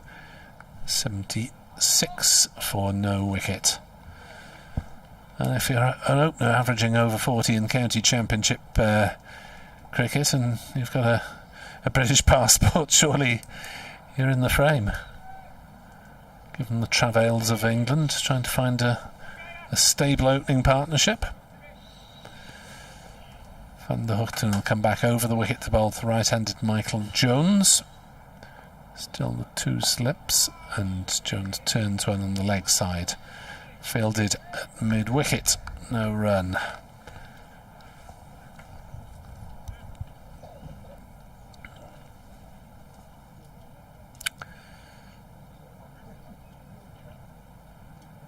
Van der Hoogten trudging rather wearily already back towards his mark, even though it's only his 6th over. Glamorgan in the field trying to avoid a general malaise settling over proceedings. Van der Hoogten bowls. Jones is forward, playing out into the covers. Byram does the fielding, no run.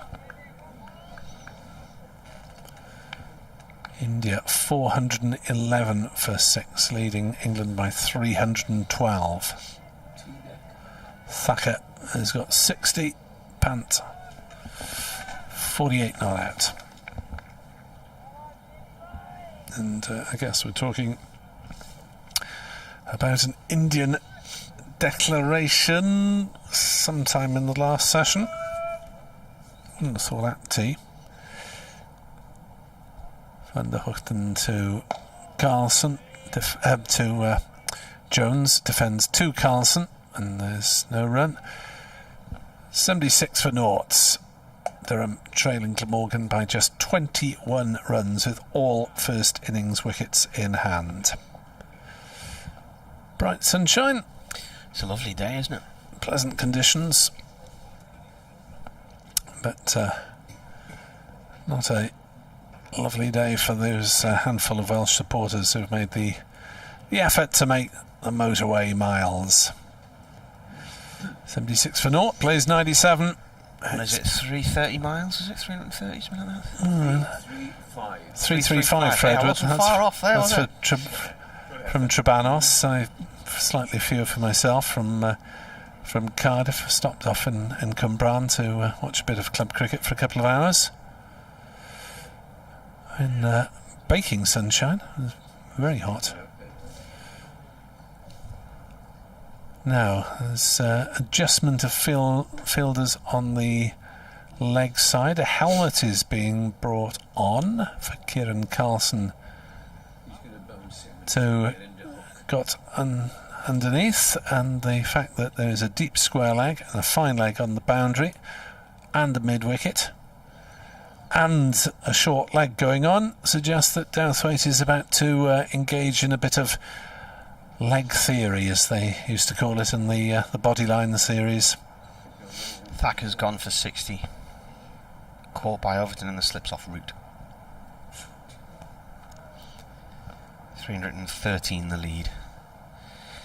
Here we go then, round the wicket comes Douthwaite from the Lumley end, and Lees looks to pull that through the leg side and it whacks into his thigh pad. He was looking to push it down into the ground.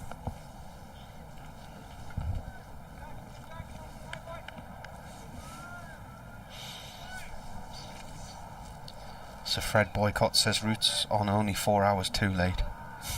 They never learn.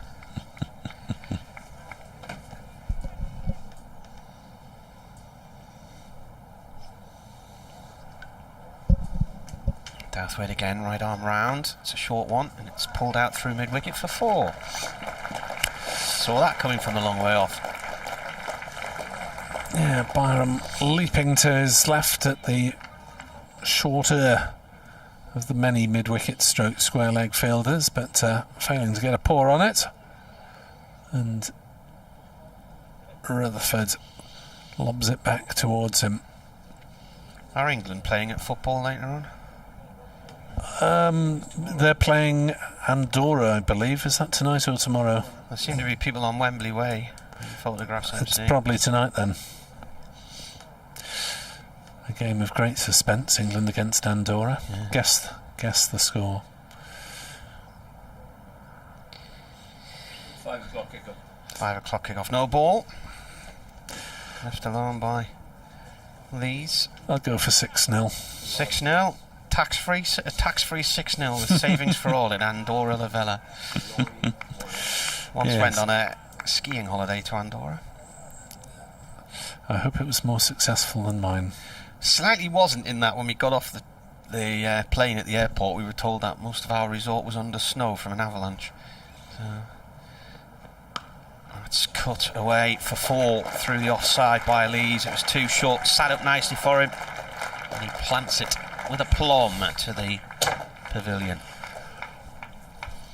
Yes, I wish my ski resort had been under an avalanche when I went there. My young children were pretty good. My wife was just about respectable, and I fell over a lot. All right. And was overtaken by small children and hung up my skis for good. Yeah, one of my colleagues was doing the Great North Run, and when he got overtaken by a banana, he decided it was time to call it a day. We went skiing with the kids a few years ago, and they had no idea this holiday was coming. Lee's has been put off by something and walks away from the stumps as the ball is coming. So we actually got them a few ski lessons on the dry slope at Sunderland in the weeks leading up to the holiday. basically saying to them, look, just seeing if you like the idea of maybe one day we could go on a skiing holiday. And of course they had no idea why all this was happening. And then lo and behold, Douthwaite in, it's a short one, and it's pulled down into the ground, and this is going to head off towards the county stand for four more. I keep calling that the county stand now, the castle stand. Well, it's been a sloppy over, this one, hasn't it? Brought the short leg in and hasn't bowled anywhere near as decently as he should do. It's been a bit slop. Yep, not good enough. 90 for none, Durham. They are 7 behind. Lees has 42.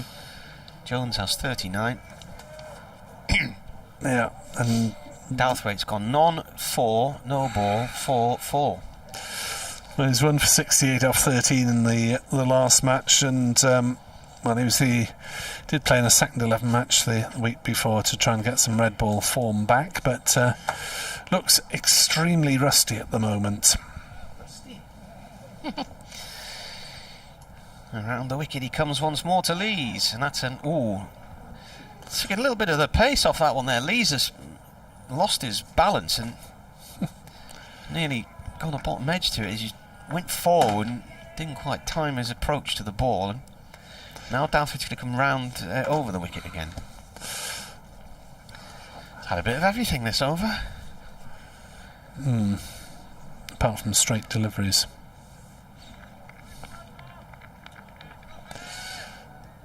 $90 for naught, 7 behind. Here comes the bowler again. This is defended. That was probably the best ball of the over. So it's ended up costing 14, that over. That's a shocker. I'll leave Edward Bevan alongside you to steer you through to the tea interval while Edward finds some alternative words.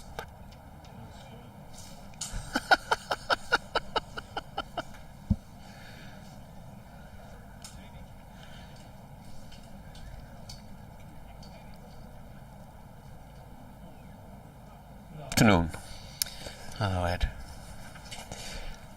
Nick pointed out then, and I was about to say it, that in the last game against Essex, Douthwaite 13 overs, 1 maiden, 1 for 68, and today he has gone at 7.86 runs an over. Now, is that acceptable for first-class cricket? Admittedly, he didn't play much in the T20, but he played in a second 11 match. They practice quite a lot. They practiced this morning. And he bowls that last over with 3 half trackers. The other over that he bowled before that, 2 short balls, which were hit for 4. I just don't know how to describe it, really, because it's not acceptable. And I'm sure if Joe Cook had been available, he would have been playing. Well, we've got to change the bowling, but not at Douthwaite's end. It's David Lloyd coming on at this end, the Finkel end, and bowls the first ball to Jones, who watches it go past and into the wicket-keeper's gloves. You know, I've never played first-class cricket, but surely we all have the right to castigate someone who is not up to the standard, and I just cannot understand why, if you're playing at this level, that you cannot bowl a length most of the time. I don't know what your views are, Martin, about any bowler, but as one who's watched Glamorgan for many, many years, Lloyd now comes in and bowls, and Jones is defensive, back on his stumps. Can bowl like this for 2 successive innings. Well, I don't know what the game plan was from that previous over, but whatever it was, it wasn't a very good over, was it? No. And I see the Glamorgan coaching staff walking on the far side of the ground, and there'll be food for thought. I'd like to listen to what they're saying at the moment, because in the tea interval, most of them should be talking. Lloyd, medium pace, runs away from us and bowls to Jones, and Jones just lets that go. Now, apart from Hogan, who bowled pretty well at the start of the innings, he beat the bat, and I think he's the only one who has beaten the bat.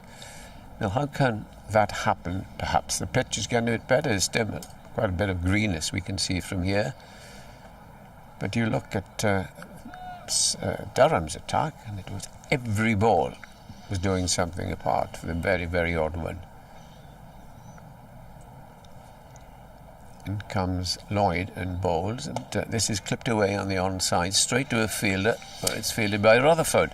Well, there was a period this morning when that partnership from Rutherford and Selman had got going, and we were questioning whether Durham had put enough pressure on. There were 3 LBW appeals turned down by Neil Pratt, but... And how many runs went down? Third man, off edges. Yeah. Not that I'm saying that, I thought Rutherford played pretty well. David Lloyd, in, no runs off the over as yet, and there will be a single here as Rutherford waits for the ball down on the boundary. It isn't Rutherford, in fact.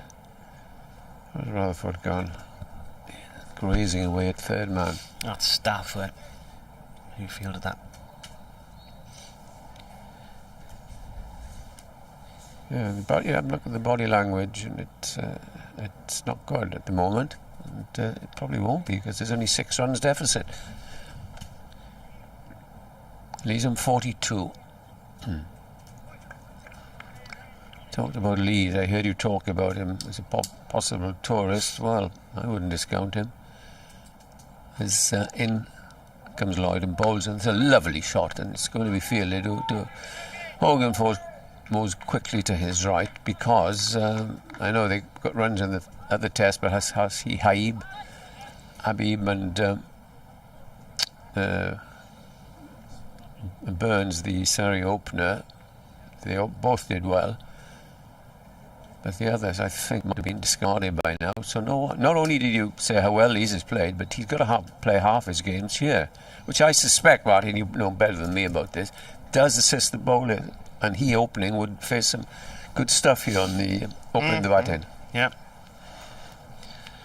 Yes, that is a key acknowledgement, isn't it? Just looking at Durham's best stands this season. They've had their best opening stand, 208 against Warwickshire in Chester Street. They dominated that game and won it quite convincingly. Next best opening stand, 89. So this is now the second best of the season from the openers. The 89 was against Worcestershire and Worcester. That was Cameron Bancroft and Michael Jones after Alex Lees couldn't bat in the second innings, having broken his hand. It was Lees and Will Young. And Douthwaite is going to continue against Warwickshire. Douthwaite in, bowling to Jones. It's on a length on off stump. That's a better ball. It's played back to the bowler. Might surprise us all by getting a wicket, but very expensive. What I was going to say in the last over from Douthwaite, if he then got a wicket with his final ball, they'd say the plan worked, but... What plan? Well, try and bring in a short leg, but it's the suspension now for Jones, and he's... Here comes again, and Jones plays just a short mid-wicket, no run.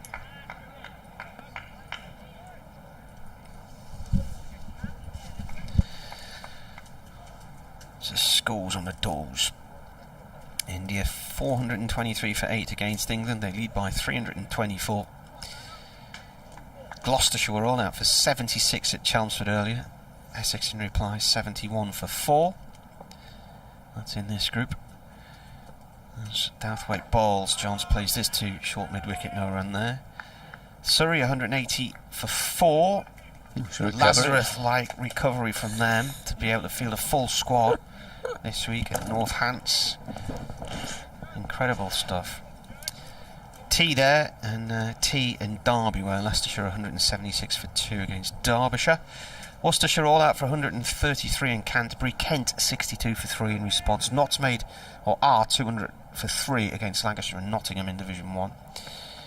That's a wideish ball, a thick edge down towards third man, and 4 runs for Michael Jones, who moves on to 44. Probably should have left that alone. Could have got himself out there. It was quite wide and overpitched. Where else are we? Hampshire all out for 89 at Edgbaston. That was an hour-long delay at the start of today's play after one of the Hampshire players was found to have coronavirus, but they were able to find someone else to fill their place. Somerset 134 all out at Scarborough against Yorkshire, who are 41 for 1. In that score, weren't Warwickshire struggling as well? 28 for 5, yeah, they're having a blinder. Well, they had a feather bed last week against Lancashire, 300 and something, plays 300 and something and something for 2. Yeah. Is that not a result pitch with Warwickshire top of the table, would you think? Possibly. Yes. I cannot cast in aspersions, but Durham beat Warwickshire here and then drew with them down in Edgbaston in a game where they lost more than 2 days to the weather. As Southwaite comes in, over pitches that one, played by Jones to point. They went into Division 1 along with Notts, who they beat twice, so that they couldn't have wished for a better outcome there. And Durham have gone into Division 2 with Essex, who beat them twice. So Essex came into this with more points than the rest of them. Well, yeah. Durham have gone into it with 4 now. It's all going to be average points anyway at the end of it all. Have you heard? Where we will or will not be able to tell you who's doing what or isn't in the final round of matches. Did you say that possibly this will be the system next year again? I've been told it looks like this. And why? For a number of factors. It's the. I don't think everybody's pro this. No, they're not. I would go back to 2 divisions of 9. So would I. Yeah. In comes Lloyd, starts a new over. His first ball is driven and it's going up to boundary, up towards us. And is it going to be stopped? It is, yes, just in time by Van der Gooten, but they'll easily get a third. And applause you probably will hear from the Durham faithful for the 100 partnership. And that is an excellent start. What a foundation they've laid now then for a very good score here, and possibly, who knows, maximum points. And out comes a slip. I've got a message from the Glamorgan archivist and scorer, Andrew Hignell, that heard you talking about the mist at Cardiff at 2018. And I'll just break off as Lloyd comes in, bows to the right-handed Jones and leaves. He says it was the remnants of Hurricane Ernesto. Right. What I don't remember. I didn't remember that. Well, I remember the game. I can't remember Ernesto. There'd been a lot of overnight rain, hadn't there? Because on the Saturday, I think Newcastle played Cardiff City in Cardiff as well. Right, and yeah. I passed their team bus on the motorway going down. But we got up on the Sunday morning, it was just really misty and murky. And it was just a lot of dampness in the atmosphere. Probably then coming from that, as Lloyd is in and bowls again, and this is pushed away on the onside. There's no run, and the score remains. I thought it was the 100 partnership, but the score was really much quicker than me. It's 98 without loss. Oh yeah, they've taken the lead. That's what the applause was for. And we'll lead by a few more runs by the looks of it. Talking about your story, North East footballers from Sunderland. Well, Jimmy Schooler, as you probably know, is Newcastle and quite a legend. He's also manager of Cardiff City. And Lloyd bowls. This is played into the onside Byram Fields, and there's no run. Quite a forthright person, as you would have thought, Jimmy Schooler. He was manager of Cardiff, and they lost 5-0 at home to someone. And a radio reporter, of course, and thank the world, it was pre-recorded, because the first question that he asked Jimmy Schooler was, "You can't be very happy with that, Jimmy?" To which he said, well, I daren't say what he said. He said, "Happy? What game have you been watching today?" Went on and on as Lloyd bowls. And he was a bit silly to ask that sort of question, but there we are. What a character he was. I famously remember sitting there at a press conference while Peter Reid asked a journalist which window he wanted to leave through. That was quite a fun moment. Great cricket supporter, Peter Reid. Yeah, he is. He loves his cricket. Yeah, been on tours. In fact, he was up at the weekend because he was doing a talking somewhere at the weekend. So is, of course, the present incumbent, who I've got a lot of time for, and I feel very, very sorry for him, Steve Bruce. Well, Reid was manager at Sunderland. Yeah. Bruce was at Newcastle, and he previously had been at Sunderland, of course. David Lloyd in glorious sunshine is in and bowls, and this time it's driven nicely through the covers. It's going down towards the boundary, but it stopped just inside by Salter. We're rather surprised it hasn't had a bowl as yet. That is the 100 coming up in just the 26th over. Going along very well indeed. The best partnership, I think, Nick, against Glamorgan this year for the opening wicket. We can't confirm that as yet, but I would think it's not far away. 101 without loss. Nick's given up alongside me. Who cares? How many overs have we got to go? 4 overs to tea. What time is the scheduled tea? Is it 10 to 4?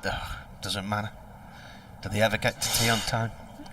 Yeah, have a bit of Salter perhaps at the far end. We are going to have a bit of salt. Salter got Lees in the final, didn't he? With a corker at Trent Bridge. Yeah, pitch and hit that off pole.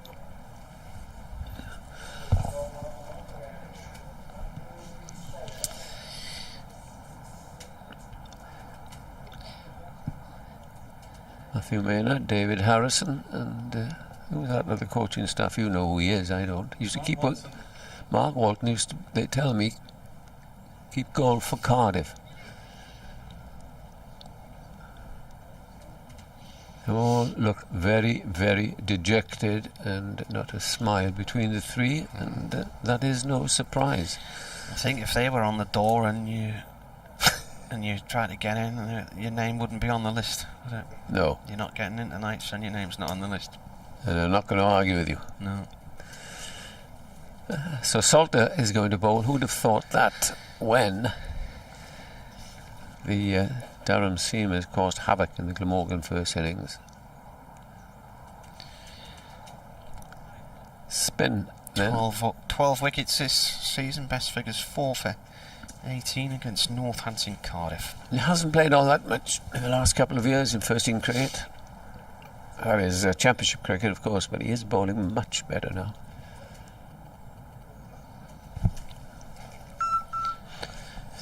$25-4, and if you don't want to know that Max Verstappen has won the Dutch Grand Prix, then don't listen to that.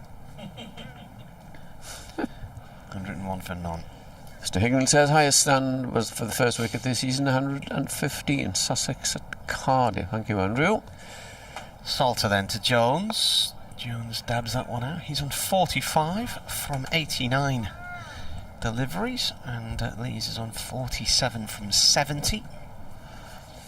Bale has got a penalty for Wales, 2-all, 3 penalties in those 4 goals.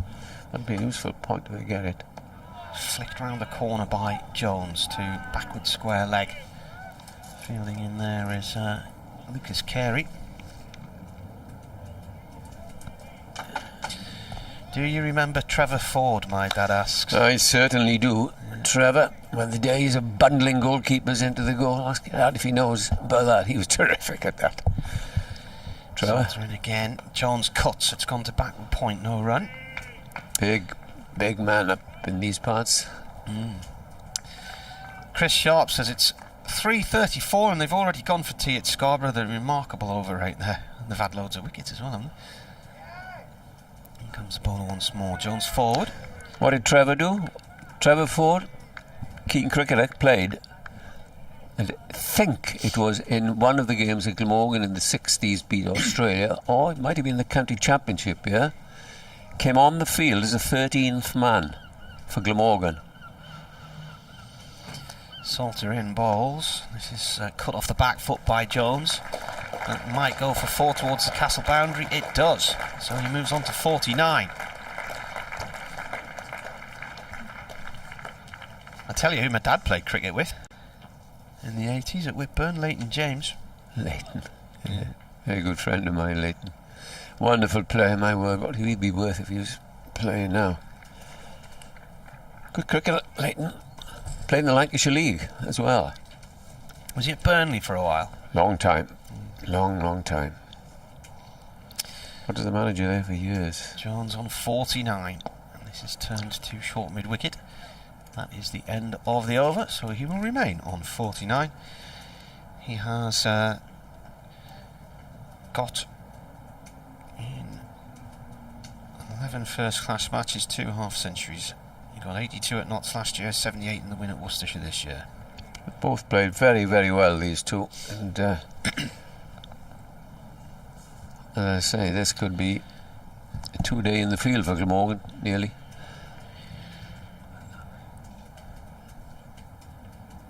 Six bowlers used, and Organ 7 overs, 0 for 16, 2.29. Carey 0 for 10 off 5. Van der Gooten 0 for 21 off 6. Douthwaite 6 overs for 42. Lloyd 2 overs for 7. Salter and 2 overs for 4. In comes Lloyd to start a new over. Bowls to Lees. Lees plays a nice looking shot off his toes. Carlson fields and threatens to return but decides not to.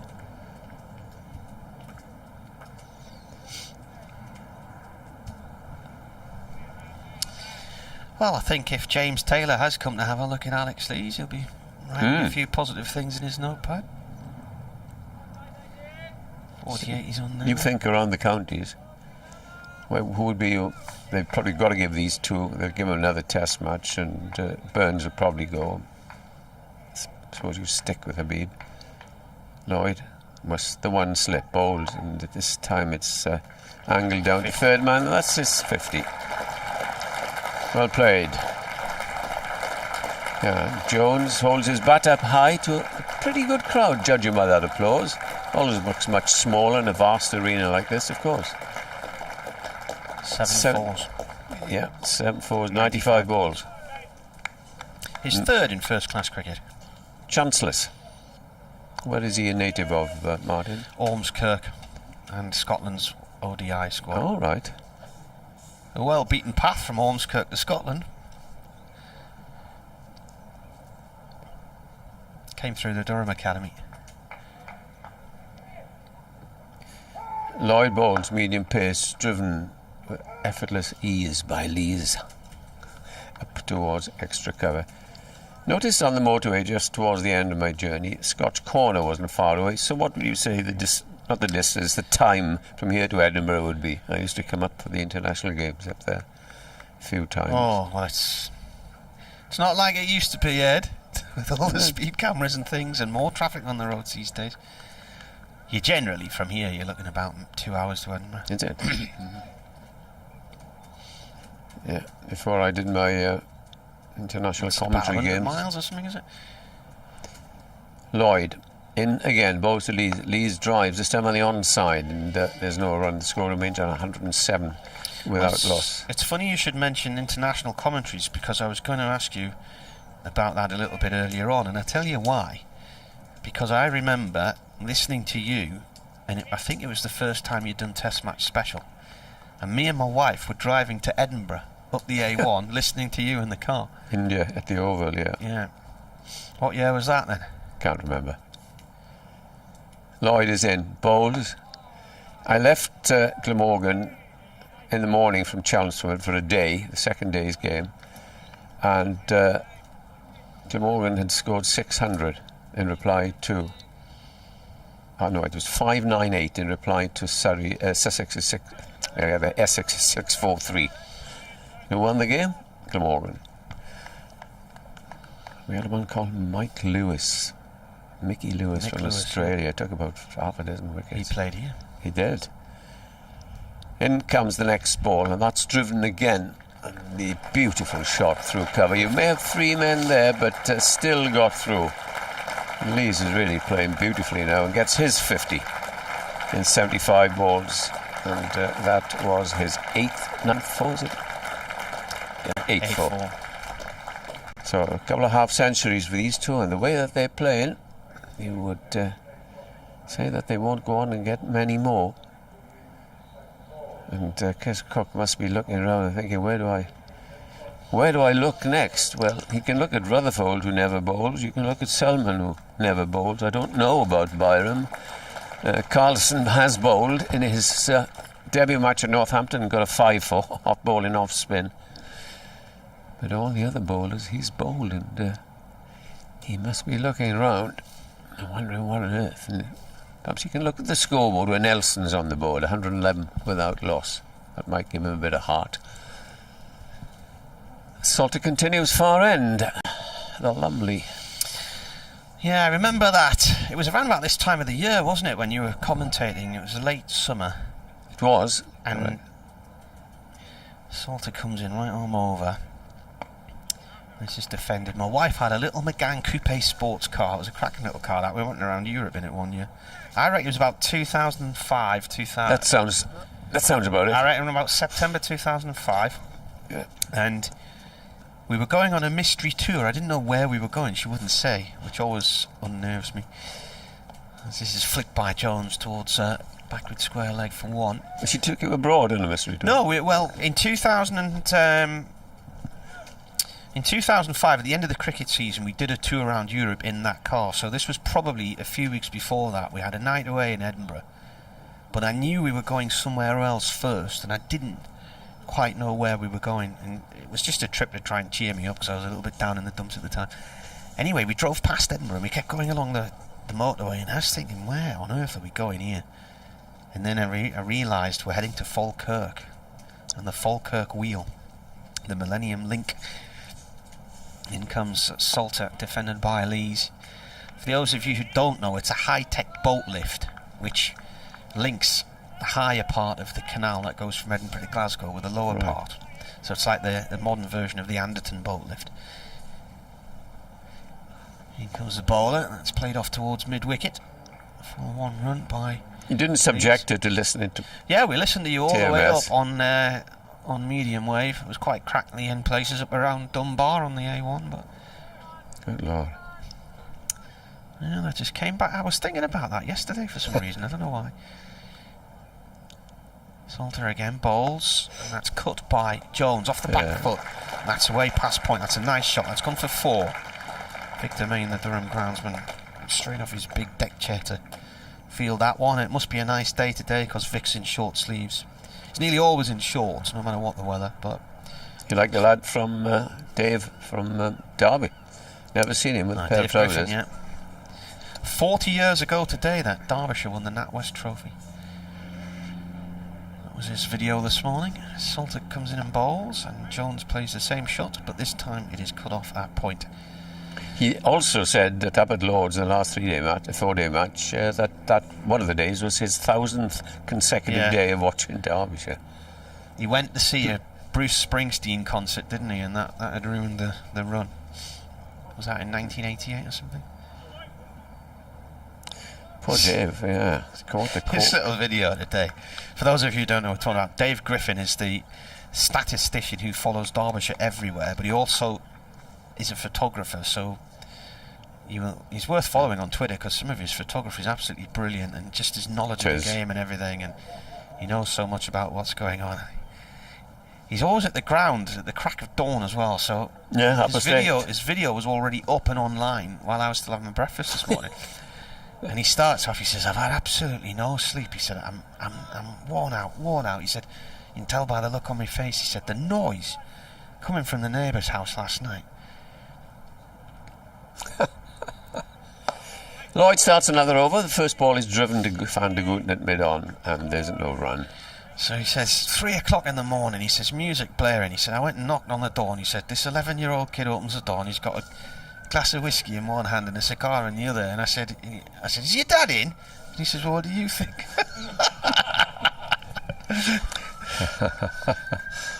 And then he said, that's not true, by the way. All my neighbours are nice. And he said, I just make these stories up. Lloyd bowls identical shot up to mid-on. Having said that, I would not tangle with him. Ex-policeman. Oh, he's an ex-motorway policeman, isn't he? Yeah. He is what? 6'5" and about 17, 18 stone. Yeah, he's always in a pair of shorts, even in the absolute pouring rain in Derby in May. Pair of shorts. Here's Lloyd. He's coming around the wicket now, and it goes very wide of the crease there, and bowls, and it's played on the onside. In fact, he's got 1, 2, 3, 4 men on that onside, and then same proportion on the offside. No sweeper, which I'm rather surprised because Lees has pierced that offside quite a lot, off Lloyd and also off Salter. Worth having a sweeper, you feel. By the way, that was the 52nd time that Lees has reached 50 in first-class cricket. Consistent.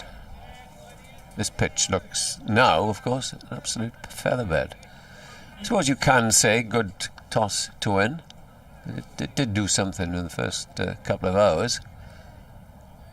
But after that, it looks a very, very good pitch now.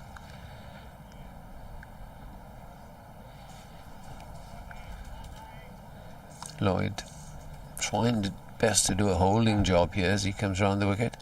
Goes to Lees forward and diving stop there.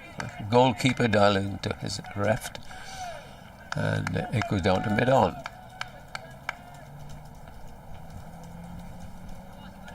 $117 without loss as we approach tea. Do we have cream scones and sandwiches? No, sorry to ruin your day even further, but no. Might be something around the members' room if you can have a forage over there. No, I'll have a forage in the biscuit department.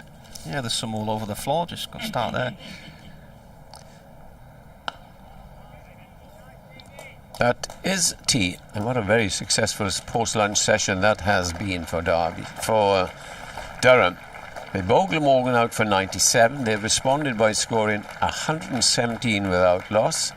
53 to Alex Lees, and Jones has got 55. And even though Glamorgan have bowled 6 bowlers, none has made any impression on these 2 openers. So a very, very successful position for the home side has this been. It is rather at tea here at Durham. Yes, we'll be back with you in 20 minutes. See you then.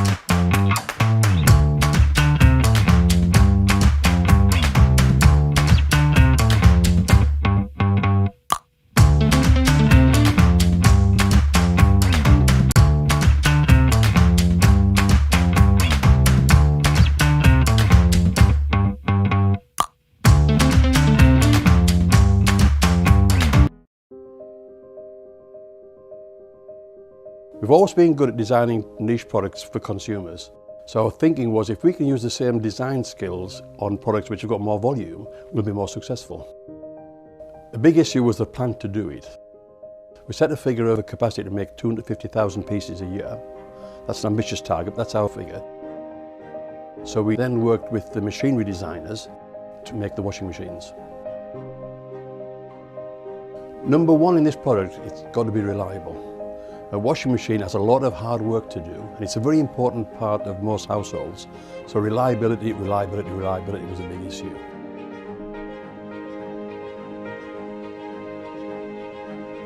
I think any new product, we've got to learn about it, and that's important. We've got to learn about it so we understand it inside out.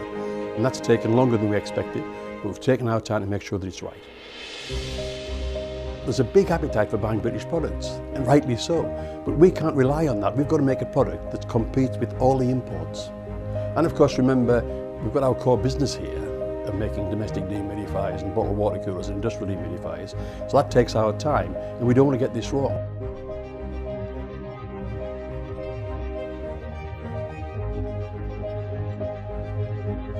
We've done 120,000 hours of testing washing machines here to make sure that it's absolutely reliable and does the job.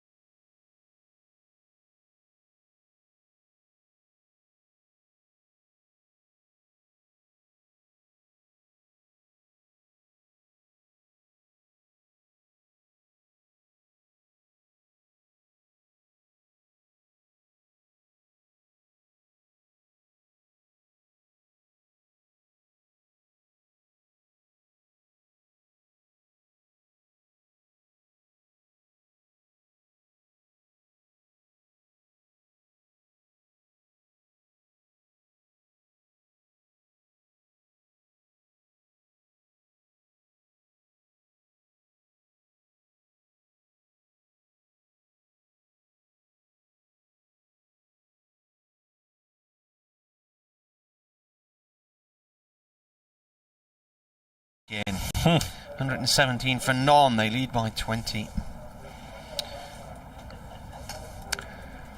Well, Glamorgan have failed to throw a punch so far today, really, since being 63 for 1. The first hour was all right.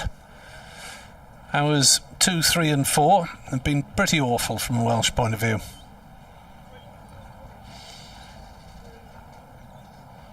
So what would you say has been your favourite hour of the day then? 10:30 to 11:30?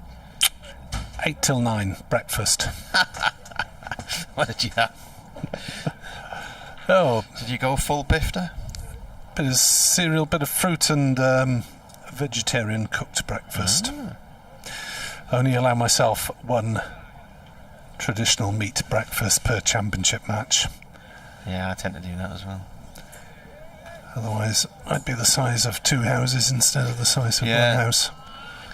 Yes, I always have a pre-cricket season weight, an end of cricket season weight, and the end of cricket season weight's always higher than the beginning of cricket season weight.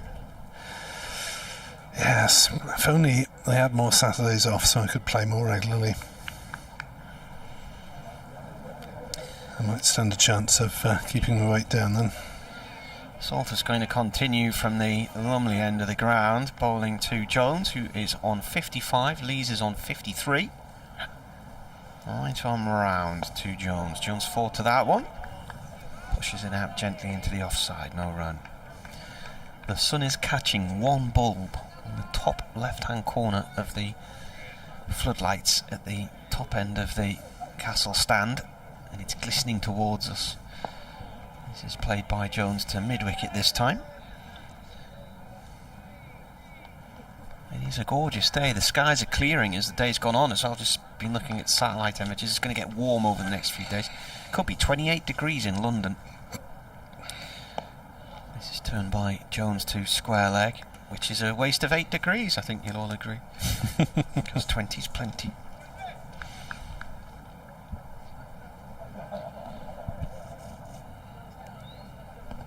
Salter again. Jones plays this out from around about leg stump. Too short mid-wicket. Nick Selman fielding in there. One slip in place. And David Lloyd as the bowler comes in again. And once more, Selman is found in the mid-wicket zone. One ball left of the over, which so far has been runless.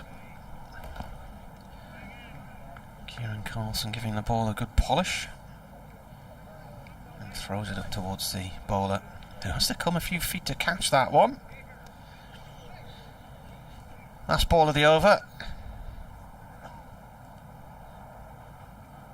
Salter in bowls, defended by Jones, and we start with a maiden after tea.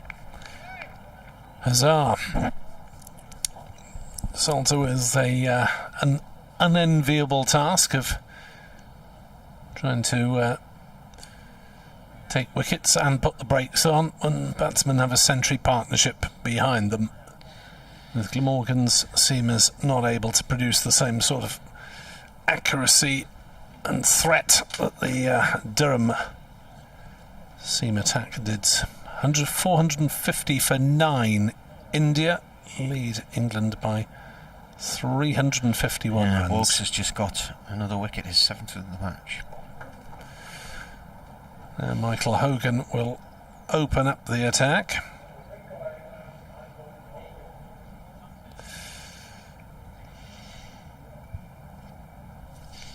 Just saw Ben Rain and Paul Coughlin earlier. They've come to sit up as far as they can on our stand to get a good view from behind the bowler. Have a look at what's going on. Well, Hogan was largely accurate.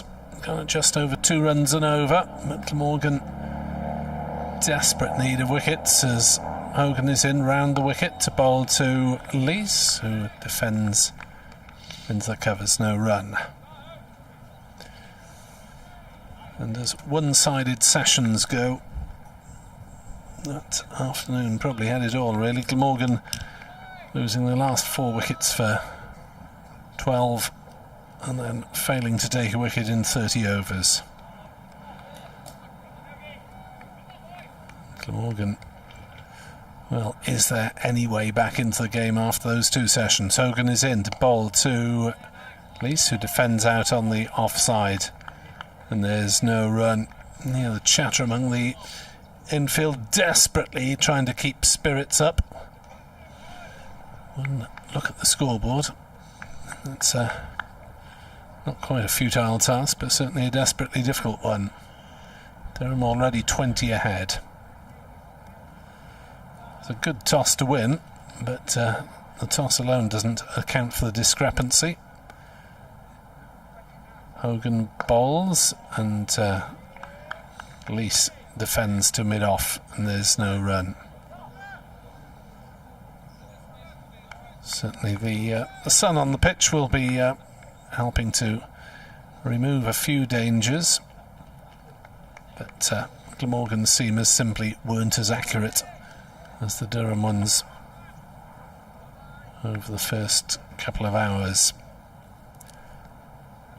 Hogan then, we look down over the umpire's shoulder, bowls, and Lees drives out into covers, and there's a slight misfield there, and that'll cost Glamorgan at least a couple of runs, as Rutherford allowed that one to get away from him. Kicks the ground in frustration. It's a couple of runs. Rutherford retrieved it 5 metres inside the cover boundary on that shorter side of the ground. And both batsmen now on 55. Lees with slightly better strike rate. He has faced 87 balls, I think it is, compared to Jones's 100 odd. There's a big appeal for LBW, and up goes the finger. Michael Hogan celebrates. Lees has gone for 55, and Glamorgan finally have the breakthrough. Durham 119 for 1, lead by 22. I'd like to see that again. I thought that was going down the leg side there. Umpire Neil Pratt gave it out straight away. He's looked a bit surprised to be given, but he's on his way. Don't all batsmen look surprised? Almost 75% of the time anyway. 55 off 88 deliveries. Decent knock. Will have impressed James Taylor, and it certainly helped put his side into an utterly dominant position, with Glamorgan needing to dominate session 3 in the same way as Durham dominated session 2 in the first and the second half of 1. Jones has 55 off 105. I was struggling to read that figure off the board before I described the wicket. Now, Scott Borthwick was not maybe in the best of nicks in this competition, averaging 23. But on the other hand, if you're a number 3 batsman, positions to come in at, this must be pretty close to top of the list, already in the lead. 30 overs to be bowled tonight. And no pressure to increase the scoring rate or do anything but just bat normally.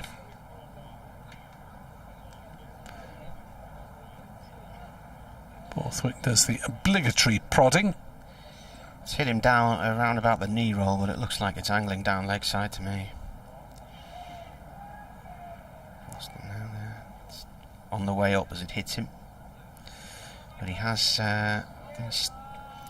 stepped across his stumps a bit, but I think if that was on DRS, it might have been going down leg. I wonder how long it'll be before we get technology that can give us decision reviews at county level. Hogan is in to bowl to Borthwick, who's off the mark first ball, squirting one down off an angle bat to third man. 120 for 1. Given the wasn't there a story the other day? Isn't there in Australia? Is it Michael Kasparovich has been working with a ball with? It's basically a high-tech cricket ball with things in it, you know, like they have in football for is it over the line or not? Yeah. They've been working with this basically a ball with microchips in it. Wow. It's a bit of a step forward from a ball that tells you off if it's over a line to a ball that tells you what it might have done a few seconds later. But there we are. I think part of it Wouldn't is rule to it be out. used as a training aid more than anything. I'm sure I read that somewhere. I'm not just imagining it. Unless you have very vivid dreams. The one I had last night was a strange one. Is it able to be revealed on air? Well, it's often when I'm away on holiday I have dreams that I'm working back at a company that I left 20 odd years ago. Blimey, that's had an effect on you. You over, and David Lloyd is bowling. He's replaced Salter from the Lumley end, bowling to Borthwick. Yeah, the dreams always go along the lines of, why am I here? I left you 21 years ago. Well, you decided to come back. Yeah, but I'm on holiday. Well, you chose to come back early from your holiday. It's your fault. And then they'd send me off on jobs to do interviews in far-flung corners of the north, but I could only go by bus and not by car, and I never get to the job. Someone wants to analyse that for me, get in touch. It's defended by Borthwick. It goes towards backward point.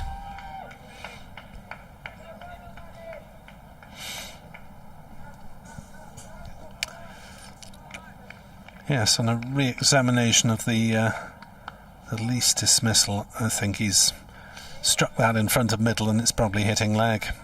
He's probably batting on off stump there. So I'll beg to differ with you. He steps across a bit, doesn't he? But it does look like it's angling towards the leg side. That was my observation. That's a good leave from Lloyd. Not far off the off-stump bail. Anyway, he's gone. And the opening stand 119. It's in the book. Or on the computer system. Or quite possibly both.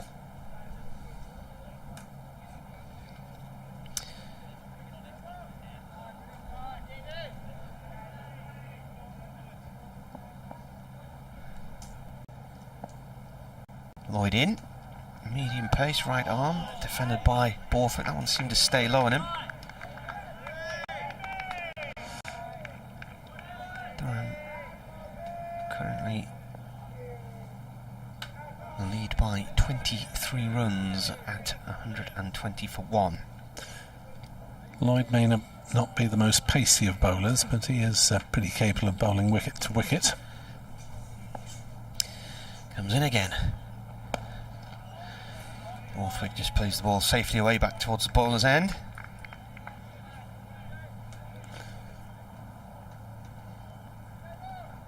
Gorgeous evening. Sun is shining. Breeze has changed. The St George's flag on the centre of the pavilion now appears to be pointing towards the south west. So have a bit of a northeasterly breeze which has blown the cloud away. Lloyd balls again. It's defended by Borthwick on a length. It's funny because at ground level the flags are pointing towards the southwest, but that's the very direction the tiny little bits of cloud that we do have left seem to be coming from. So we're in a bit of a bowl down here on the riverside. Maiden over from Lloyd, and Durham after tea are 120 for 1. Borthwick 1 and Jones has 55. Meanwhile, India continuing on their merry way. Still 9 down. Vital runs from Pant and Thacker in particular this afternoon.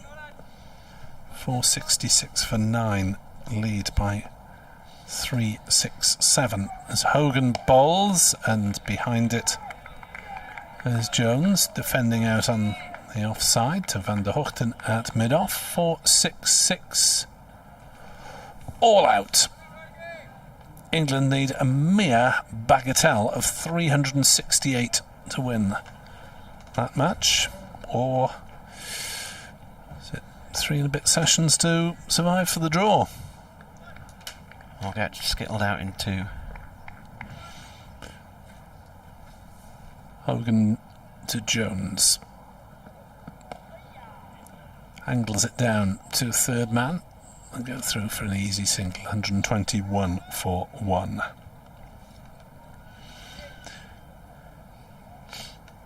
With 3 for 83, Chris Wokes. 2 apiece for Moeen Ali and Ollie Robinson.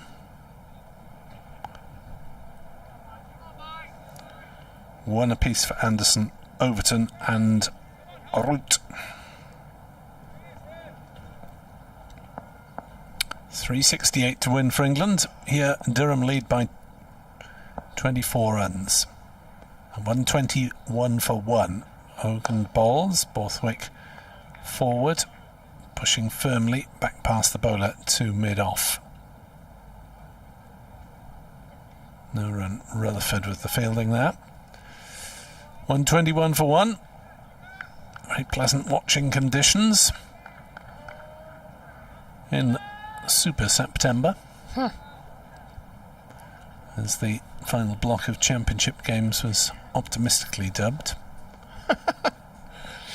Hogan bowls, Borthwick leaves, comes back a long way, but after it had passed the bat, took it there, going down leg side. Is in America in the elections, there is a super something, isn't there? Is it a super?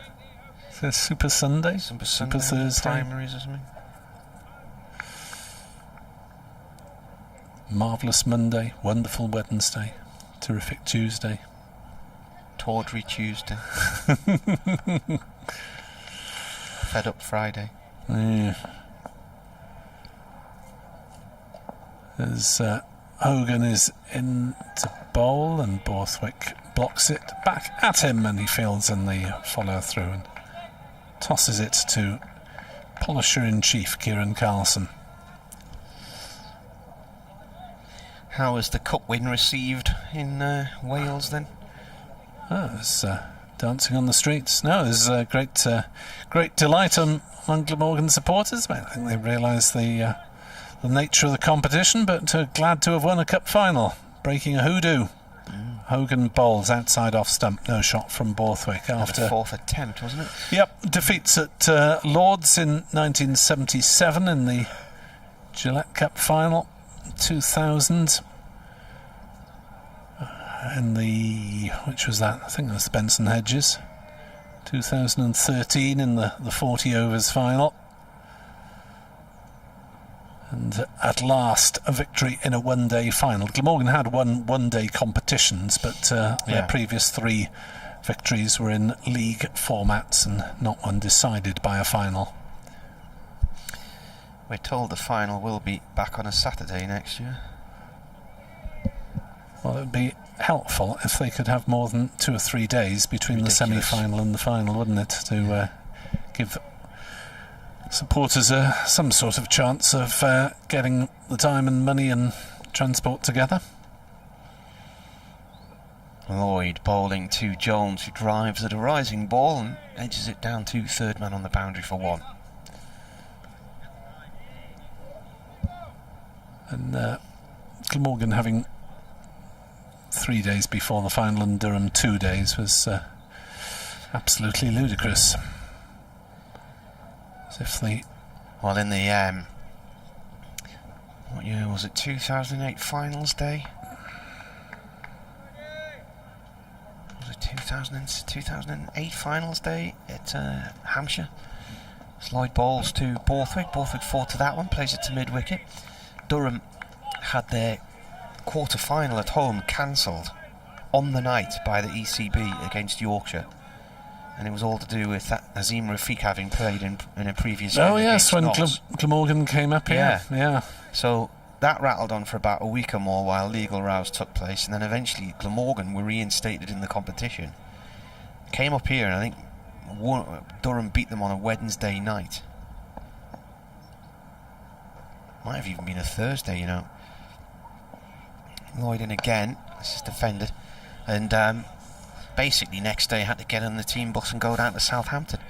And I had sensed the possibility that Durham might make finals day, and I'd suggested to my boss at work we should book some hotels that we can then cancel. And I was told not to, because that might just, you know, if you're superstitious, what do you call it? Put the kibosh on it, so to speak.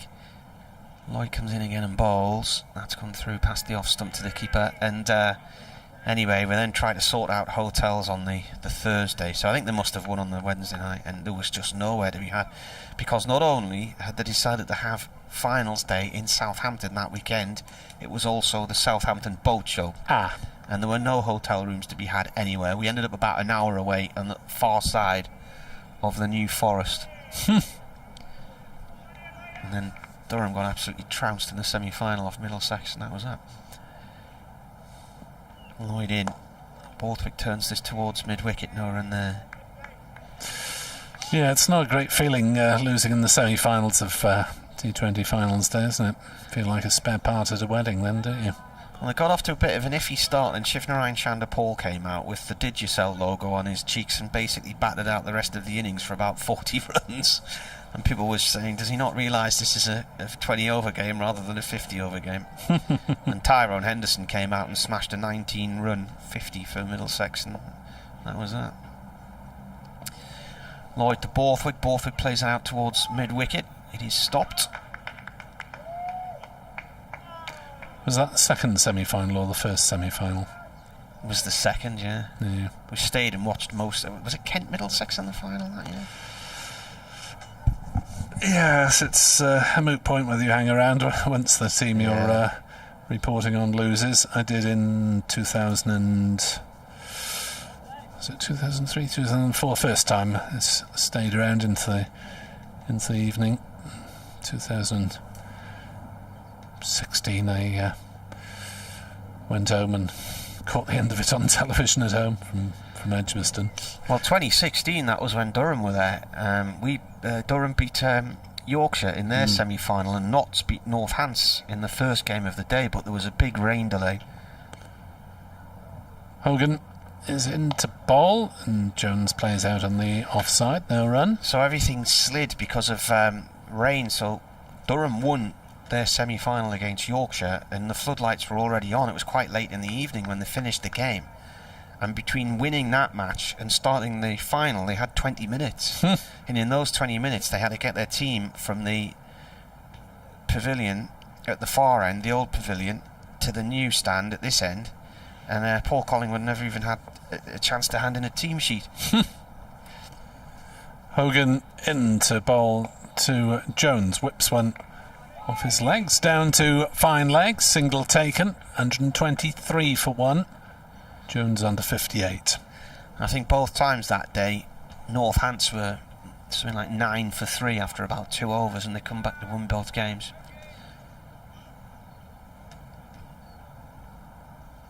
It was pouring down Marine when the match finished. It was probably beyond 10 o'clock at night, so we just went back to our hotel. Hogan into ball to Borthwick, who pushes forward, the ball rolling up to mid-off. Rutherford does the fielding, no run. Things have quietened down, possibly understandably, since the departure of Elise, because Borthwick has just got the single to his credit off 17 deliveries, and Jones seems to have slowed slightly as well. Reached his 50 off 95 balls, 58 now off 110. Hogan bowls outside off stump, a rare bit of width, and Borthwick takes full advantage to register his first boundary. So his patience pays off, waiting for the bad ball. Eventually it came even from Hogan. He's taken full advantage, smashing that through the covers for 4. Nicely timed. 127 for 1. The lead for Durham is 30 runs with 9 wickets in hand and 26 overs to build on that lead today. Hogan to Borthwick again, defends to Carlson at cover, and there's no run. Distinct difference in the different sides of the ground. The County Durham stand on our right hand side, the two-tier stand is bathed in sunshine, everybody in there in shorts and t-shirts, the majority, and in the pavilion in the shade it looks a bit colder, a few jackets on there. Yes, often the same at Sapphire Gardens, with the Cathedral Road end getting rather cool as the day goes on, and the River Taff end being rather warmer, but haven't been spectators up that end in some recent games, or most recent games. Hogan to Borthwick, driven again out towards mid-off. Oh, there's a bit of a fumble again by Rutherford, who did his best to get down on it, but the ball ran away several metres behind him. They didn't run for the misfield on this occasion. 127 for 1, Durham still 30 runs in the lead. Batting to come: Beddingham, Dixon, Travaskis, Eckersley, Rain, Potts, Coughlin, Rushworth. Possibly not in that order. Eckersley above Travaskis? It depends, really. I would imagine so. Coming about number 6 or 7. 1, 2, 3, 4, 5. Yeah, 6. Lloyd from the Lumley end, bowling to Jones. Jones plays the ball into the ground, back towards Lloyd, who looks as though he's going to volley it with his right foot. Actually kicks fresh air.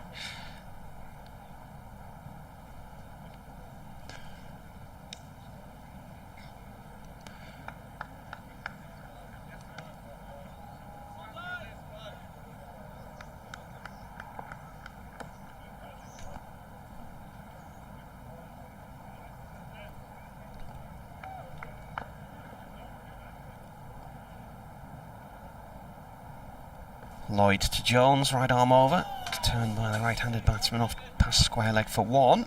Bit of an inside edge there. Message off at Glamorgan supporter Lawrence Horan, former colleague of mine, with regard to Jimmy Schooler. Oh yeah. Cardiff City were drawn against Torpedo Moscow in the Cup Winners' Cup, and in the meantime the Soviets put a Soyuz spacecraft into orbit. Schooler, no fan of the Russians, was convinced they did so to spy on Cardiff training in preparation for the match. Obviously. That's why you build spacecraft. Yeah.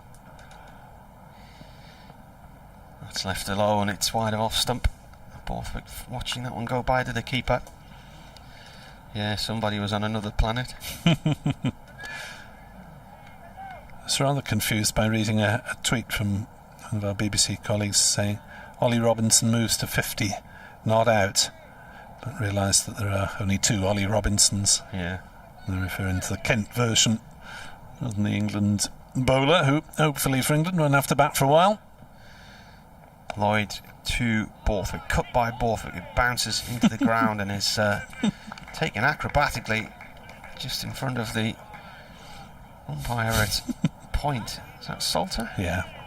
It's usually Salter at point. Got it one-handed as he was falling backwards through it to his left to Kieran Carlson at mid-wicket.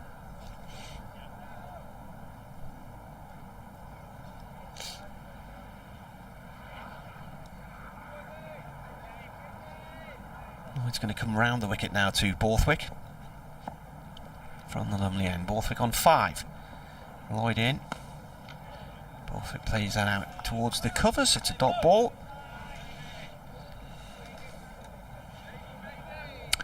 England just starting their reply, needing a mere 368 to win, or a day and a bit of a session to survive. Started with a maiden.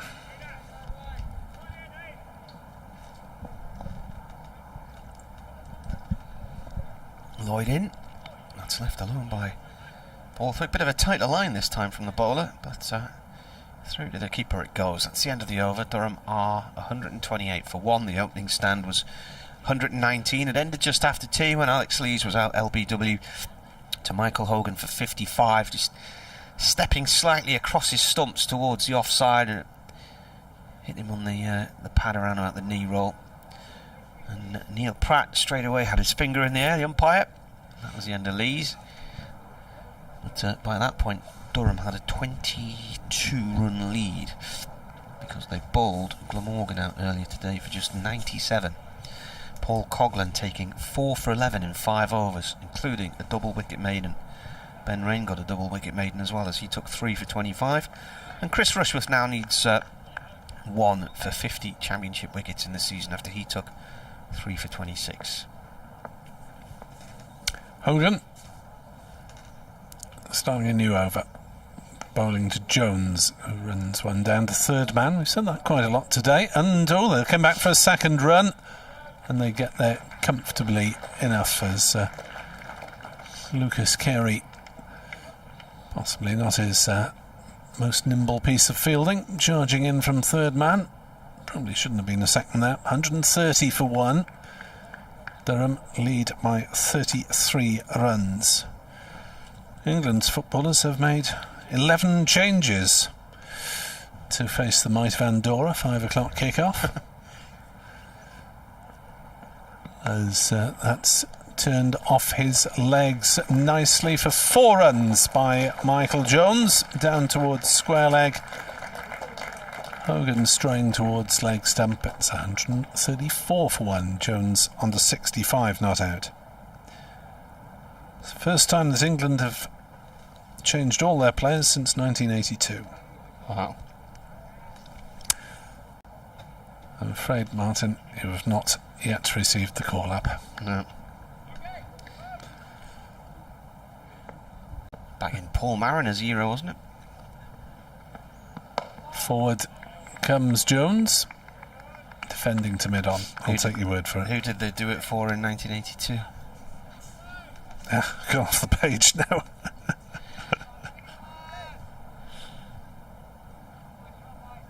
Andorra wouldn't have been playing matches then, were they? Been against. That was a friendly against Finland, yes. Yeah.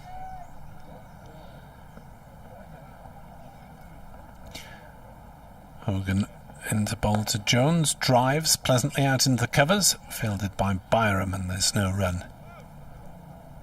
Umpire Blackwell is now positioned at point.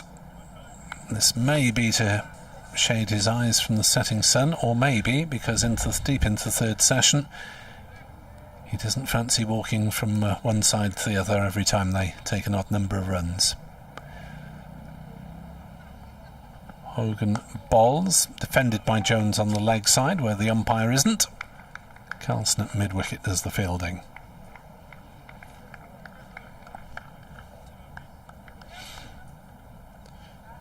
In this division, the second division and championship, Essex 111 for 5 in reply to Gloucestershire's 76 all out at Chelmsford. Tall Paul Walter has scored 46 not out to get the home side into the lead. Hogan bowls, Jones forward, hitting it down hard into the ground, bounces up, parried by Hogan in his follow-through end of the over. And at Northampton, Surrey 232, 234 for 7. Jamie Smith 109 not out. Will Jacks made 60. But another little flurry of wickets there. So those are the other scores from Division 2. Story of the day possibly at Edgbaston, where started an hour late because of a COVID case. Lateral flow tests all round and a clatter of wickets all round. Warwickshire 83 for 5 in reply to Hampshire's 89 all out. Notts against Lancashire, Notts 231 for 8. 4 wickets for Lancashire's Danny Lamb there. Gunnar John says it must be worth having a few quid on the England football team scoring more than the England openers. Cruel. Carey into the attack from the lovely end, bowling round the wicket, right on round to Borthwick. That's defended. Ball runs back to the bowler. And Rakesh says, to all of those who were offering their tickets for day 5 after the Indian claps on day 1, I don't mind having one of them. There should be a decent crowd there tomorrow. Yorkshire against Somerset. Yorkshire 89 for 4 in reply to Somerset's 134 all out. 3 wickets there for Josh Davey. 1 for Marchant de Lange, formerly of Glamorgan. Carey in. Borthwick forward to that one. Pushes it to Carlson in the covers. My mum's cousin Tony was on Facebook a day or so ago saying, I hope this test match gets to days 4 and 5. We've got tickets for them. And I said, it's a brave soul advice. Test tickets for days 4 and 5 these days, or a fool. And he's going to get his well, buying the tickets is possibly all right. It would be investing in hotels and train tickets that might be the foolish bit of it. Carey around the wicket to Borthwick. That one runs up towards Carlston in the covers again. Well, he's come over. Well, he'll have gone down from Chester. He lives in Chester, and I remember a few years ago commentating on a game in the media centre at Lord's, and then during the lunch interval seeing that Tony and his son had been on a tour of the ground that morning. They'd come into the press box and I never noticed them, and they never noticed me, and they'd gone there to watch Durham against Middlesex because England had been demolished by Pakistan at the Oval. That's left alone by Borthwick. So anyway, I got onto them and said, look, try and come back if you can. So they actually came back to Lord's the next day and came up into the media centre with us and watched the game from the main commentary box. In fact, Surrey have just said that it's sold out tomorrow. Oh, well, they are. England, India. Away man, with regards to this match, says declare now. It's the lead, 37. 134 for 1, Durham. Round the wicket comes Carey. Borthwick forward to that one, pushes it towards point, no run. Salter collects it. I know Glamorgan have batted badly, but declaring with a lead of 30 odd would, I think, be taking the mick to the extreme.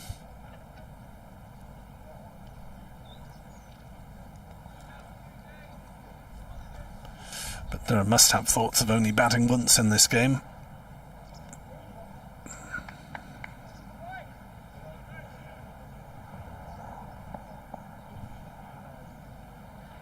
Carey bowls. Oh, it's a wideish ball, and Borthwick tries to cut and misses it through to the keeper. Well, that was shocking cricket all round, really, wasn't it? Poor bad ball, shot. bad shot, and dropped by Cook. Not that he'd hit it on the way through anyway. Maiden over for Lucas Carey, his first. 6 overs, 1 maiden, 0 for 10. As the players wander halfway towards the dressing room for a sanitisation break that goes almost unnoticed most of the time these days. Funny, isn't it, how here we are with these 10:30 starts in September, and all my thoughts of Nottingham and week 1 of the season and the snow, and looking at the fixture list and just thinking how many months of cricket we had to come, and would all the matches be played? How will it pan out? And here we are now with 3 games left, including this one. Where did it go? Where's it all gone? At least Glamorgan have got a trophy at the end of it all, but they've gone from well, almost heroes to zeros in the last couple of weeks. They've been very poor since lifting that trophy. Hogan into bowl, forward comes Jones, defending to mid-off, no run. Quiet passage of play this at the moment, there's not much going on. So I'm just trying to get the momentum going again after that opening stand came to an end at 119. Put 15 on these two. In 45 balls. Hogan bowls, Jones forward, pushing defensively out on the leg side, and there's no run. Well, there's absolutely no pressure on them to get on with the scoring, to be fair. as Louis Armstrong once said. You have all the time in the world.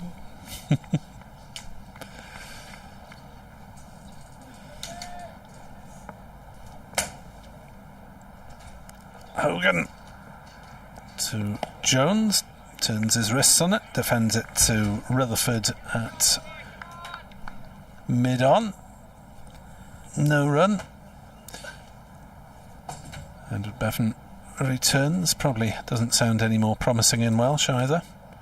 The score here. Diwrnod siomedig, a disappointing day, a phrase which I've heard Edward utter many hundreds of times over the decades. Hogan is in, bowls, and Jones forward, defending on the covers this time, fielded by Byram, bouncing in. And there's no run.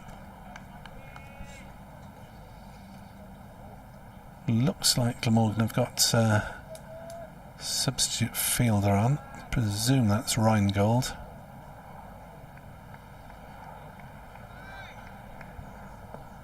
Two numberless players out there. Hogan bowls, and Jones once more defends, this time to mid-off, and there's no run. 134 for one, and the game just drifting in this evening session with 22 overs remaining after this delivery, so we should finish somewhere around about 10 past 6, quarter past 6. Which is not great for an early start, but a lot of wickets fell in the Glamorgan innings anyway. Hogan bowls outside off stump, allowed to go through. No shots played by Jones. Hogan backs up Carey's maiden with a maiden of his own, but the trouble is you can't say there's any real pressure on the batsman, is there, with a 30 odd run lead already, 37 runs into the lead. There's absolutely no pressure on Durham to do anything other than defend the good balls and score off the poor ones.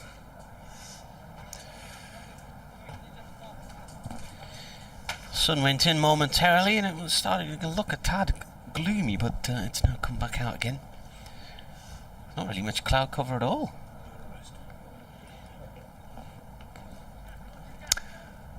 Yeah, I'll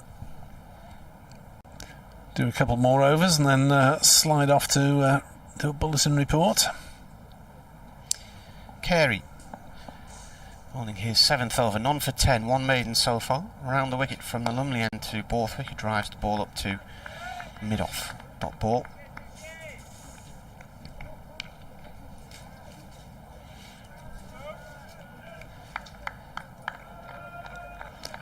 To reflect the quiet nature of the game, my laptop has started buffering madly. But there's not much going on anyway to re-watch. This is Scott Borthwick's 120th first-class match for Durham and his 180th in all. Had a few years at Surrey as well. As Carey comes round the wicket and bowls, this has gone off towards backward point, no run. Prodigal son. And he went off to Surrey. It was Durham beat Surrey in the final home game of the 2016 season. The start of that August looking like they might be having a tilt at the title, and then the wheels fell off in a dust bowl of a track at Taunton on Saturday morning. Hyderabad. Yeah, and even Chris, the Aussie captain of Somerset at the time. That's a nice punch shot off the back foot there from Borthwick for 4 past point. It was Rogers. Chris Rogers, yeah. He in the press conference after the game, because I'm not one of these who ever goes and stares at the wicket. I just think get on with it, because Durham had done quite well with their seam attack in that game, and then they were going along quite nicely on the Friday night, and then Mark Storman got himself out at a crucial moment in time. Durham lost 7 wickets the next morning, and I think something like 21 deliveries for about 5 runs. Ball was going round corners off the spinners. Well, something's put Borthwick off. He backs off just as the ball is coming in. And that was it, game finished. And then went to the press conference afterwards, and Chris Rogers had a pop at his own groundsman and said he got the wicket wrong and it was far too dry. And I thought, oh, there might be something in this, then I'll go and have a look at it and maybe do a little film. When I went out, the square had been flooded. I remember Martin Saggers, one of the umpires, said there was nothing they could do at the time about the unreasonable turn. There was nothing in the regulations. This is played by Borthwick out through deep mid-wicket. So Durham lost that one at Taunton, and then they also lost an away game at Middlesex and another one around about that time, and suddenly, having been neck and neck with the leaders at the top of the group, they were suddenly fighting relegation all within the space of about a month, and they beat Surrey here in the final match in 2016, and that was the week in which it was announced that Scott Borthwick was indeed leaving Durham to join Surrey. Carey to Jones, that's turned off down towards fine leg for one. A few weeks earlier, Mark Stormont had announced he was going as well. Then Paul Coghlan left to go to Notts, and then the following year Keaton Jennings went off to Lancashire, and Graham Onions left the club and went to Lancashire as well. So Durham lost 5 key players in a very short period of time, all of whom had come through the academy. Half a generation of players had gone. Carey round the wicket bowls, it's left by Borthwick.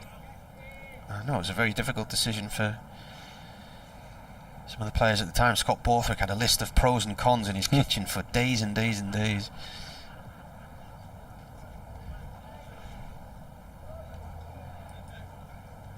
But in the background, of course, was Durham's financial predicament at the time, and then they were relegated by the ECB, who'd more than done their bit to help contribute to that situation.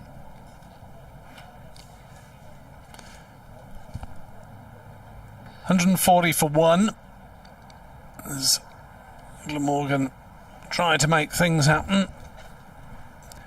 Hogan, 12 overs, 1 for 31. The only man with a wicket against his name. As my laptop busily packs up. Is that enough? Hogan in to bowl. Jones will get a...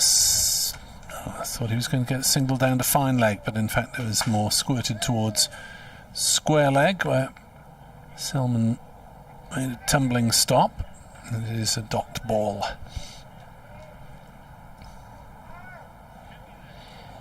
BBC Radio Newcastle with you, BBC Radio Wales on this Sunday afternoon. Durham's final home game of the year. They're at Northampton next Sunday, and then Bristol the following Tuesday. As Hogan bowls, driven but not timed by Jones, back to the bowler. Yeah, Northampton have no longer al fresco there. Good.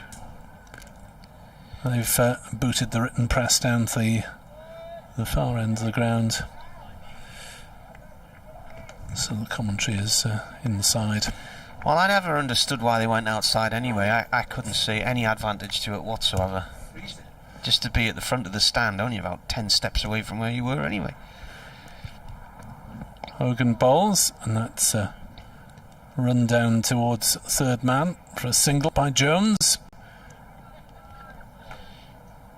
Well, at least you've got the option of being inside or outside, I think, these days, depending on the weather conditions. Because the original commentary boxes there were too small and at too much of an angle to most of the pitches, so they were unusable. 141 for one. I remember doing one game at Northampton where a TV gantry blocked out about a third of the ground, so we were just guessing. We were just guessing when the ball went in that sector of the ground. 141 for one. Hogan round the wicket to the left-handed Borthwick. Defends on the leg side.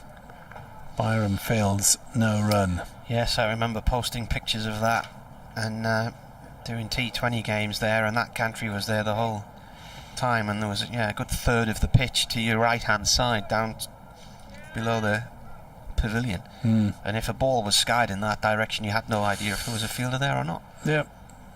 You just have to watch the player's reaction to see whether the batsman was walking off or not.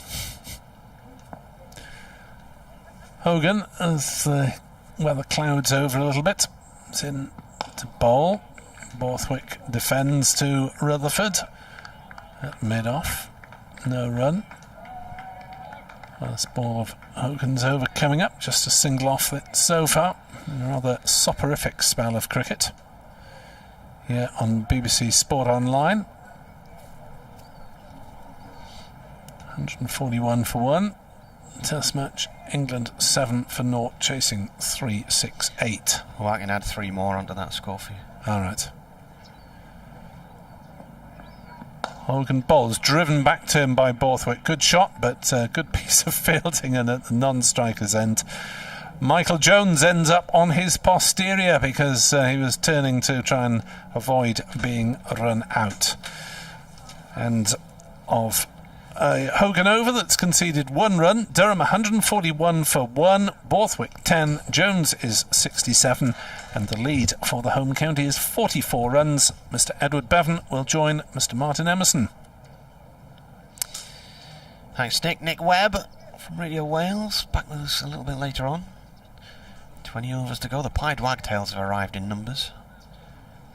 You can hear them outside there. You might want to hear what somebody told me in the interval, Nick, just before you go. You've got a minute. Yes, you're all right. I was accosted, well, I wasn't accosted, but I was asked by a gentleman, a Welsh supporter over there who travelled up from Cardiff, would you like to sit down and discuss? I said, certainly.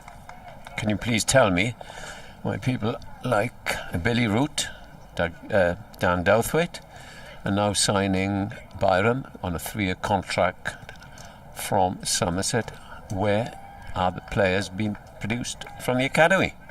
I hear Martin saying he came from the academy, I said, I just don't know. I have nothing at all to do with anything like that in the club. Why don't you get in touch and ask them?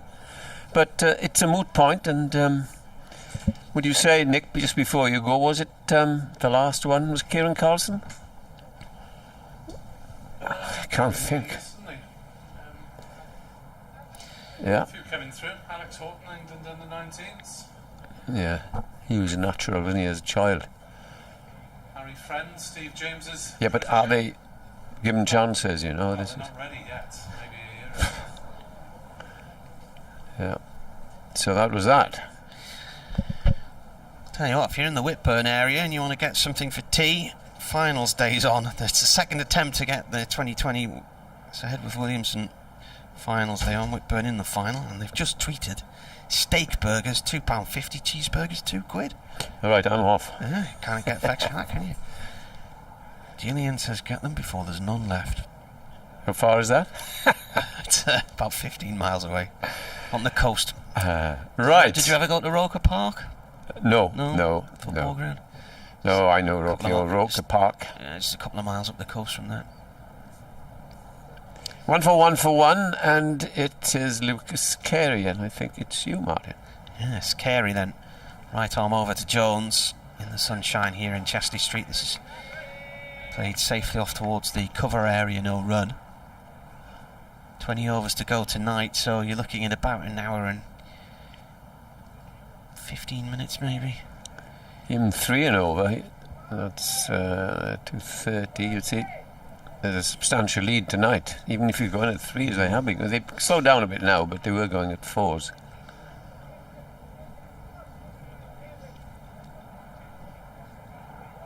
Just the one slip.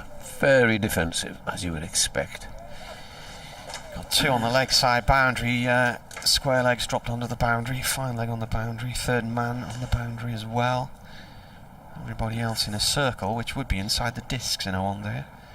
That's gone down the leg side, taken by the keeper low to his left. Southgate's made 11 changes, you know, if you've seen that. Who? Martin Southgate. Yes, first time since 1982. Bamford, yeah. And the leads friendly against Finland. The leads forward is in.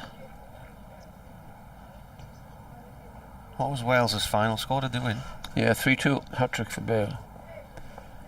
Bailed them out again, has he? Yeah, but they're a very poor side, Belarus. So they had to win that. Driven by Jones out in towards the cover area, no run.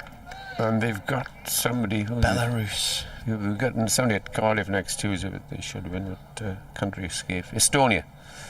I noticed in the pub last night they had Scotland against Moldova on. Yeah, Scotland won that, didn't they? Moldova not the great shakes, have they? No. Yeah, 1-0. Didn't look up much. I always remember a book I read a few years ago, Playing the Moldovans at Tennis. It was a writer, comedy writer, who also did Round Island with a fridge. So, in comes the bowler. Oh, bit of a Chinese cut there from Jones. He was looking to try and drive through the offside then. It's gone off to square leg for 1. I wonder if they're working on this, I've never understood reverse swing. I remember asking, you remember Steve Watkin, fine Glamorgan, seamer. Can you sit down and explain to me exactly what reverse swing or whatever they call it? Yes, he said, an outswinger. Yeah. Basically, or an in-swinger. You just move it around and hold it a different way. Around the wicket comes the bowler. Forward comes Borthwick defence. Tony Hawkes it was who...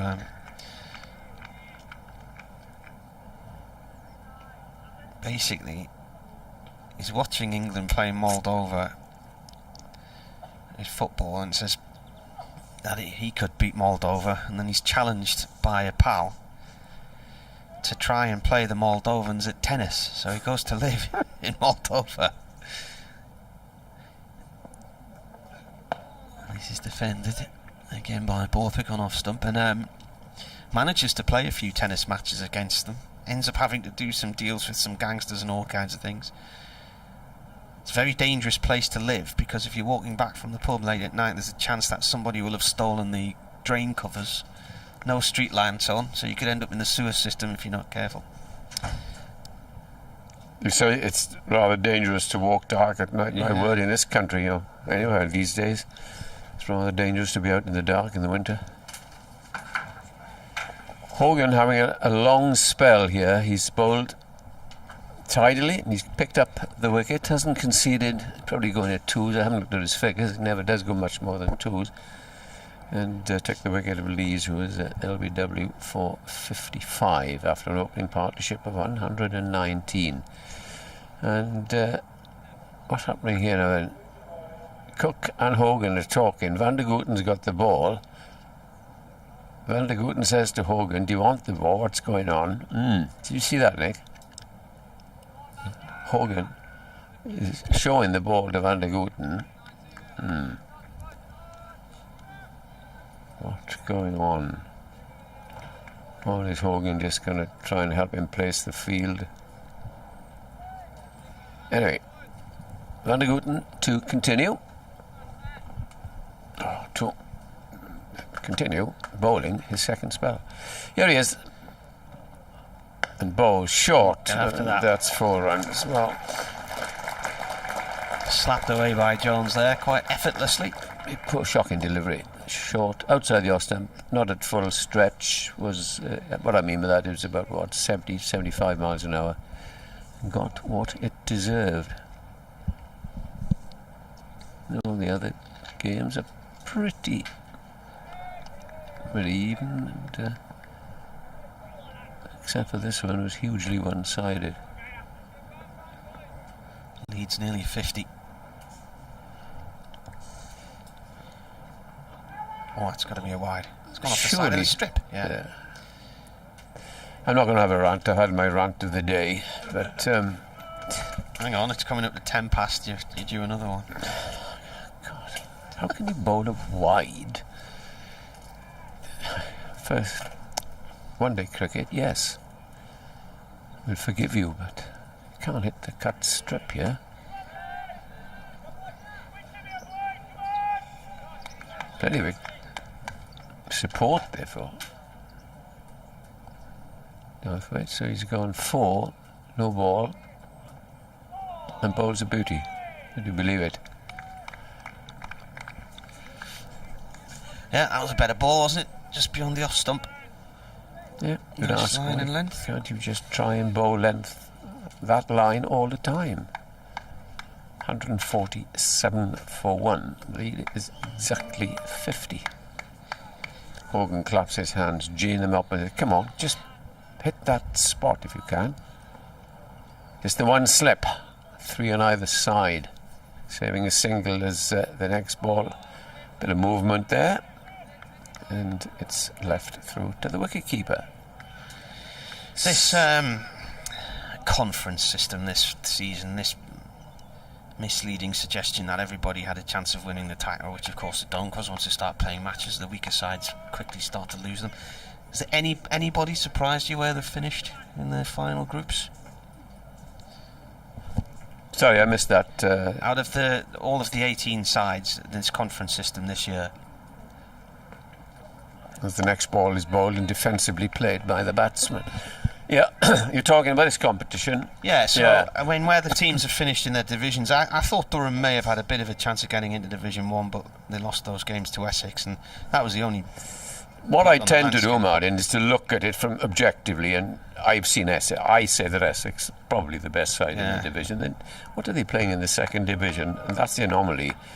And I don't think it represents who is or who are the better sides. So Van der Gooten bowls, Jones is behind it, plays it away on the onside, and there's no run. Well, if their game against Derbyshire hadn't been affected by the coronavirus and abandoned after day one, they may well have been in Division 1. But you know, the only surprise to me in where the teams have finished is that Nottinghamshire, having gone more than 30 matches without a first-class win, managed to get themselves into Division 1.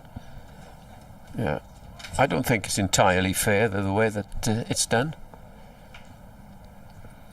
I'd much rather go back to the old system next year. Van der Gooten bowls, mix sort of over. That's not a bad ball. It's angled down the third man for a single. So the over improved as it went along. 148 for 1. And it's advantage by a huge amount to Durham on this first day. What is the reason? Are they afraid that COVID is going to hit them next year? It hasn't hit them this year. Well, it has impacted this season this year in places, but no, on you know, every game has been played except for the odd game, which fine, okay, you accept that, but it's a far better, much better, I think, anyhow, to have. But then, if you look at it like that, it's possible that Essex wouldn't be in the. Well, they surely would be in the top division next year, first and second. But you never know with ECB, you see, Martin. Carry in. Oh, an inside edge from Jones, who played that one-handed there. It's gone for 4 down to fine leg. Didn't know much about that one. He was looking around rather worried. Nearly chopped on. Yes, Kerry bowled pretty well in this spell. He had 2 streaky shots as Jones. That brings 150 up for Durham. 150 for 1 in the 42nd over. Wouldn't you like to see the 2 divisions back? Yeah. No way you stand. Leeds 55. Play each other twice, and it's a fair assessment across the season. Of course it is. Carey again bowls to Jones, defends this one. He's on 77 with 152 for 1. I think they're looking, from what I've been told, not just by people in the know here, but people elsewhere, that it's looking like it might be a conference. Do they consult the counties? That's all I'd like to find out. Yeah, I mean, it was the counties who. There were a number of people on the steering committee, varying county chief execs, who came up with this plan originally. I think 4 or 5 of them. Carey to Jones again. This has gone off towards mid-wicket. Now, some people are saying, what if not win the title and then they're back in Division 2 next year if you revert to Division 2 again? Well, bad luck. Yeah, they're in Division 2 based on what they've done in 33 games, wasn't it? Yeah, 3 years. Yeah. So Paul Newton of Essex, one of our colleagues, was telling me, it was worried him, is the ECB says that they will set up a committee. Well, you know what a committee set-up means? Disaster. Well, not necessarily, but you know what I'm trying to get at, you know. Around the wicket comes Carey, and this is played out through mid-wicket by Borthwick nicely. He should get 4 here towards the castle boundary, and does.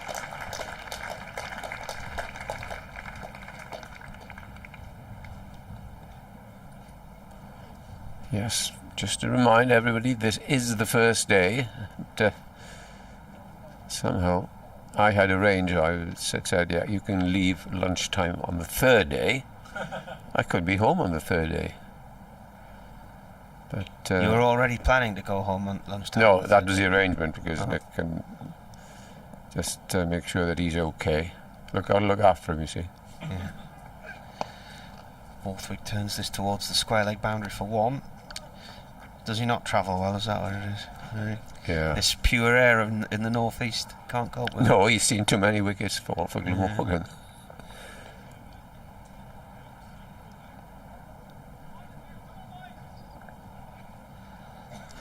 I came up the motorway yesterday afternoon, and I saw the 20 to 25 minutes wait at Sheffield. Yeah. So Carey balls, Jolton's places to mid-off, no run. For many years I thought, yeah, the M18, good old M18. So I slipped down there for a mile or two, joined the A1, and then there was a lot of traffic there because it's only, as you know, yeah, it's just a bit of a dual pinch carriage. point. You get through. But then off to go Weatherby Way, and it was brilliant from there on. Yeah. I never go up the M1. I always come along the M18. Do you? Yeah. That's interesting. Why is that then? Because there might be problems with It's leads? actually shorter, and it's generally quicker if you know, busy times. You've got the M18 and the A1 meet just south of Doncaster, and it can be a bit of a pinch point. But other than that, I mean, there's always speed restrictions past Sheffield anyway. Some days they've got speed limits on because of the clean air that they're trying to promote. 50. Yeah. Oh, I might do that then. There's all the overhead gantries, so you'd often be coming through there and do mile after mile after mile of 50 mile an hour. Van de Gooten starts another bowls, and yeah, I'll give him the benefit of the doubt. He pushed and immediately put it back inside the line, and Did you notice, if you generally come up the M1 rather than go up the A1, did you notice anything different about the view at Ferry Bridge when you came past there yesterday?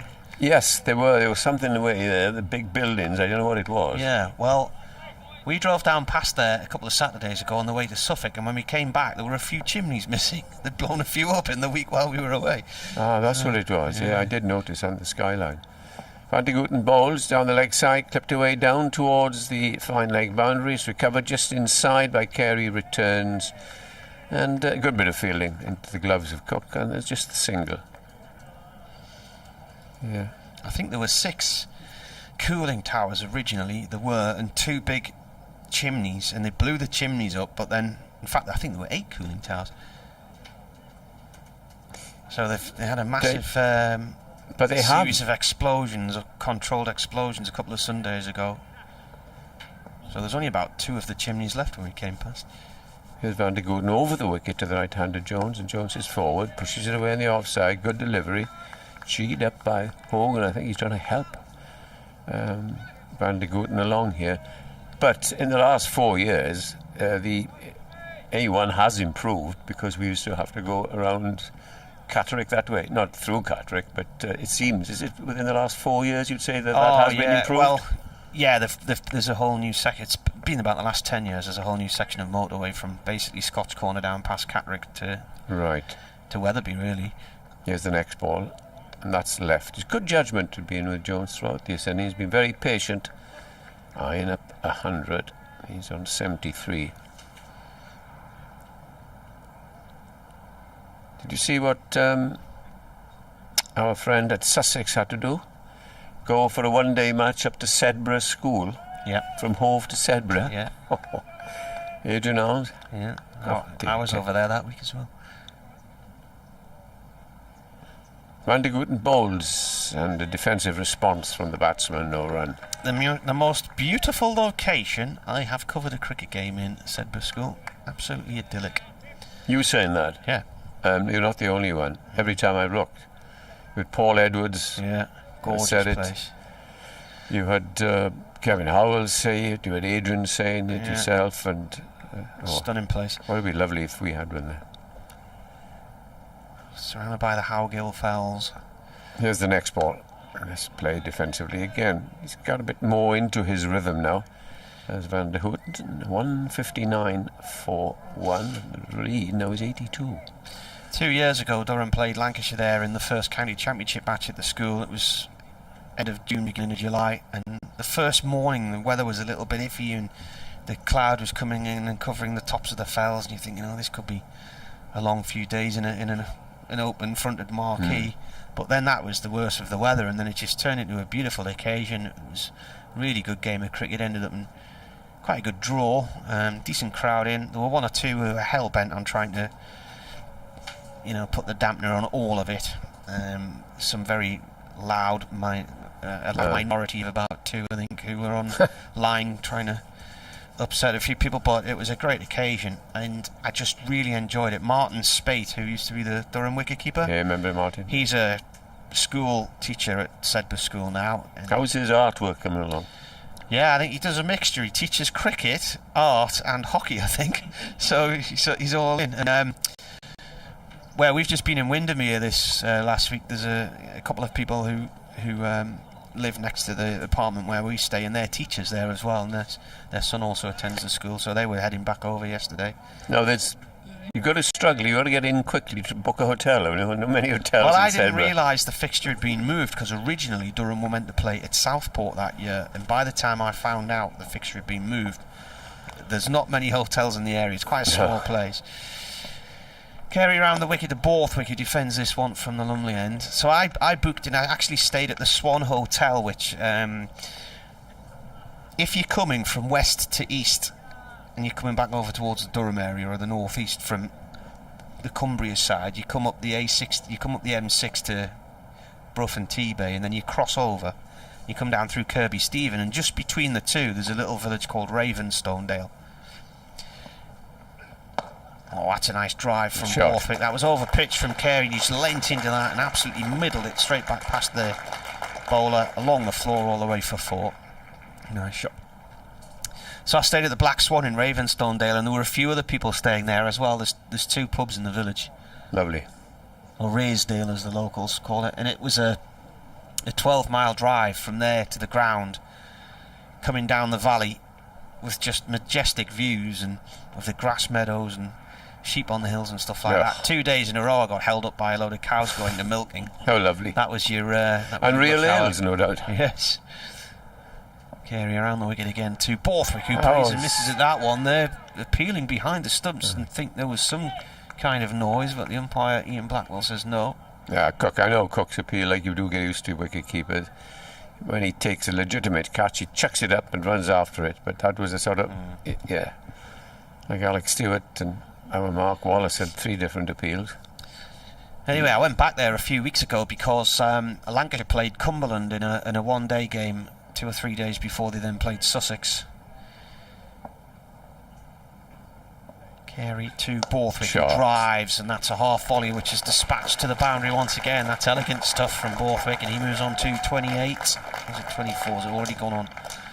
It's already on there, 24. Durham 167 for 1 now and lead by 70. I think the slip should come out here, but I suppose you've got to try and get wickets. The irony was, I went and watched Cumberland against Lancashire, and it was a beautiful sunny day. It was lovely. We took a picnic and we sat on the hill under the trees and went over with my dad and my daughter, and then day after that I drove down to Beckenham, and Adrian Harms came up from Sussex to go and cover that game for the Sussex Lancashire game at Sedbergh. And then we were driving down we stayed in Bromley for a couple of days, game at Beckenham, and then on the Sunday Durham had a one-day game at Hove. But Adrian wasn't at that because he'd gone to Lord's to watch a 100 match to meet his future son-in-law's pals, and we sat watching the rain coming down all day at Sussex, and he sat watching the rain coming down all day in London, so he never saw his 100 game. And then from there it was a tootle up to Radlett and a game against Middlesex a couple of days later. Borthwick turns this one down towards fine leg for 1. Nick was badly treated at Radlett this year, he says. He went for a one-day game and they hadn't put anything up for the BBC and ended up at sort of square leg under the trees, didn't you, Nick? Hey, at Radlett we were in a marquee. That can't be right. we were in a marquee, sort of slightly at an angle, but we were 2 years ago. But there was a row of press tents and stuff, and there was a bit of a camber on the field actually. Carey Bowles to Jones has played up to mid-on over on there, and that is the end of the over. 9 from it. Durham 168 for 1. It was a nice location because you're right up on the top of the hill, and all you're looking around at trees and everything else. It was lovely. Yeah. I'll have a bit of a break. How many overs to go? 15 to go, so I'll come back a bit later on. Come back in 15 overs time.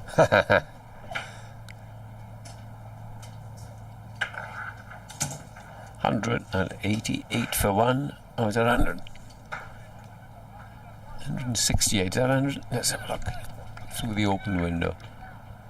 168 for 1. Approaching the bonus point, and this is going to be a rich haul for Durham in this game, one feels. As Van de Gooten starts another over, still the 2 slips as he's round the wicket and bowls to Borthwick, who plays it away, equally well fielded by Michael Hogan, who dives to his left, nearly gives a overthrow away, but it's recovered. Just getting a little, it's not dark, but there's shadows converging away to our left with the sun moving around to go down in the west. Yeah, just feeling a little bit autumnal. Mind you, it was last week in Cardiff.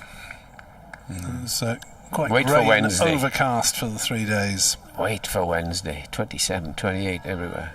Could be 30, so the man said this morning.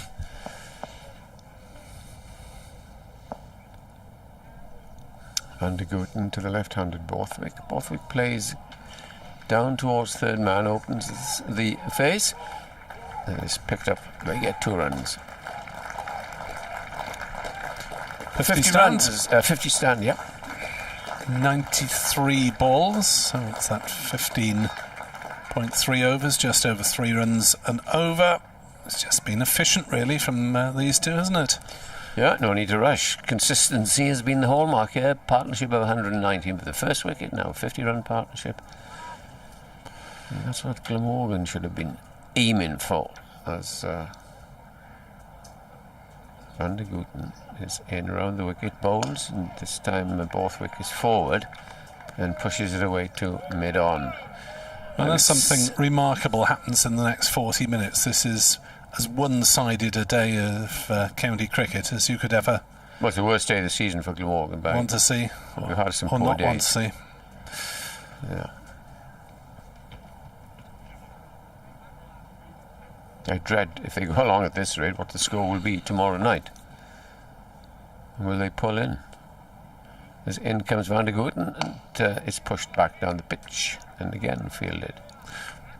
Absolutely no point in declaring, I wouldn't have thought, if the weather forecast's all right after tomorrow morning. England 30 for naught. Now then, do they go for this tomorrow? They'll be heavily criticised again if they, shall we say, they're 75 for no wicket, 80 for no wicket at lunch, or 85 for 1. No, they want to wait. Next ball is played defensively up to mid-off, no run. Well, it's one of those situations, isn't it, with 338 needed to win by England. You know, if they score another 30 tonight, it'll be about 300 to win on the final day, and things happen naturally. Overs, then yeah. Things happen naturally, don't they? If batsmen are well set, then they're going to get 300 in a day. This apparently is a beautiful pitch still. Here's Van de Gooten. Last ball of the over, bowls. Flicked away nicely. This is going to be a chase for Hovan. He won't have to chase. He dived his full length, and he is feeling as well as anybody in the team. Yeah, hit the stumps as well with his throw from wide mid-off. He's scrambling around enthusiastically, Hogan, in the dirt. Just going to say that he's running up now just to show a look. Maybe 40 years of age, but I'm moving around just as good as any of you, which he is. That scoreboard is moving inexorably in Durham's favour. 171 for 1. They lead by 74 runs after dismissing Glamorgan for just 97 this morning. So an excellent day for Durham.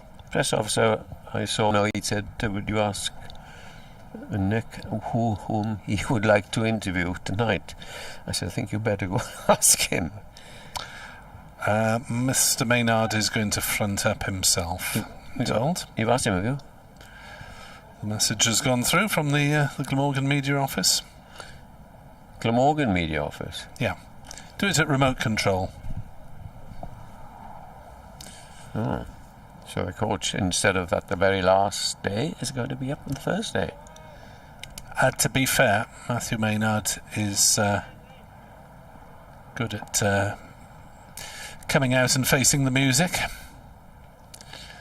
Douthwaite is in. De Boll, shocking delivery down leg side. Cook does well to prevent it going away for buys. Chris Hughes says we have a members forum during the Gloucestershire match where a question about players coming through the academy could be posed. Will it be selected for the panel, and would we get an open answer? Well, if enough members put questions about that subject, then one would hope that it would be taken up. Why are the questions from the floor then? As Douthwaite is into bowl, again down leg side, again Cook athletic and acrobatic away to his right. I don't know the format, to be honest. It's the first one they've had in person, as I say, for a couple of years, so I can't really comment on that one. I remember doing one just before previous coach Robert Croft was dismissed, and it was just firing questions from the floor that day. That's driven by Borthwick to mid-off, fielded by Hogan. No run, 171 for 1. In terms of academy players, I suppose Sisodia would be the most recent to come through. England under-19s, and played reasonable amount of first-team cricket. Would have been more if it hadn't been for injury this season. Douthwaite bounding in, right arm around the wicket, bowls on leg stump, clipped down. I think more the point was, this was a sort of rider to the question, was why do we sign so many players, instead of developing them? Well, they're trying to develop young players, as all counties are, but if they're not good enough, you don't stick them in just because they're Welsh. They get an opportunity in many cases. As Douthwaite bounces in, bowls outside off stump, allowed to go through. So really what you're saying is that there are not enough Welsh young players are being pushed through. You look at the likes of Somerset, and you look at the like of Sussex and Yorkshire, Durham. There's so many of them. Whether it's a better catchment area up in this area, or Lancashire's another one. They've got lots and lots of homegrown, haven't they? When you think of North. Douthwaite bowls allowed to go through by Jones, outside off stump. A few cries from slip and keeper as it came back in a little bit after it passed the bat, but it also passed the wickets as well. 172 for 1. Durham lead by 75 runs. The real disappointment of this season for me in terms of development has been Roman Walker's decision to join Leicestershire in search of more regular championship opportunities, as well as... Is he playing today? Because he hasn't played as yet. Not sure. Do you want to check that one out? Check that for you now, yeah. Because Walker was in the T20 side. He would have been in the One Day Cup side where he played the first game. He was then left out after his move became known as Van der Hoogten. Ball's edged, and has that one carried to slip? Yes, it has. Borthwick has gone for 29, and Glamorgan finally have a second wicket, but Borthwick has done a job extending that lead. It's 172 for 2 as Van der Hoogten at last gets his first wicket. Just nibbled at it, didn't he? To answer your question, no, he's not playing for Leicester. It begs the question, is he injured? Sorry, I 29. Shoved you that question, then nicked your delivery off you. That's very naughty of me. David Lloyd with the low-down diving catch at slip. Borthwick gone for 29. But Durham already 75 ahead with just 2 wickets down.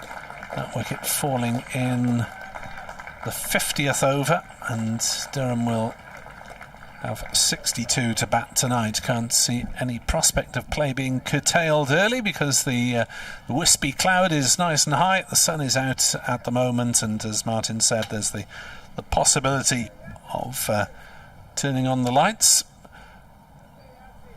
And well, at 172 for 2, who strides to the wicket but Bedlingham scoring? Yeah, top scorer, or nearly top scorer, with Libby just overtaking him, but Bedlingham with 1,000 runs in view.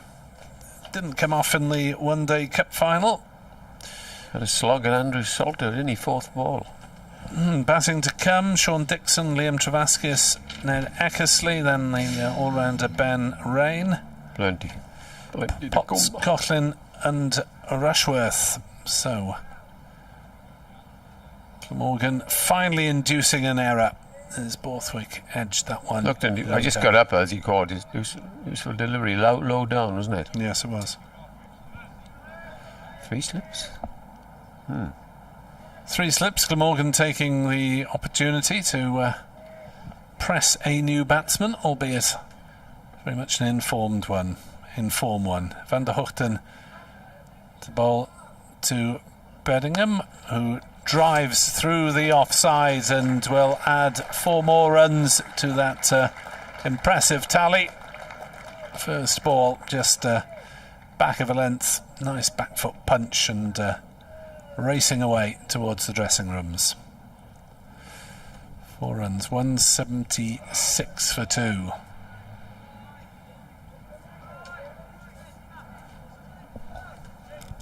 As Van der Hoogten has the ball back in his hands. Bedingham has announced his presence in style. Insulted by 3 slips, maybe. Second ball is defended to mid-wicket. It is. No run. I'm surprised rather than disgusted to have 3 slips. Well, I suppose you've got to attack early on and try and get... but the ball is... how many overs old? How many overs we had? I think the point with Academy and young Welsh products is that there's a balance to be had. I can't think of many players in recent years who you could say haven't been given a decent chance. Well, it's up to the judgment, isn't it, of how they good defended by Bedingham. And there's no point in keeping players in the first 11 over a prolonged period if they're not providing performances up to the standard.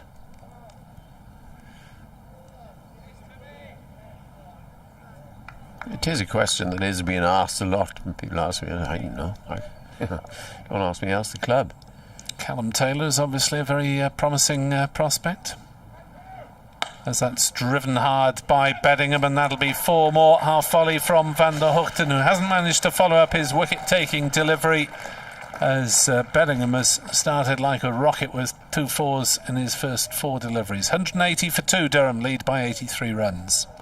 2 beautiful shots through extra cover, weren't they? Wide of mid-off, and he means business. I haven't seen him play, never heard of him before this season, of course, and he's got a lovely stance at the crease. Well, it's the level of overseas player you want, isn't it? One who will stand out in the county championship without necessarily attracting a national call-up for international duties. That's my call for next year for Rutherford, don't you think? Because he has played some good. He's failed in a few innings, but he has played some nice innings. But just as he did against Essex, he got to 13 the first innings, 40 here, and then he's dismissed. Well, top score today, but that's not saying much, as that's steered away down towards backward point by Bedingham. Already he's in double figures in the over that he's come in. He's raced to 10, and it's 182 for 2. Bedingham has 10 off 5 deliveries. Callum Taylor, another Welsh prospect, is on the fringes the first team. He's been in quite a lot of squads without quite and he's been left delivering. out of them, hasn't he? He left out of the 4-day match, and he was left out of the Benson Hedges. You said it, no threat of the game being called off tonight because of the light. It's beginning to cloud over away to our left, isn't it? Just a little bit, but I think surely we should be all right. How many overs left? 12? 17? 12 overs left. But possibility of the lights if they need him. I don't know if they will. Here we are. Don Douthwaite will continue from the Lumley end, and he comes in now and bowls, and this time it's open face there, down for a single, and Jones gets one more. He moves on. What is he on there? 79, and as you say, Bedlingham only faced a couple of balls. He's already on 10. Another slip is beckoned as Douthwaite better bowl fairly tight to Bedlingham, or he will be chasing him. Here he is, comes in and bowls to Bedlingham, drives and gets 4 runs. Treated by 3 half volleys since he came in, and he said thank you very much and hit 3 4s. Means business, as you say, Nick.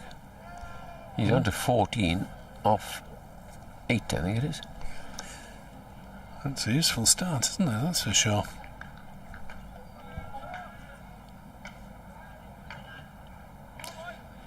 $14 off 6.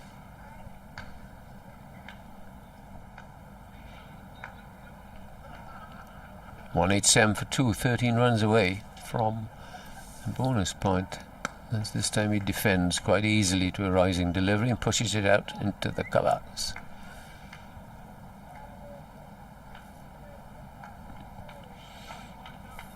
Well, at this rate, Nick, if they bat with the same consistency that they have, you're looking at about 400 tomorrow, if not more. Unless something drastic happens. You never know.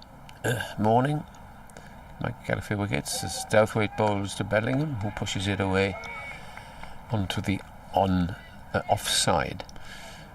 Surprised not to see a sweeper either side of the wicket, I must say.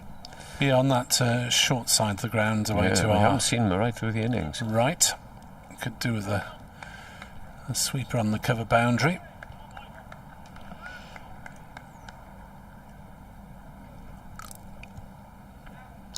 From the lovely end in towards us comes the next delivery, which is played away, and there'll be a couple here for him as Van der Gooten picks up very quickly, returns, but they get through for a second. Just as well Carlson was backing up. It was way over Cook's head. 189 for 2. Still a bit of greenness there, isn't it? But not as much, not quite as much as this morning, but it's still a fair amount.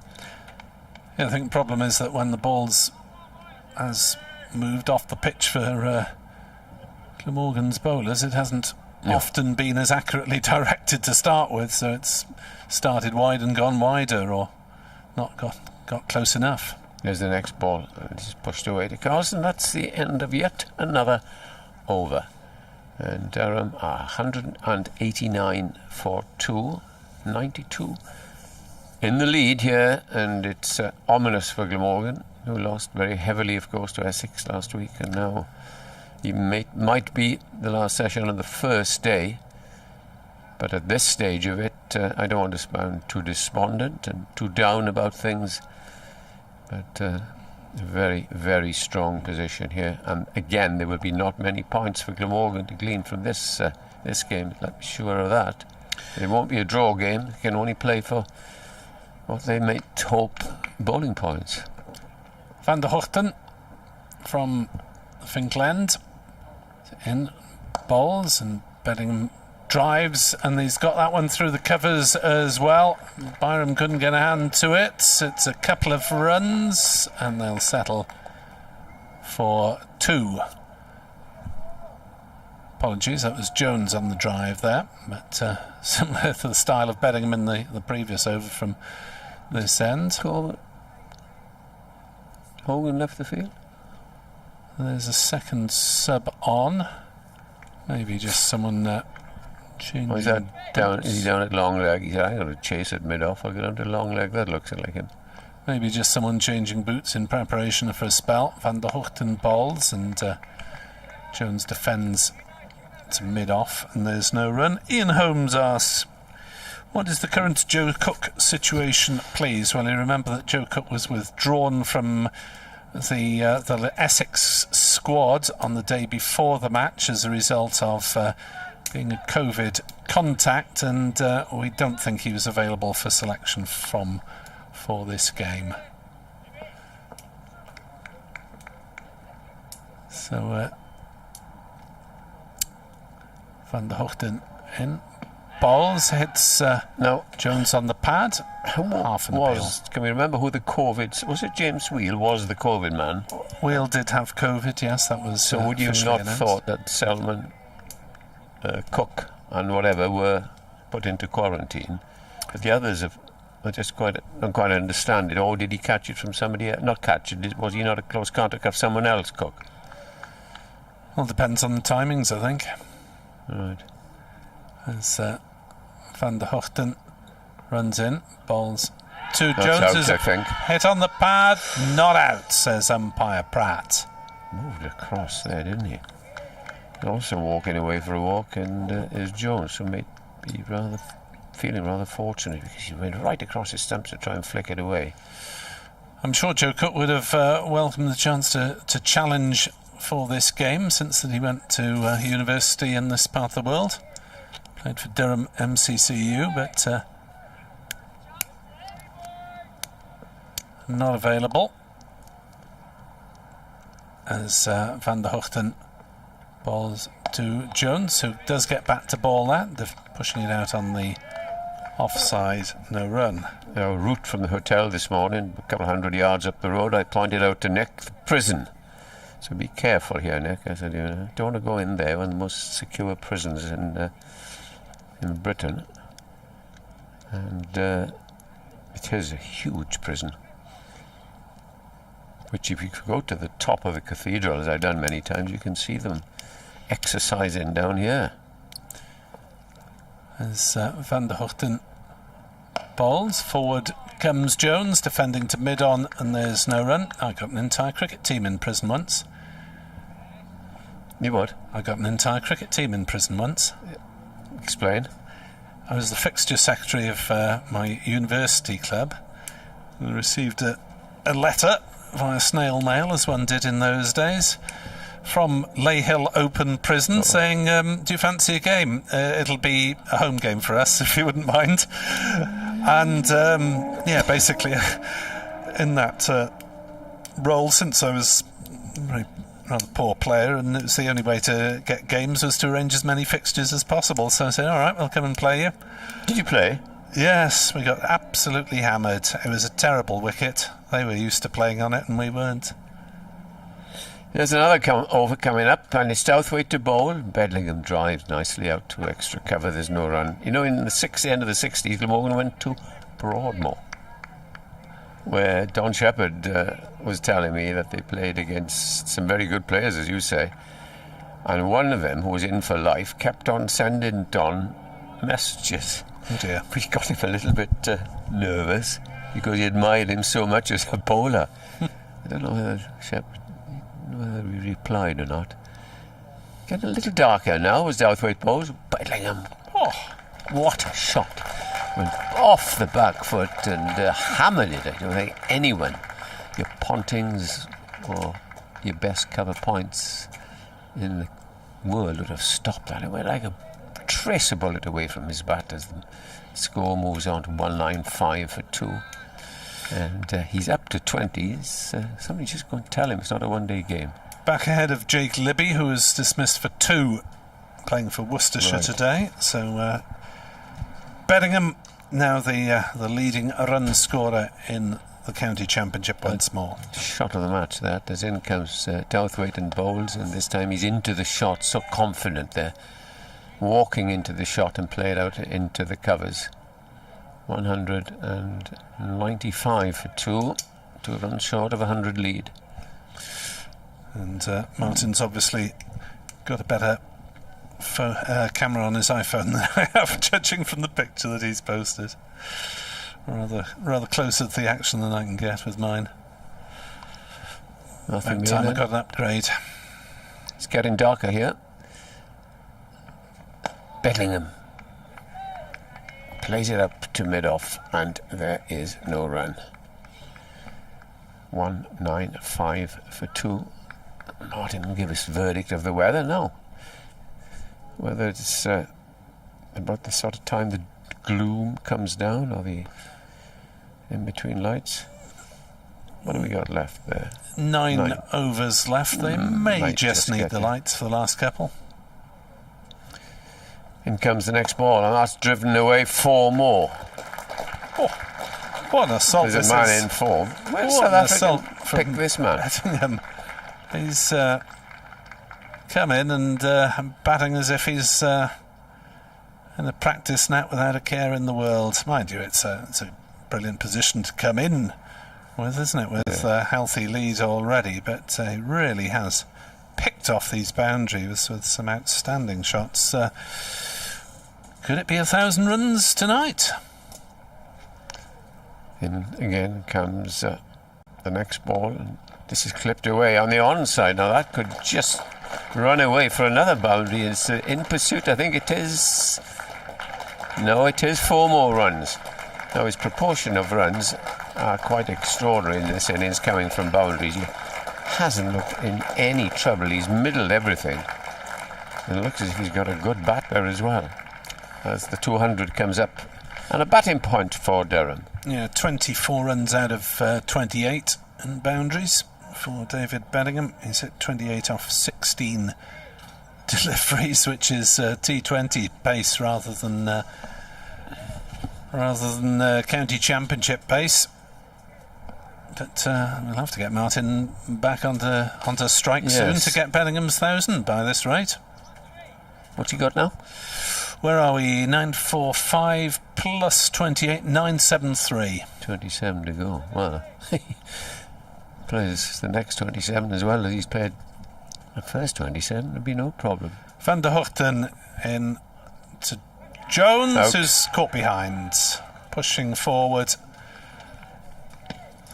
hitting his pad with his bat in frustration as he walks from the wicket. Didn't bother to wait for the umpire's upraised finger, and Glamorgan finally have a point. They have a mere scrap of consolation from a horrible day for the visitors here at the Riverside. Durham have already got their first batting point and a lead of 106 runs by the time that Michael Jones walks from the wicket. Caught Cook, bowled Van der Hoogten for 81. Came off 157 balls and he hit 11 fours. Played very well. Yes, considering that it hasn't been the best of seasons for him. He probably had a century in his sights, hence the rather despondent walk, but as you can hear from the applause of the crowd, they definitely know that he's done a job for the home side. Martin, you can nod if you like, or shake your head. Has he got 100 in championship cricket, Jones? Oh, there we are. Hence his disappointment at missing out on one short of his highest, we think. Oh, one short. Yeah, no wonder he's shaking his head. Van der Hoogten has been the odd good delivery, the odd very poor one, and nipped in with 2 good deliveries to get 2 wickets. And he has at least backed up Hogan, who has been as frugal as ever, under 3 runs over 1 for 32 of 13. So Carey going at 3.6, Hogan, as I say, 2.4. Van der Hoogten has been rather expensive, 3.85. Douthwaite, well, nearly 7, 6.89. Lloyd at 2s, and Salter 3 overs for 10 3s. So yeah, we'll probably see a bit more of Salter as we approach the new ball, I guess, to do a holding job. I mean, he was tidy enough, and 3 overs isn't much of a spell for a spinner, as Van der Hoogten will run in from the Finkel end and bowl to Dixon, who allows that one to go through. outside off stump. Dixon, yes, who's not been a regular member of the Durham Championship side. 33 runs for twice out. Ex-Kent, isn't he, Sean? That's the man. Yeah. Thought it was. Yeah, he was... I think he got runs against Glamorgan on his debut, I'm not sure.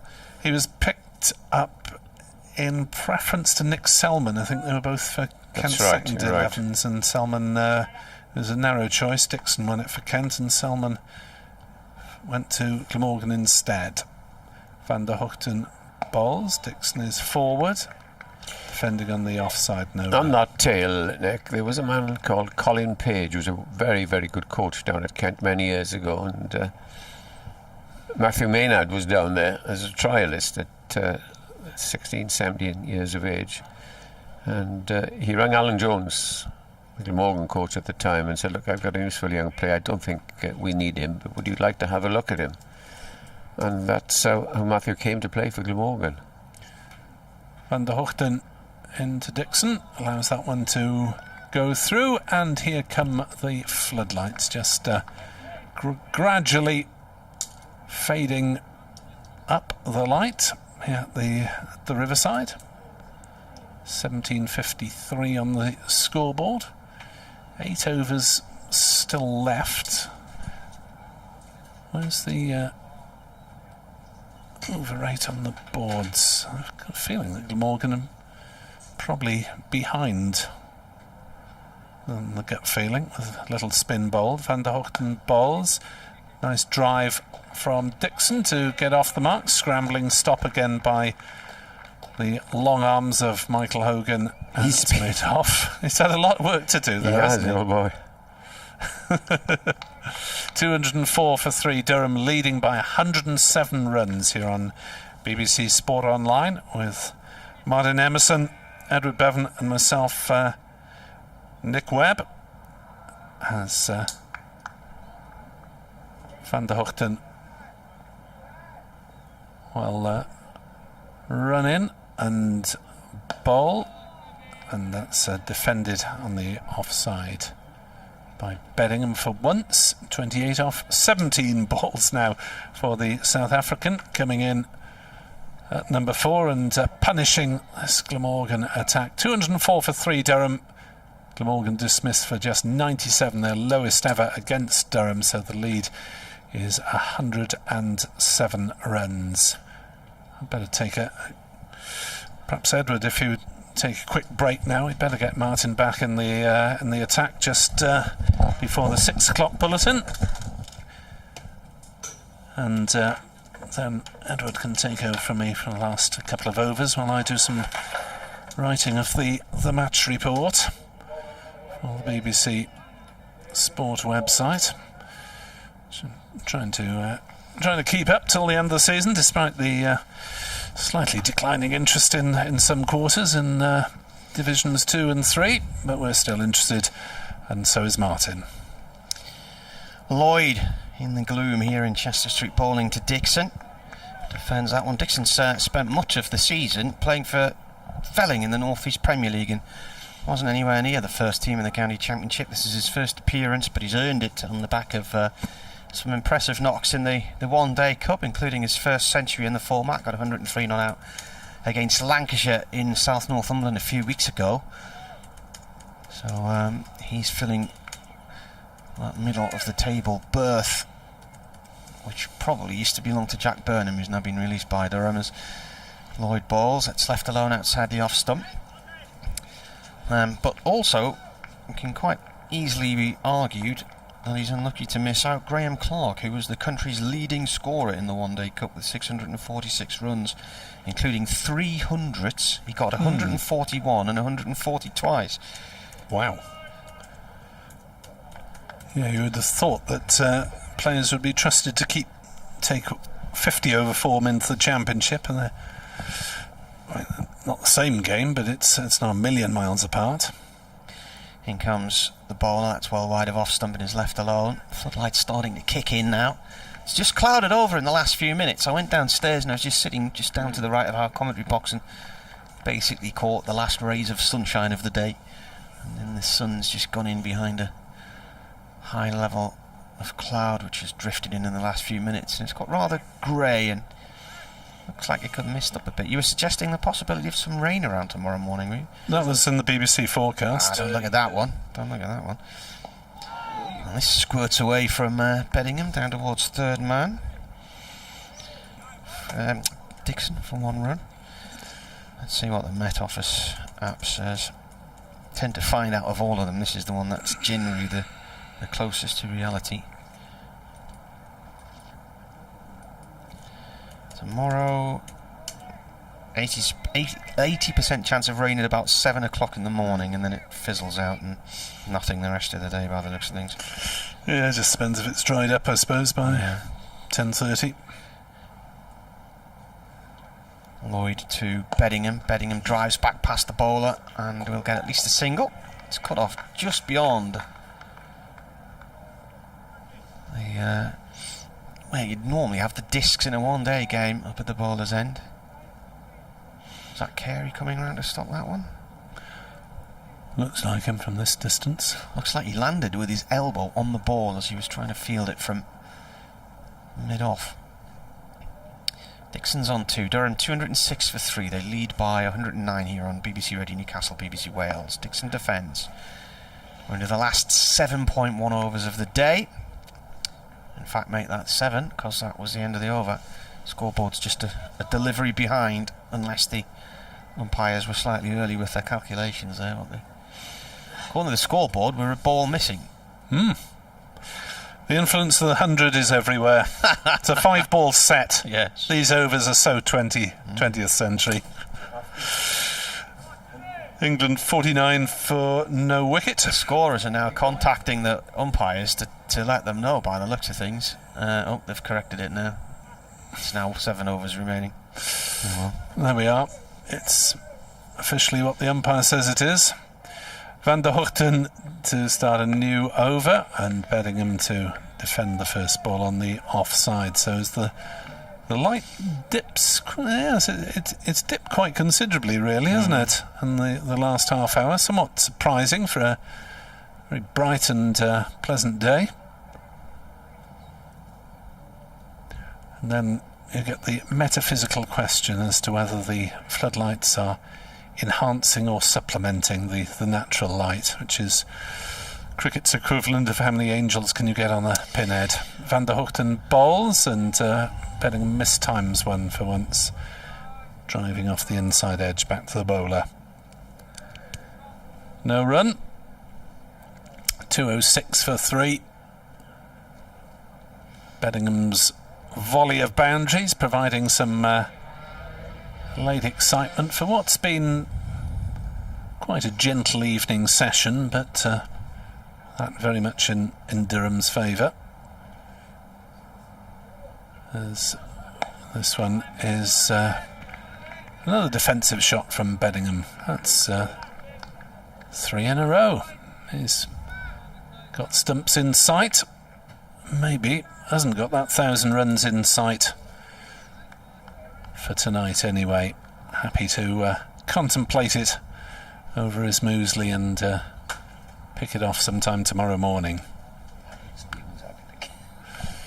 Darren Stevens, promising youngster for Kent, is in form again, Edward points out, with a run a ball half century. Van der Hoogten bowls, Beddingham defends to mid-on, no run. I'm surprised Notts haven't come in to try and sign him. Everybody else.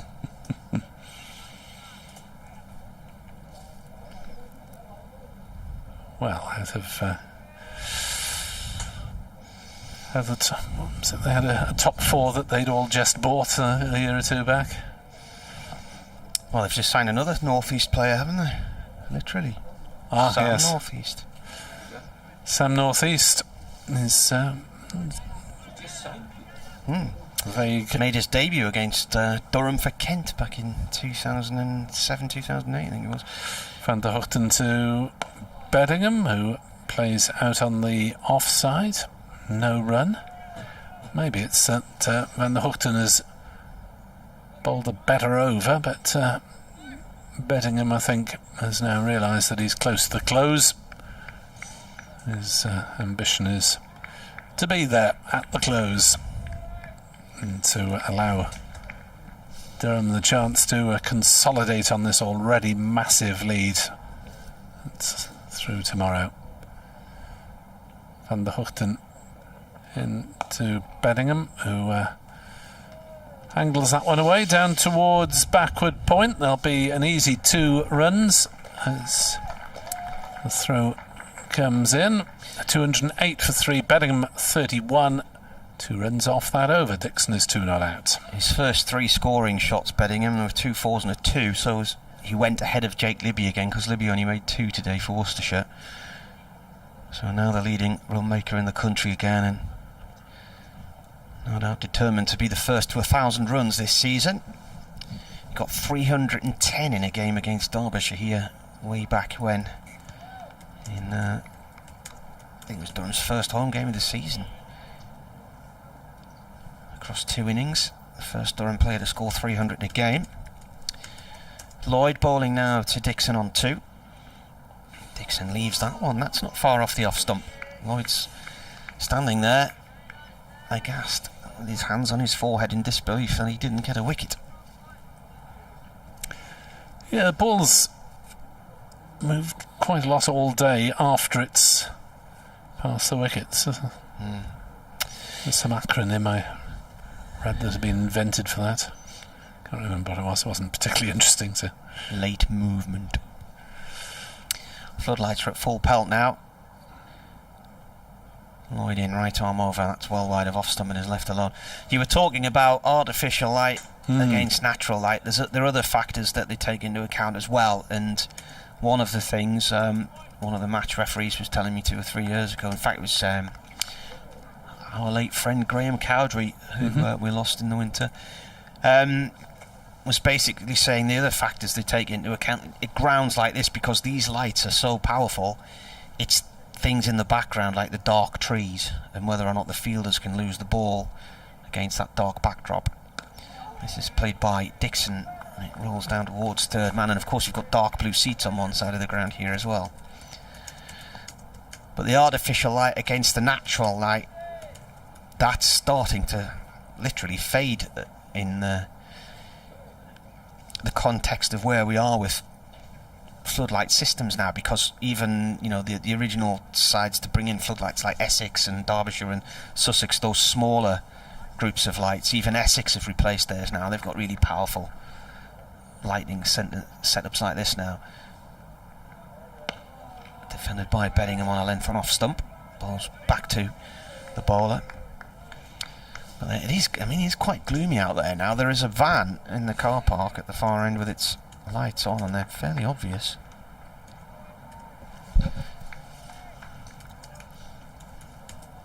Of course, the umpires don't offer the light to the batsmen anymore now, do they? They'll just get the light meters out, have a look and decide, right, going off. Which is normally around about 300 lux on my light meter when I hang it out the window. Lloyd again, and this is pushed off towards Kieran Carlson in the covers, no run.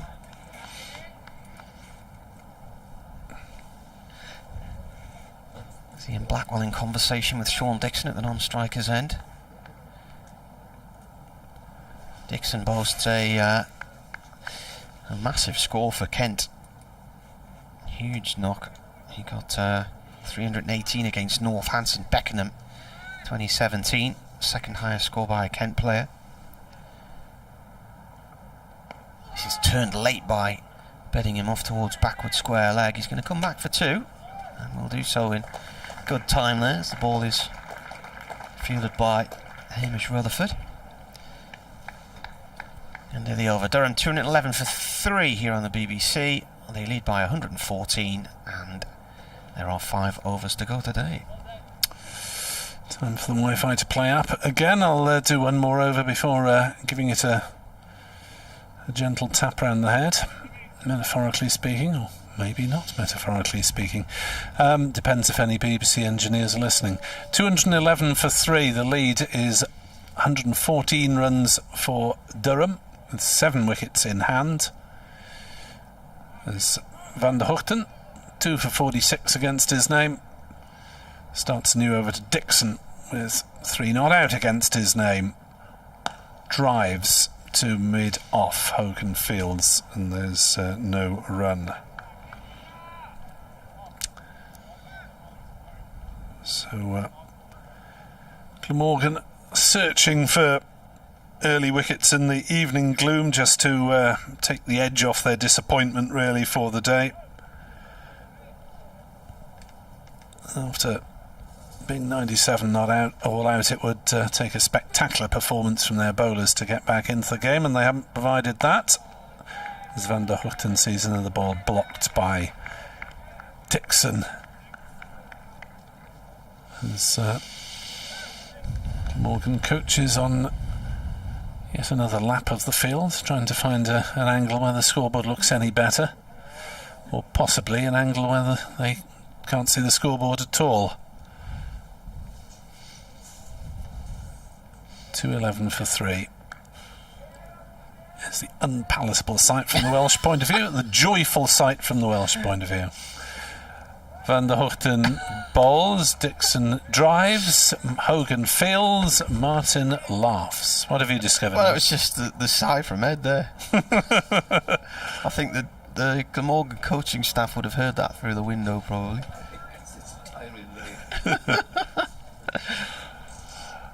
4.3 overs remain in that day, light permitting.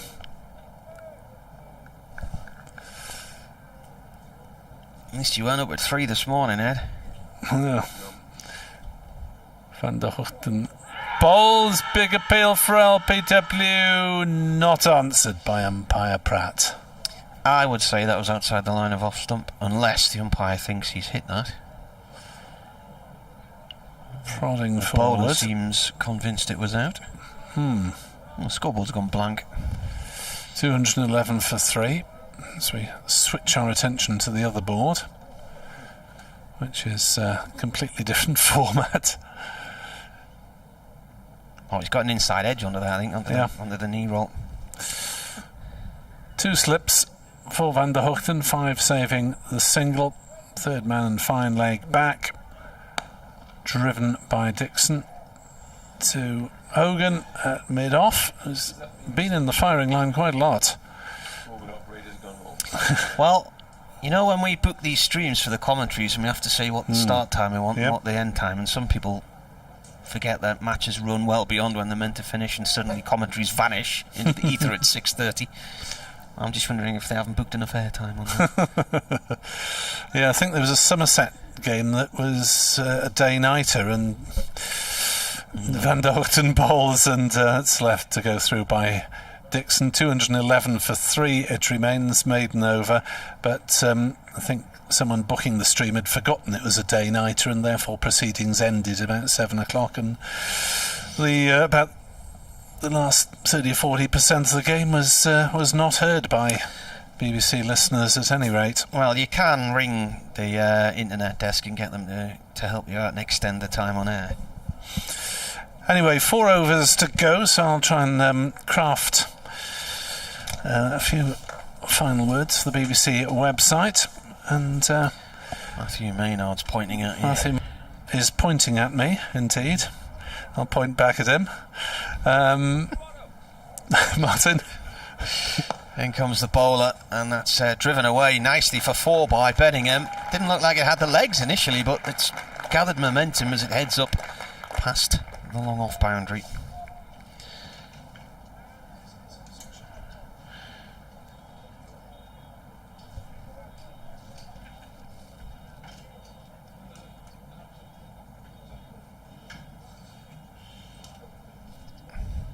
Have they lost the ball? They've got it back. They did replace the ball, actually, after 42 overs, 141 for 1 it was at the time. It was not a sigh, Martin, it was a yawn. Oh, sorry. It just sounded like an exasperated sigh. No, it is a yawn after a long drive, and the hotel where Nick and I are staying, I'll let you... Lloyd in, balls. This is played away by Bedingham out through mid-wicket for 1 run. You're going to tell me about hen nights and people knocking on the bedroom door and keeping very you quiet. Hours, it's the old Durham County Council, you know, it's huge. And we had is it in the same street as the County Hotel and the prison? Opposite. Yeah, well, I think that was the old library, wasn't it? I don't know, but University library or medical school or something? we had breakfast, and I had a meal there last night in the dining room.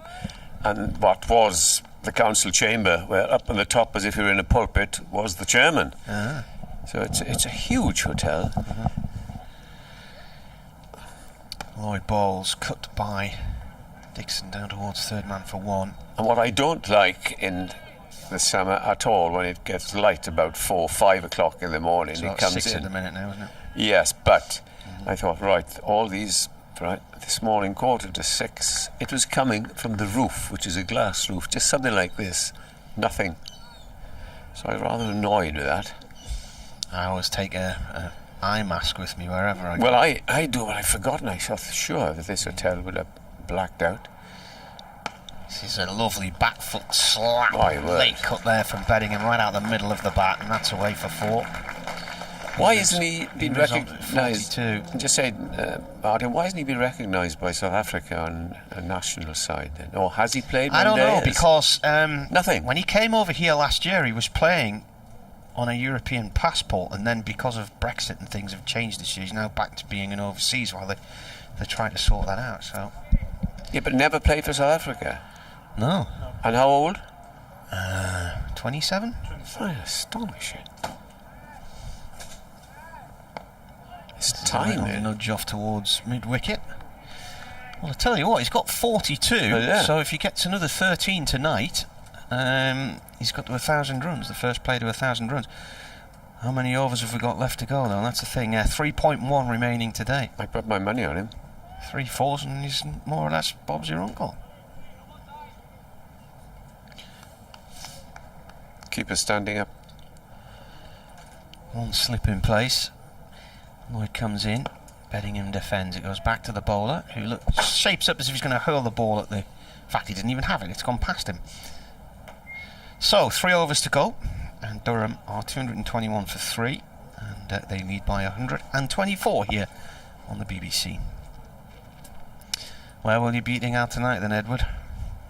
I don't know is the answer, but it'll be a far quieter evening than it was in the middle of Durham, I can assure you. Some nice Italians in the city There centre are. on the bridge and whatnot. Yeah, and as you cross the bridge... Up round near the cathedral. If you cross round the bridge to that big square, you know, you go up the stairs and there's lots The of... marketplace. Yeah. So... I'll tell you where there's a nice, actually, if you fancy an Indian. No. If you don't like Indian? No. No? Well, I'll not bother with that story then. No. Nick, if you fancy an Indian...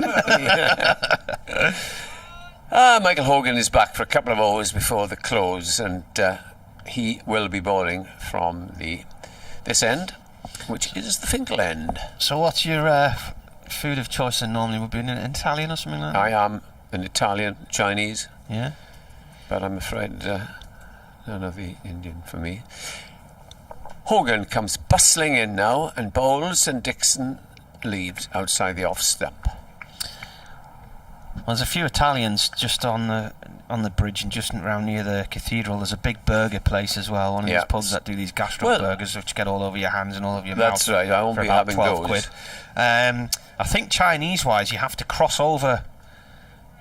If you go into the marketplace and then go off to the right and cross over the dual carriageway and go up the hill up Clay Path, I think there's a few Chinese up that way. I get lost. In comes Hogan, bows to Dixon. Dixon is forward in the line of leg stump. No, I should probably go down to that square. There are plenty of Italians around there. What's the crack with Indian? Too spicy for you, is it? Or do you No, not I've never fancied it. No, you've never had an Indian meal? Yes, I have. You just don't like it? I think it goes back to many years ago when Ravi Shastri was a Glamorgan player, and he took us, a few of us, out in London, and he said, "I'll order the meal." Oh. And of course, as Hogan is in again and bowls, and this is just short of a length, defended well on the line of off stump by Dixon, and they all knew who he was. Mr. Shanway, you not paying? No, you guessed. And I put the first mouthful in, Martin, no word of a lie. I really, you hear the thing, mouth is on fire. I had to run out. I didn't know what to do. I ran out of the hotel. I could hardly breathe. And of course, Shaftesbury was full of laughing, and in comes Hogan, bowls. Beats him outside the off stump. Good delivery, just left him a little. And then I went once again, and I said, that's not for me. Well, if you had something like a masala, it's nice chicken tikka or whatever chicken they call tikka it. masala, that's not too spicy. You can get away with that. Yeah, I just don't like the flavour of this. Yeah. Anyway. You're not going to change your mind now, are you? And a nice steak I love. I'm very conventional. French food is lovely. Don't get many of those around. No runs of this over from Hogan who bows to Dixon. Thinks of a run then, but he goes straight to Carlson. And there is no run. Do you like the odd snail? Yes, don't mind that. L'escargot. Escargot. Well, me and my wife were touring around Europe in 2005 and went to stay with some friends who live near the Vendée. About half an hour inland from La Rochelle. And we went to the Vendée one day and did the little boat ride, and it was autumn time. It was sort of mid-October, and we went to this little traditional French cafe on the canal bank, the river bank. Lovely. Hogan bowls, defensive prod. He doesn't want to get out tonight, and made an over bowled, and then there were 3 overs left. 2 now. 2. Yeah. Wonderful. Scoreboard's back on. Anyway, we went into this restaurant and I saw escargot on the menu, and I thought, I'll have that for a starter. Well, the guy brought out this bowl. I'm not kidding you, there must have been 40 snails piled up in this bowl. I gave him a best shot, but honestly, after half an hour, I was beaten. And Is that your first go? I said, I can't eat any more of this. It's just too heavy. It's too rich for me now. And I said, are you closing for the winter this weekend? And he said, how do you know that?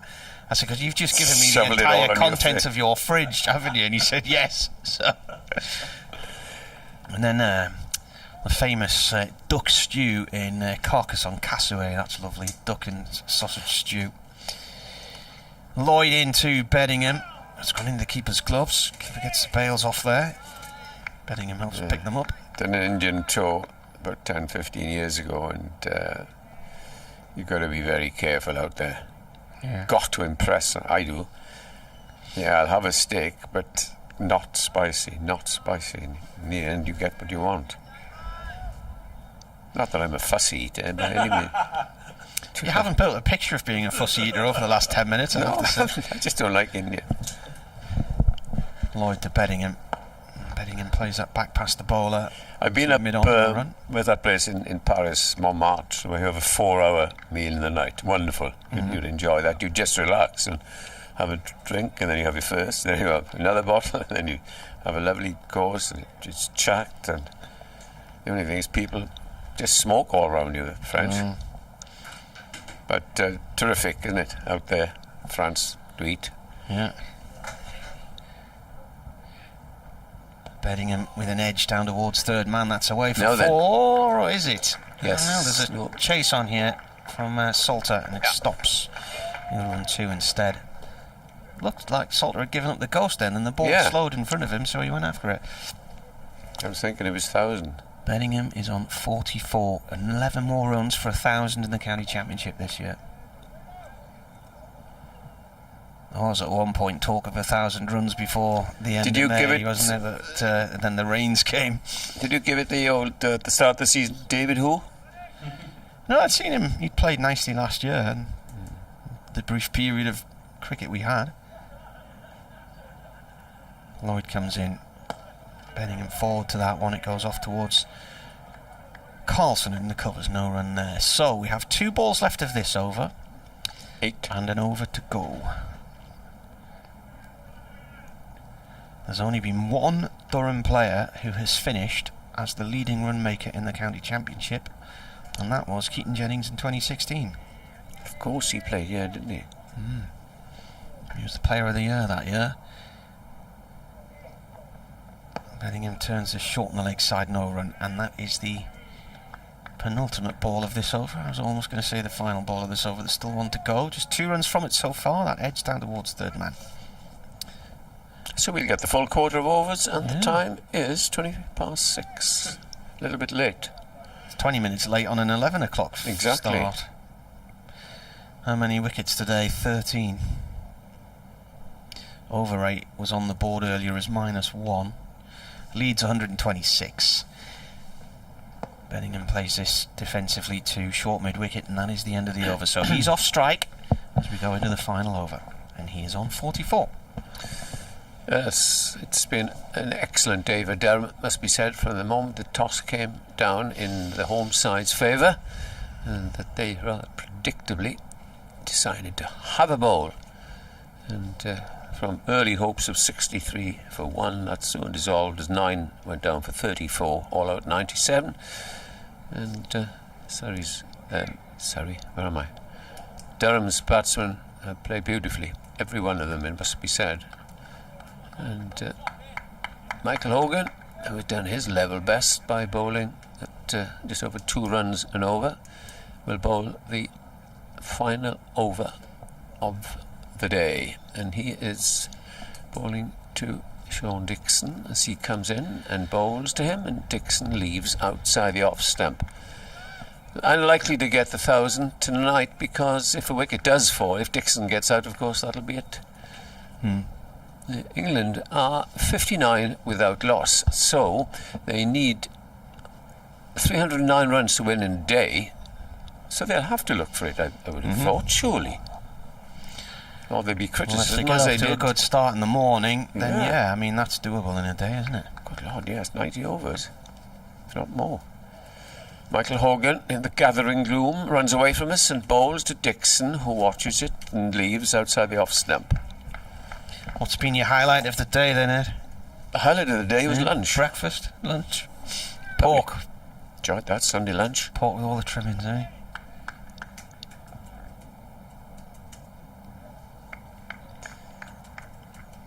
Hogan, rather wearily, makes his walk back. Turns now, comes in over the wicket, bowls to Dixon. Dixon leaves again outside the... Doesn't have to offer a shot there, does he? Hogan looks very tired now. Yeah, this is 15th over, 1 for 32. And David Lloyd too, 11 overs, 0 for 32. So both of them going under 3s.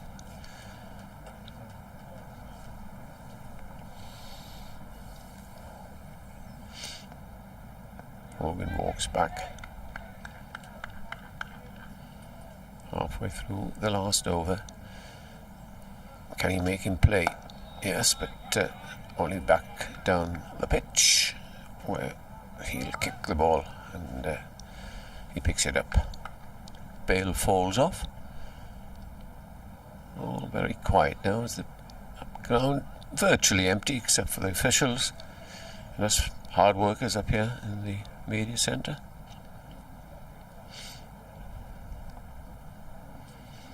Be a major rush for the gates in a minute. Here he is, in again, Hogan. Bowls. This is driven, but not authentically, up towards mid-on. A shriek from someone there. It was a Yorker length ball. He got down. Did well to dig that out there. Got the toe of the bat right on that late. Well, we are then. 1 ball to go, and then back here tomorrow. 10:30 start. Remember. Yep. We'll play in the interviews from tonight at in the morning in the build-up. So we'll be on about 10:15 with the build-up. I don't know who I'm going to interview, actually. I wonder if it's Coggers.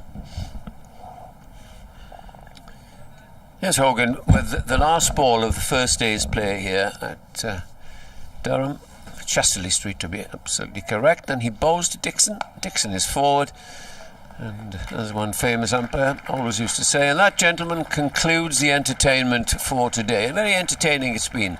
And if you're a Durham supporter, you'll be delighted with the day's work. 223 for 3, and the lead now is 126. And just to summarise and to say goodnight, be over to Martin.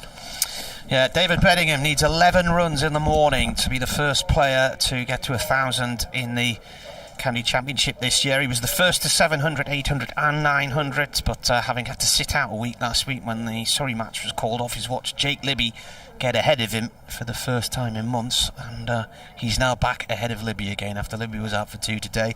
Durham bowling Glamorgan out for 97, 4 for 11 from 5 overs for Paul Coughlin, including a double wicket maiden. Ben Rain taking 3 for 25 as well, he got a double wicket maiden. And Chris Rushworth 3 for 26, Rushworth needing 1 to get to 50 for the 6th time in a county championship season. Glamorgan were looking okay, they were 63 for 1 in the 16th over when Hamish Rutherford cut a ball from Chris Rushworth to Paul Coughlin at point. He departed. Nick Selman fell for 15 with the score still on 63 in the following over, and they collapsed to 97 all out. And then a 119 run opening stand, Alex Lees making 55, and Michael Jones eventually going on to make 81, put Durham very much in the driving seat. Scott Borthwick in between them making 29. Beddingham back tomorrow on 44, Dixon back tomorrow on 4. We'll see you at 10:15 tomorrow. Goodbye.